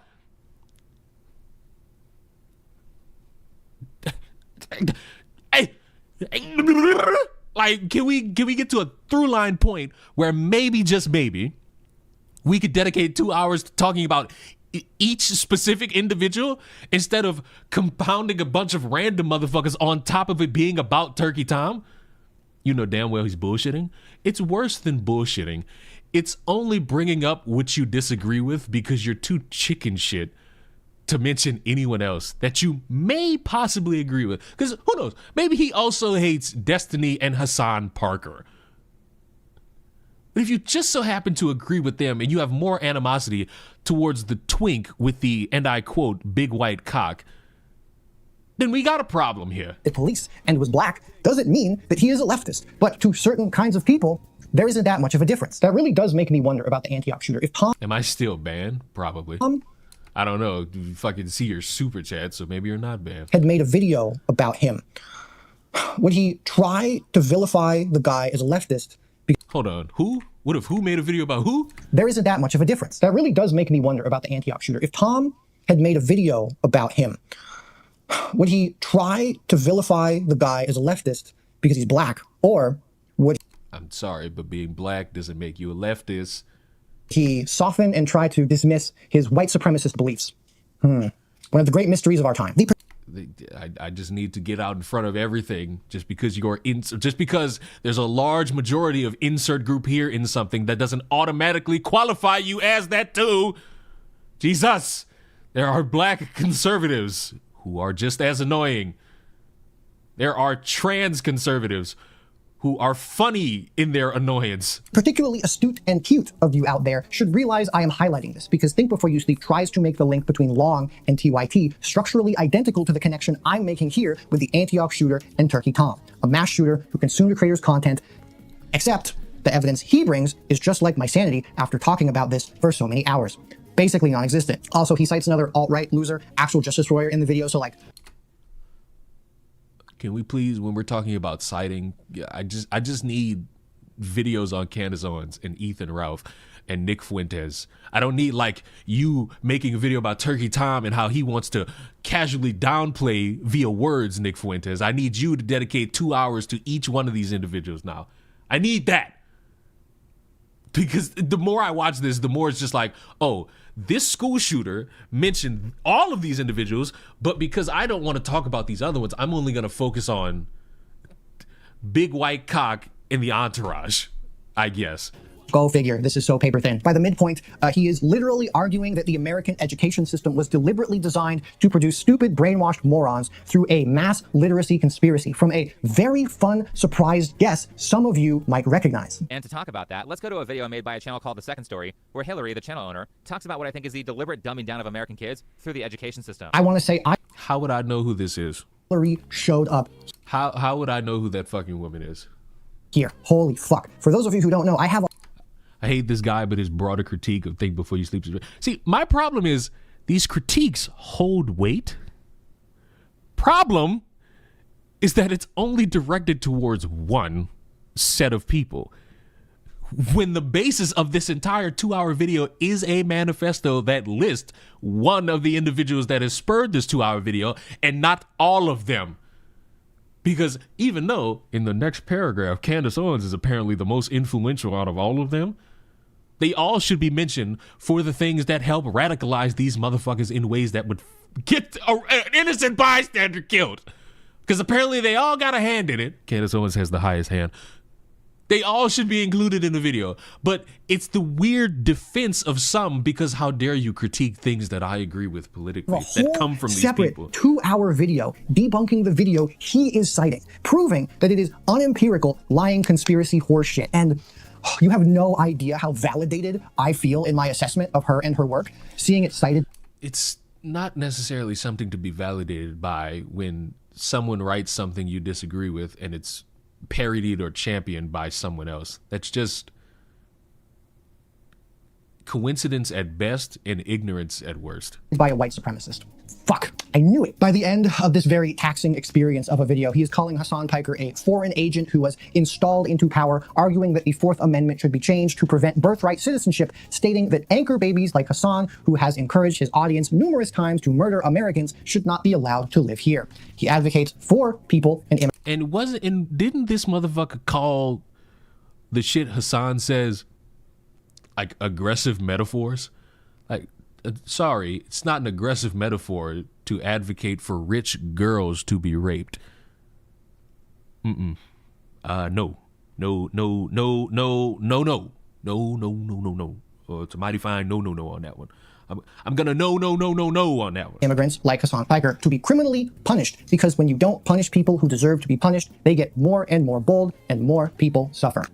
Real snowflake behavior, if you ask me. I have dragged you through this trail of broken glass described as YouTube videos to highlight their importance, not because of their content per se, but because of their position in the ecosystem. A viewer who has been acclimated by months of Turkey Tom's selective storytelling and whitewashing racists, sensitive society's inoculation against the pipeline concept, and WestJet's legal analysis of sexual assault claims, when they get to think before you sleep, somebody watching this kind of content will encounter his content and it will feel like a natural extension of what they've already been consuming. It's the same tone, it's the same targets, it's the same format, just with the conclusion stated much more bluntly, most of the time. Once again, this pipeline does not require a dramatic leap. It functions exactly in the opposite way. The gradient from apolitical to explicit is continual and seamless. Turkey Tom sanitizes Charlie Kirk's anti-trans rhetoric and builds conspiratorial networks around LGBTQ organizations, and then naturally, Think Before You Sleep calls immigrants foreign invaders and advocates for ethno-nationalist immigration policy. A viewer who has spent months in the former... None of this is about solving the problem. It's about going, aha, I was right all along, and what's the fucking point? That's typically how a lot of shit online is in terms of like what's said by a bunch of people and how people say it. It usually is, aha, see, I was right about insert dickhead. See, agree with me, insert other dickheads. I was right about this insert dickhead right here. And on a base level, like, enjoy your win, but my God, can there be a moment where we collectively shut a gasp and do something a smidgen bit different in the subject matter? Please, please, because I would much rather. I would really much rather, like, a sexy taste of tumoristic enjoyment rather than a motherfucker whitewashing a subsection of videos while thinking that the other is somehow not worthy enough to be included here. Because if Turkey Tom not being as critical as as you want him to be to Charlie Kirk is bad,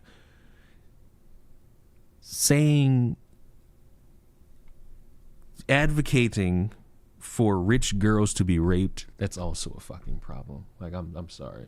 I wish Boondocks was still around. An episode about people like this would be gold. Probably. But people have died, so the allure around those episodes probably wouldn't hit the same. Hold up, the shooter's bullets literally had bullets marked with trans anti-fascist talking points. I think it also had something akin to the stratagems in Helldivers, so I don't fucking know how much we want to put stock into those. But yeah, they had a bunch of shit on them. Environment arrives at the latter and finds it largely unremarkable, which is exactly what acclamation is. The question of oh no, not the poor algorithm. It didn't do anything to deserve. Oh my God, nectar of the gods.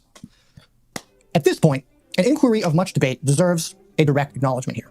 If this pipeline model is real, which it definitely is, how much of it can be attributed to the almighty algorithm and to be fully 100%, because it's all online. I'm sorry, online.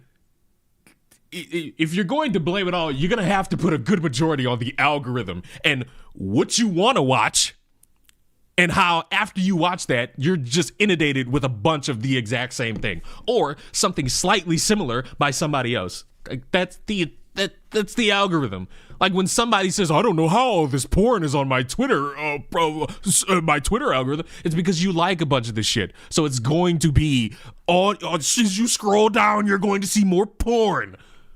Oh, but Twitter's getting worse. I don't know where all this porn came from. It came from you seeing some ass and hitting like. Depends on how you define woke. I don't even know what to define that shit as, bro. Like, it's not even the thing of I don't know what to define it as anymore. It's because the word has just been thrown around so loosely ever since 2020 that it means nothing. A lot of these fucking buzzwords don't hold any fucking weight. You could disagree with a motherfucker and all of a sudden you're a misogynist. You hate women. You're a racist. You're a rapist. Or you're a rapist sympathizer. All off the back of disagreeing. Now, if a motherfucker disagrees, then goes on a fucking racist tirade, then you know what? You might fit that category. But these words suck. Don't worry, Leon, this guy's gonna save the world with one shitty tattoo at a time. Listen, this is no knock against him. But y'all have heard me say this. Y'all have heard me say this. White people have to be very careful with the tattoos and where they place them. Because some people who are white look like neo-Nazis. Now, I'm not talking about this guy. I'm not. I have an example of a white person who has tattoos all over their I have 3 examples of white people who specifically have tattoos in places where if I'm not paying attention and I just like see them out the corner of my fucking eye, I'm going to think neo-Nazi. iDubbbz, his wife, and Repsia. Listen, I know that they're not, but oh my God, I think I've told Repsion tattoos look like a neo-Nazi. Because it's like, they're so oddly placed. They're so oddly placed to me. Now look, reasons for tattoos are reasons why you have tattoos. I'm not saying you can't get tattoos, but I'm saying my mind goes in one direction of the shit. And it's just how the tattoos are placed. I'm not ashamed to tell y'all this. Fully transparent. All of the research I have found says that the answer is complicated. A 2021 study published in PNAS found no evidence that engagement with far-right content is caused by YouTube recommendations systematically. They also state that the growing engagement with radical content on YouTube may simply reflect a more general trend driven by a complicated combination of causes, both technological and sociological, that extend beyond the scope of the platform's algorithms and boundaries. However, a large-scale study tracking users over 11 years... Oh, so you found one study that told you no, but you kept going and found one that told you yay? Okay. That's our basis here. Right? I'm not mad at that. I'm more so just like, okay. So when you're more so just excited to see one, but because you didn't get it the first try, you had to go the second try. Years through 72 million comments found that users consistently migrate from milder to more extreme content, a finding that held even as the algorithm changed over years. And lastly, a 2023 study using 100,000 trained bots found that while recommendations didn't become dramatically more extreme, 36.1% of bots across the ideological spectrum received recommendations from channels known to promote extremist content. It's a lot. All that to say, the research I have found seems to be genuinely divided on the subject. But I think that first study's note about the technological and sociological causes both being at play is kind of the key here. For the sake of argument, let's pretend we accept the most conservative interpretation of research, that the algorithm is not a primary driver and that extremist content consumption is concentrated among people with pre-existing gender and racial resentment. The critical question then becomes, where do those prior dispositions come from? All of these studies, whether they implicate or clear the algo, do not debunk the existence of a pipeline. They describe the pipeline's output and ask us to look for the input. if people who consume extremist content already hate women and black people and gay people before they arrive at the explicitly extremist channels, something upstream is cultivating those resentments. And I think this fun little ecosystem we've been bouncing around here is absolutely a huge part of it. For the last however fucking long I've been talking, I have brought up so many examples that show this genre of content systematically trains gender resentment through pathologization of women's agency, the mockery of male vulnerability, the dismissal of sexual violence claims, selective empathy that sanitizes white supremacy, all while not seeing one that leads me to shoot up a school. What's going on right now? We've dedicated too much time in a stream that probably should have been over 2 hours ago to figuring out what's going to lead us all to start shooting up schools. That's what's been going on. Scrutinizing trans and... Did the article say that it used bots to prove, like, okay, so to help you out to understand that, it would be difficult to get 100 fucking accounts, or at least, let's give a base number, 400. It would be difficult to get 400 new account users to do something. So it would be better to have an automated system to see and check in periodically on the content that gets put into the algorithm as they consume something more and more and more. It's easier and quicker to do that than it is to find 400 people, tell them to make new accounts, and to monitor that over time. And left-wing identities. There's nothing wrong with doing that as a baseline for research. Functionally rehabilitating far-right figures as entertaining underdogs, normalizing the idea of weaponizing political power you don't like, etc., etc. You get it. Obviously, it would be unfair to contribute all radicalization to this content because real-life influences are incredible. Thank you. I don't know why it took us to the 2-hour mark to say that. Really important for stuff like this, but I believe with my whole ass chest that this stuff here is a serious, real vector point for people who already suffer from real life issues. That's cool. Look at all these fucking Tom Dark, WestJet, a Cheeto, Sensitive, more Pegasus. I guess no, because he's talking about Noah Sampson. Rev says Desu. Why do I feel like the only danger to children on this list is Rev says Desu? I mean, besides, I've basically shown that, like, the algorithm doesn't even need to play a part in this because the pipeline is embedded in the genre's self-referential nature. But without the fucking algorithm, you don't get any of these people, though. Like, the only thing I got from this video is that only the right does bad things and the left is flawless. That's what I'm taking away from it, too, because the beginning of this highlights a school shooting that had Turkey Tom as one of the people. The problem is that we're not addressing every single other person as well. I'm not sitting here glazing fuck Turkey Tom. I don't know that motherfucker. But when you're going to fixate on one and the surrounding apparatus around that one, don't you think you would want to focus on all these motherfuckers? And I'll read this again. Candace Owens has influenced me above all. Each time she spoke, I was stunned by her insights, and her own views helped push me further and further into the belief of violence over the Jewish question, along with Turkey Tom and Ruben Sim pushing me to the alt-right pipeline. Don't they all deserve to be talked about? Especially the most infamous traitor of them all, Hassan Barker. Shouldn't that also be in this too? Cool. I'm not against making a video, sitting here talking about how content that either gets paper thin talked about or dismissed or excuses for could lead to somebody thinking that more excuses could be given out given a harsher circumstance. But it can't just be about one thing. Because there's examples on the right, there's examples in centrism, there's examples in conservative land. Or did I say the fucking right already? There's examples on the left. It exists all across the board, which leads to me to say, I'm fatigued by all of humanity and you people are evil and you suck. The architecture is time for me to move to the woods. Built into the content itself. But to bring us way back to where we started, the genre's most important function is not algorithmic bridging. It is dispositional training, cultivating the effective preconditions that make a viewer receptive to extremist content when they encounter it, whether or not the algorithm serves it to them or they seek it out themselves. And that is the big fucking issue that we have to recognize. Woo-wee, that sure was a lot, wasn't it? I apologize for all of you who really didn't know who any of these people were before, but at the same time, I don't, because again, I stand by the fact that even though a lot of the things that they talk about are realistically very stupid, it's still very important why they're stupid, and also pretty important how bigoted the stupidness actually is. With all of this, I'm hoping now that the Antioch shooter's journey, viewed through this odyssey of a framework I have laid out, makes more sense, not as some... Class, does it make sense? Now I got to poll an audience that watched this with me. I got to poll the growing apparatus of individuals that consumed this with me as we were on the journey together. I must know from all of you if this made sense. Our journey into how we're going to learn how we all end up as school shooters. Did it make sense?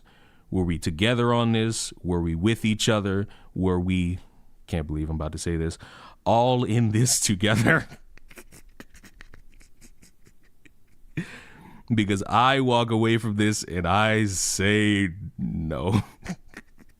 I say no. I say we don't get far with this. I say we aren't reaching our through line with this one. I'm sorry. I don't see a way out in this one. This is about school shootings. Everyone said no. No, it was dog shit. Does it make sense? What little bit I've watched? No. This has been a disorganized rambling that just said the right bad, the left. Okay. Booty Cheeks, I'll be fair. He brought some great critiques, especially with the Tectone arc. Yeah. It wasn't all bad. Like the Tectone shit I agree with, because you can't immediately dismiss these fucking court cases. It's just to say, hey, the leftist judges just wanted to target a fucking streamer because Hassan made a phone call. But I don't think that saves the rest of this video. To me, I don't see this as saving the rest of this video. Somebody said, fuck no.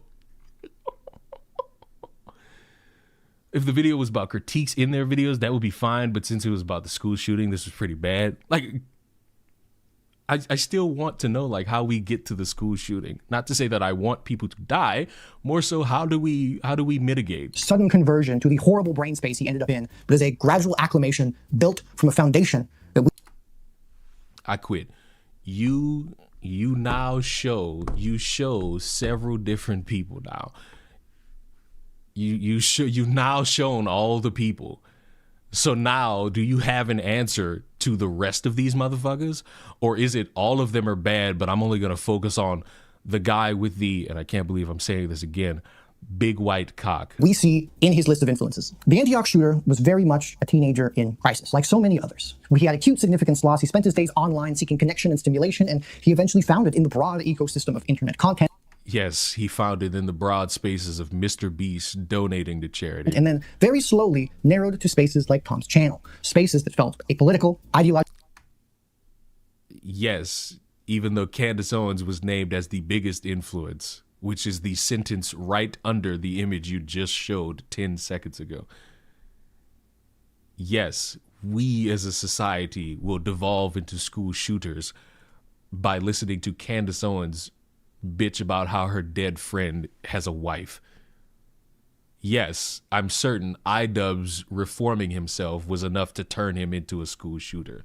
Logically weightless, just entertainment. But they presented themselves as the way things obviously are. Progressive people are cringe, emotional vulnerability is weakness, edginess is authenticity, women's claims of victimization are suspect, and anybody who tells you this kind of content that you like so much is leading you somewhere is a weak-minded NPC who fell for Twitter talk. I don't think you're a weak-minded NPC who fell for Twitter talk. I think you're only focusing on one aspect of a long list of individuals who fall into different political categories, but because you have more of an axe to grind with one, you're doing that one more. The far-right figures who appeared in this content, like Sam Hyde, Nick Fuentes, were funny, just hyperbolic, but also kind of on to something. And the progressive figures, as pathetic as they were not only very serious, but very dangerous. And you, the audience, oh, you're so very smart. You're so independent. This pipeline thing that people keep talking about, it's a myth for weak-minded losers. And you are absolutely not one of those. And of course, when a number of different creators cover the same earth-shattering controversy and have all reached the same conclusions. And I'm still, like, on top of trying to figure out how this equates to a school shooting. Why is Willie Mack just thrown in here? Doesn't Willie Mack, more so than the rest of these motherfuckers, call out this alt-right pipeline of manosphere dickheads? Through independent analysis, it must be credible. It is just consensus. There is no way it's ideology. By the time the shooter had completely adopted white supremacism, he had been acclimated through so many gradations that the absurdity of a black teenager embracing Nazism probably didn't even register as a contradiction. The ideology doesn't need to be logically consistent. It only needs to channel his pre-existing pain into something that felt like significance. The 3N model, as I said at the beginning, predicted exactly this. The need for significance alone without group engagement cannot predict violent extremism. It is the network and the narrative that give that need attention. And that shooter's network not only included just the super extreme Terrorgram and 764, but content like Turkey Toms, which... And Candace Owens and Ethan Raup and Nick Fuentes and Ruben Sim and Mr. Beast and Coben's Talk, Cobson Talk, Wayne Lambright, iDubbbz, Destiny, and the most egregious of them all, Hassan Parker. It's not the only one there. Which adapted him to the more extreme worldviews in increments. And honestly, whether the algorithms that rule our lives serve the shooter more extreme versions of the videos that he eventually saw, or if... Hold on, Willie Mack does indeed crap all over the right, but you see he also craps all over Hassan Parker, so he must be bad. He sought them out himself. Because you can't do both, you can only do one.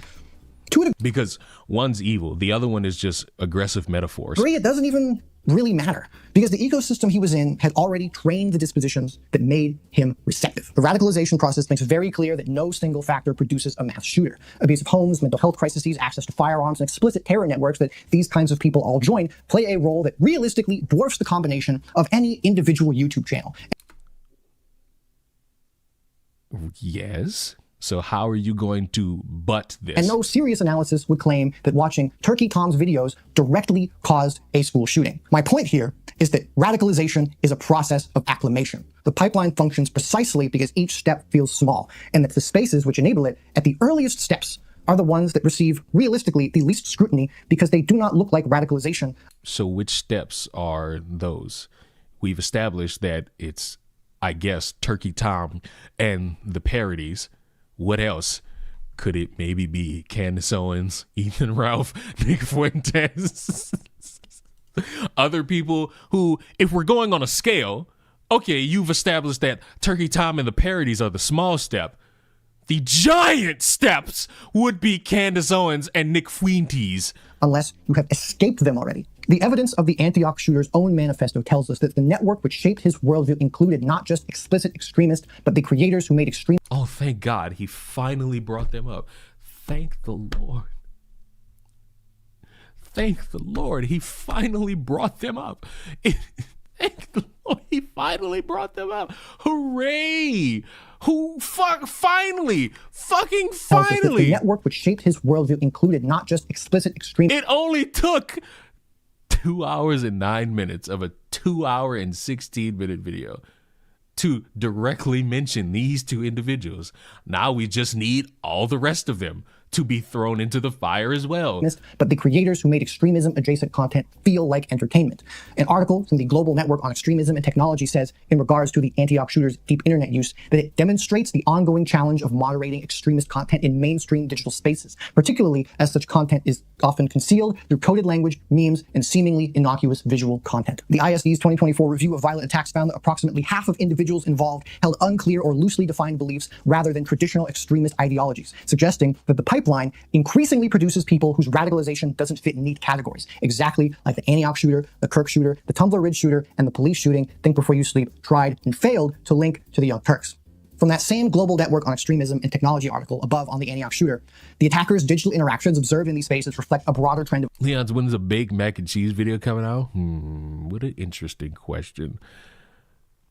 Maybe at some point, but now I'm gonna focus on these fucking, what they're called, carnita tacos. I'm gonna focus on those first. Ideological fusion, where individuals synthesize elements from various extreme traditions. In this case, the shooter's embrace of anti-Semitic and white supremacist rhetoric, despite being a young black man, a group historically the target of white supremacist ideology, illustrates the complex and often contradictory nature of online radicalization. Such phenomena highlight how extremist ideologies can be detached from traditional identity markers when mediated through digital platforms, leading to unexpected alignments with historically antagonistic belief systems. The biggest takeaway here is that more and more people have become influenced by the affect of online spaces more than any coherent ideology. And I think I need you to be more specific when you say this, because you're only mentioning one group. this finding highlights the urgency of studying not I wish you would mention more of them, but oh, dear Lord. not just the endpoints of radicalization, but its earliest, most innocuous seeming stages. The question, my dear viewer, is not whether apolitical drama, slop, and unemployment commentary channels are responsible for mass shootings.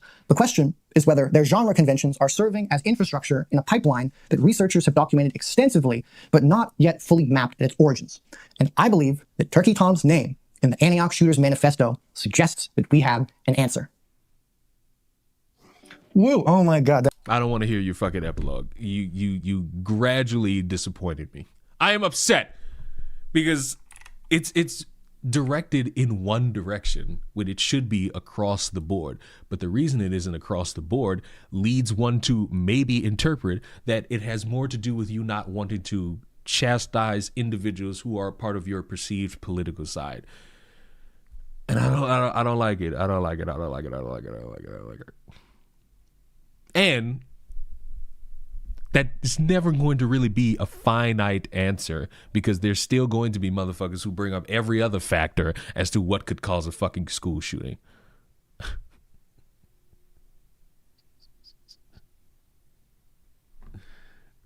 And mind you, the whole time this is going on, in one example that directly ties a motherfucker to it because they're mentioned in it, can somebody explain to me, just can somebody explain why this happened? I'd wait. I'd love an answer.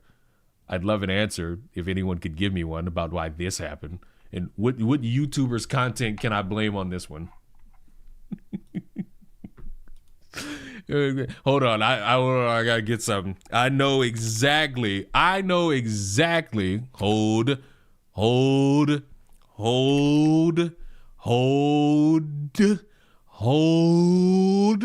Keep holding. I know exactly the type of people I'm blaming for this. I'm blaming TikTokers for this.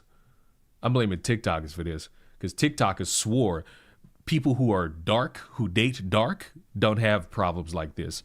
And yet, that man killed 8 kids and tried to kill his wife. Ladies and gentlemen, boys and girls, I am done. I've gone for 4 hours, and part of it was intentional.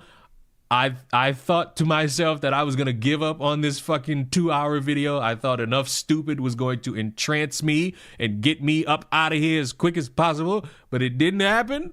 We still are in it. We still did it. But it's time to go. Get out. Get the fuck out. Go away. I'm done. I am done. Good streaming, peoples.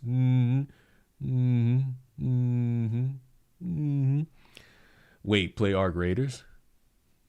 Well, I will go do that, but I'm gonna go do that off stream because you know what? I could absolutely do that. Chibi Reviews was the best part of the stream. No, it wasn't. You lying motherfucker.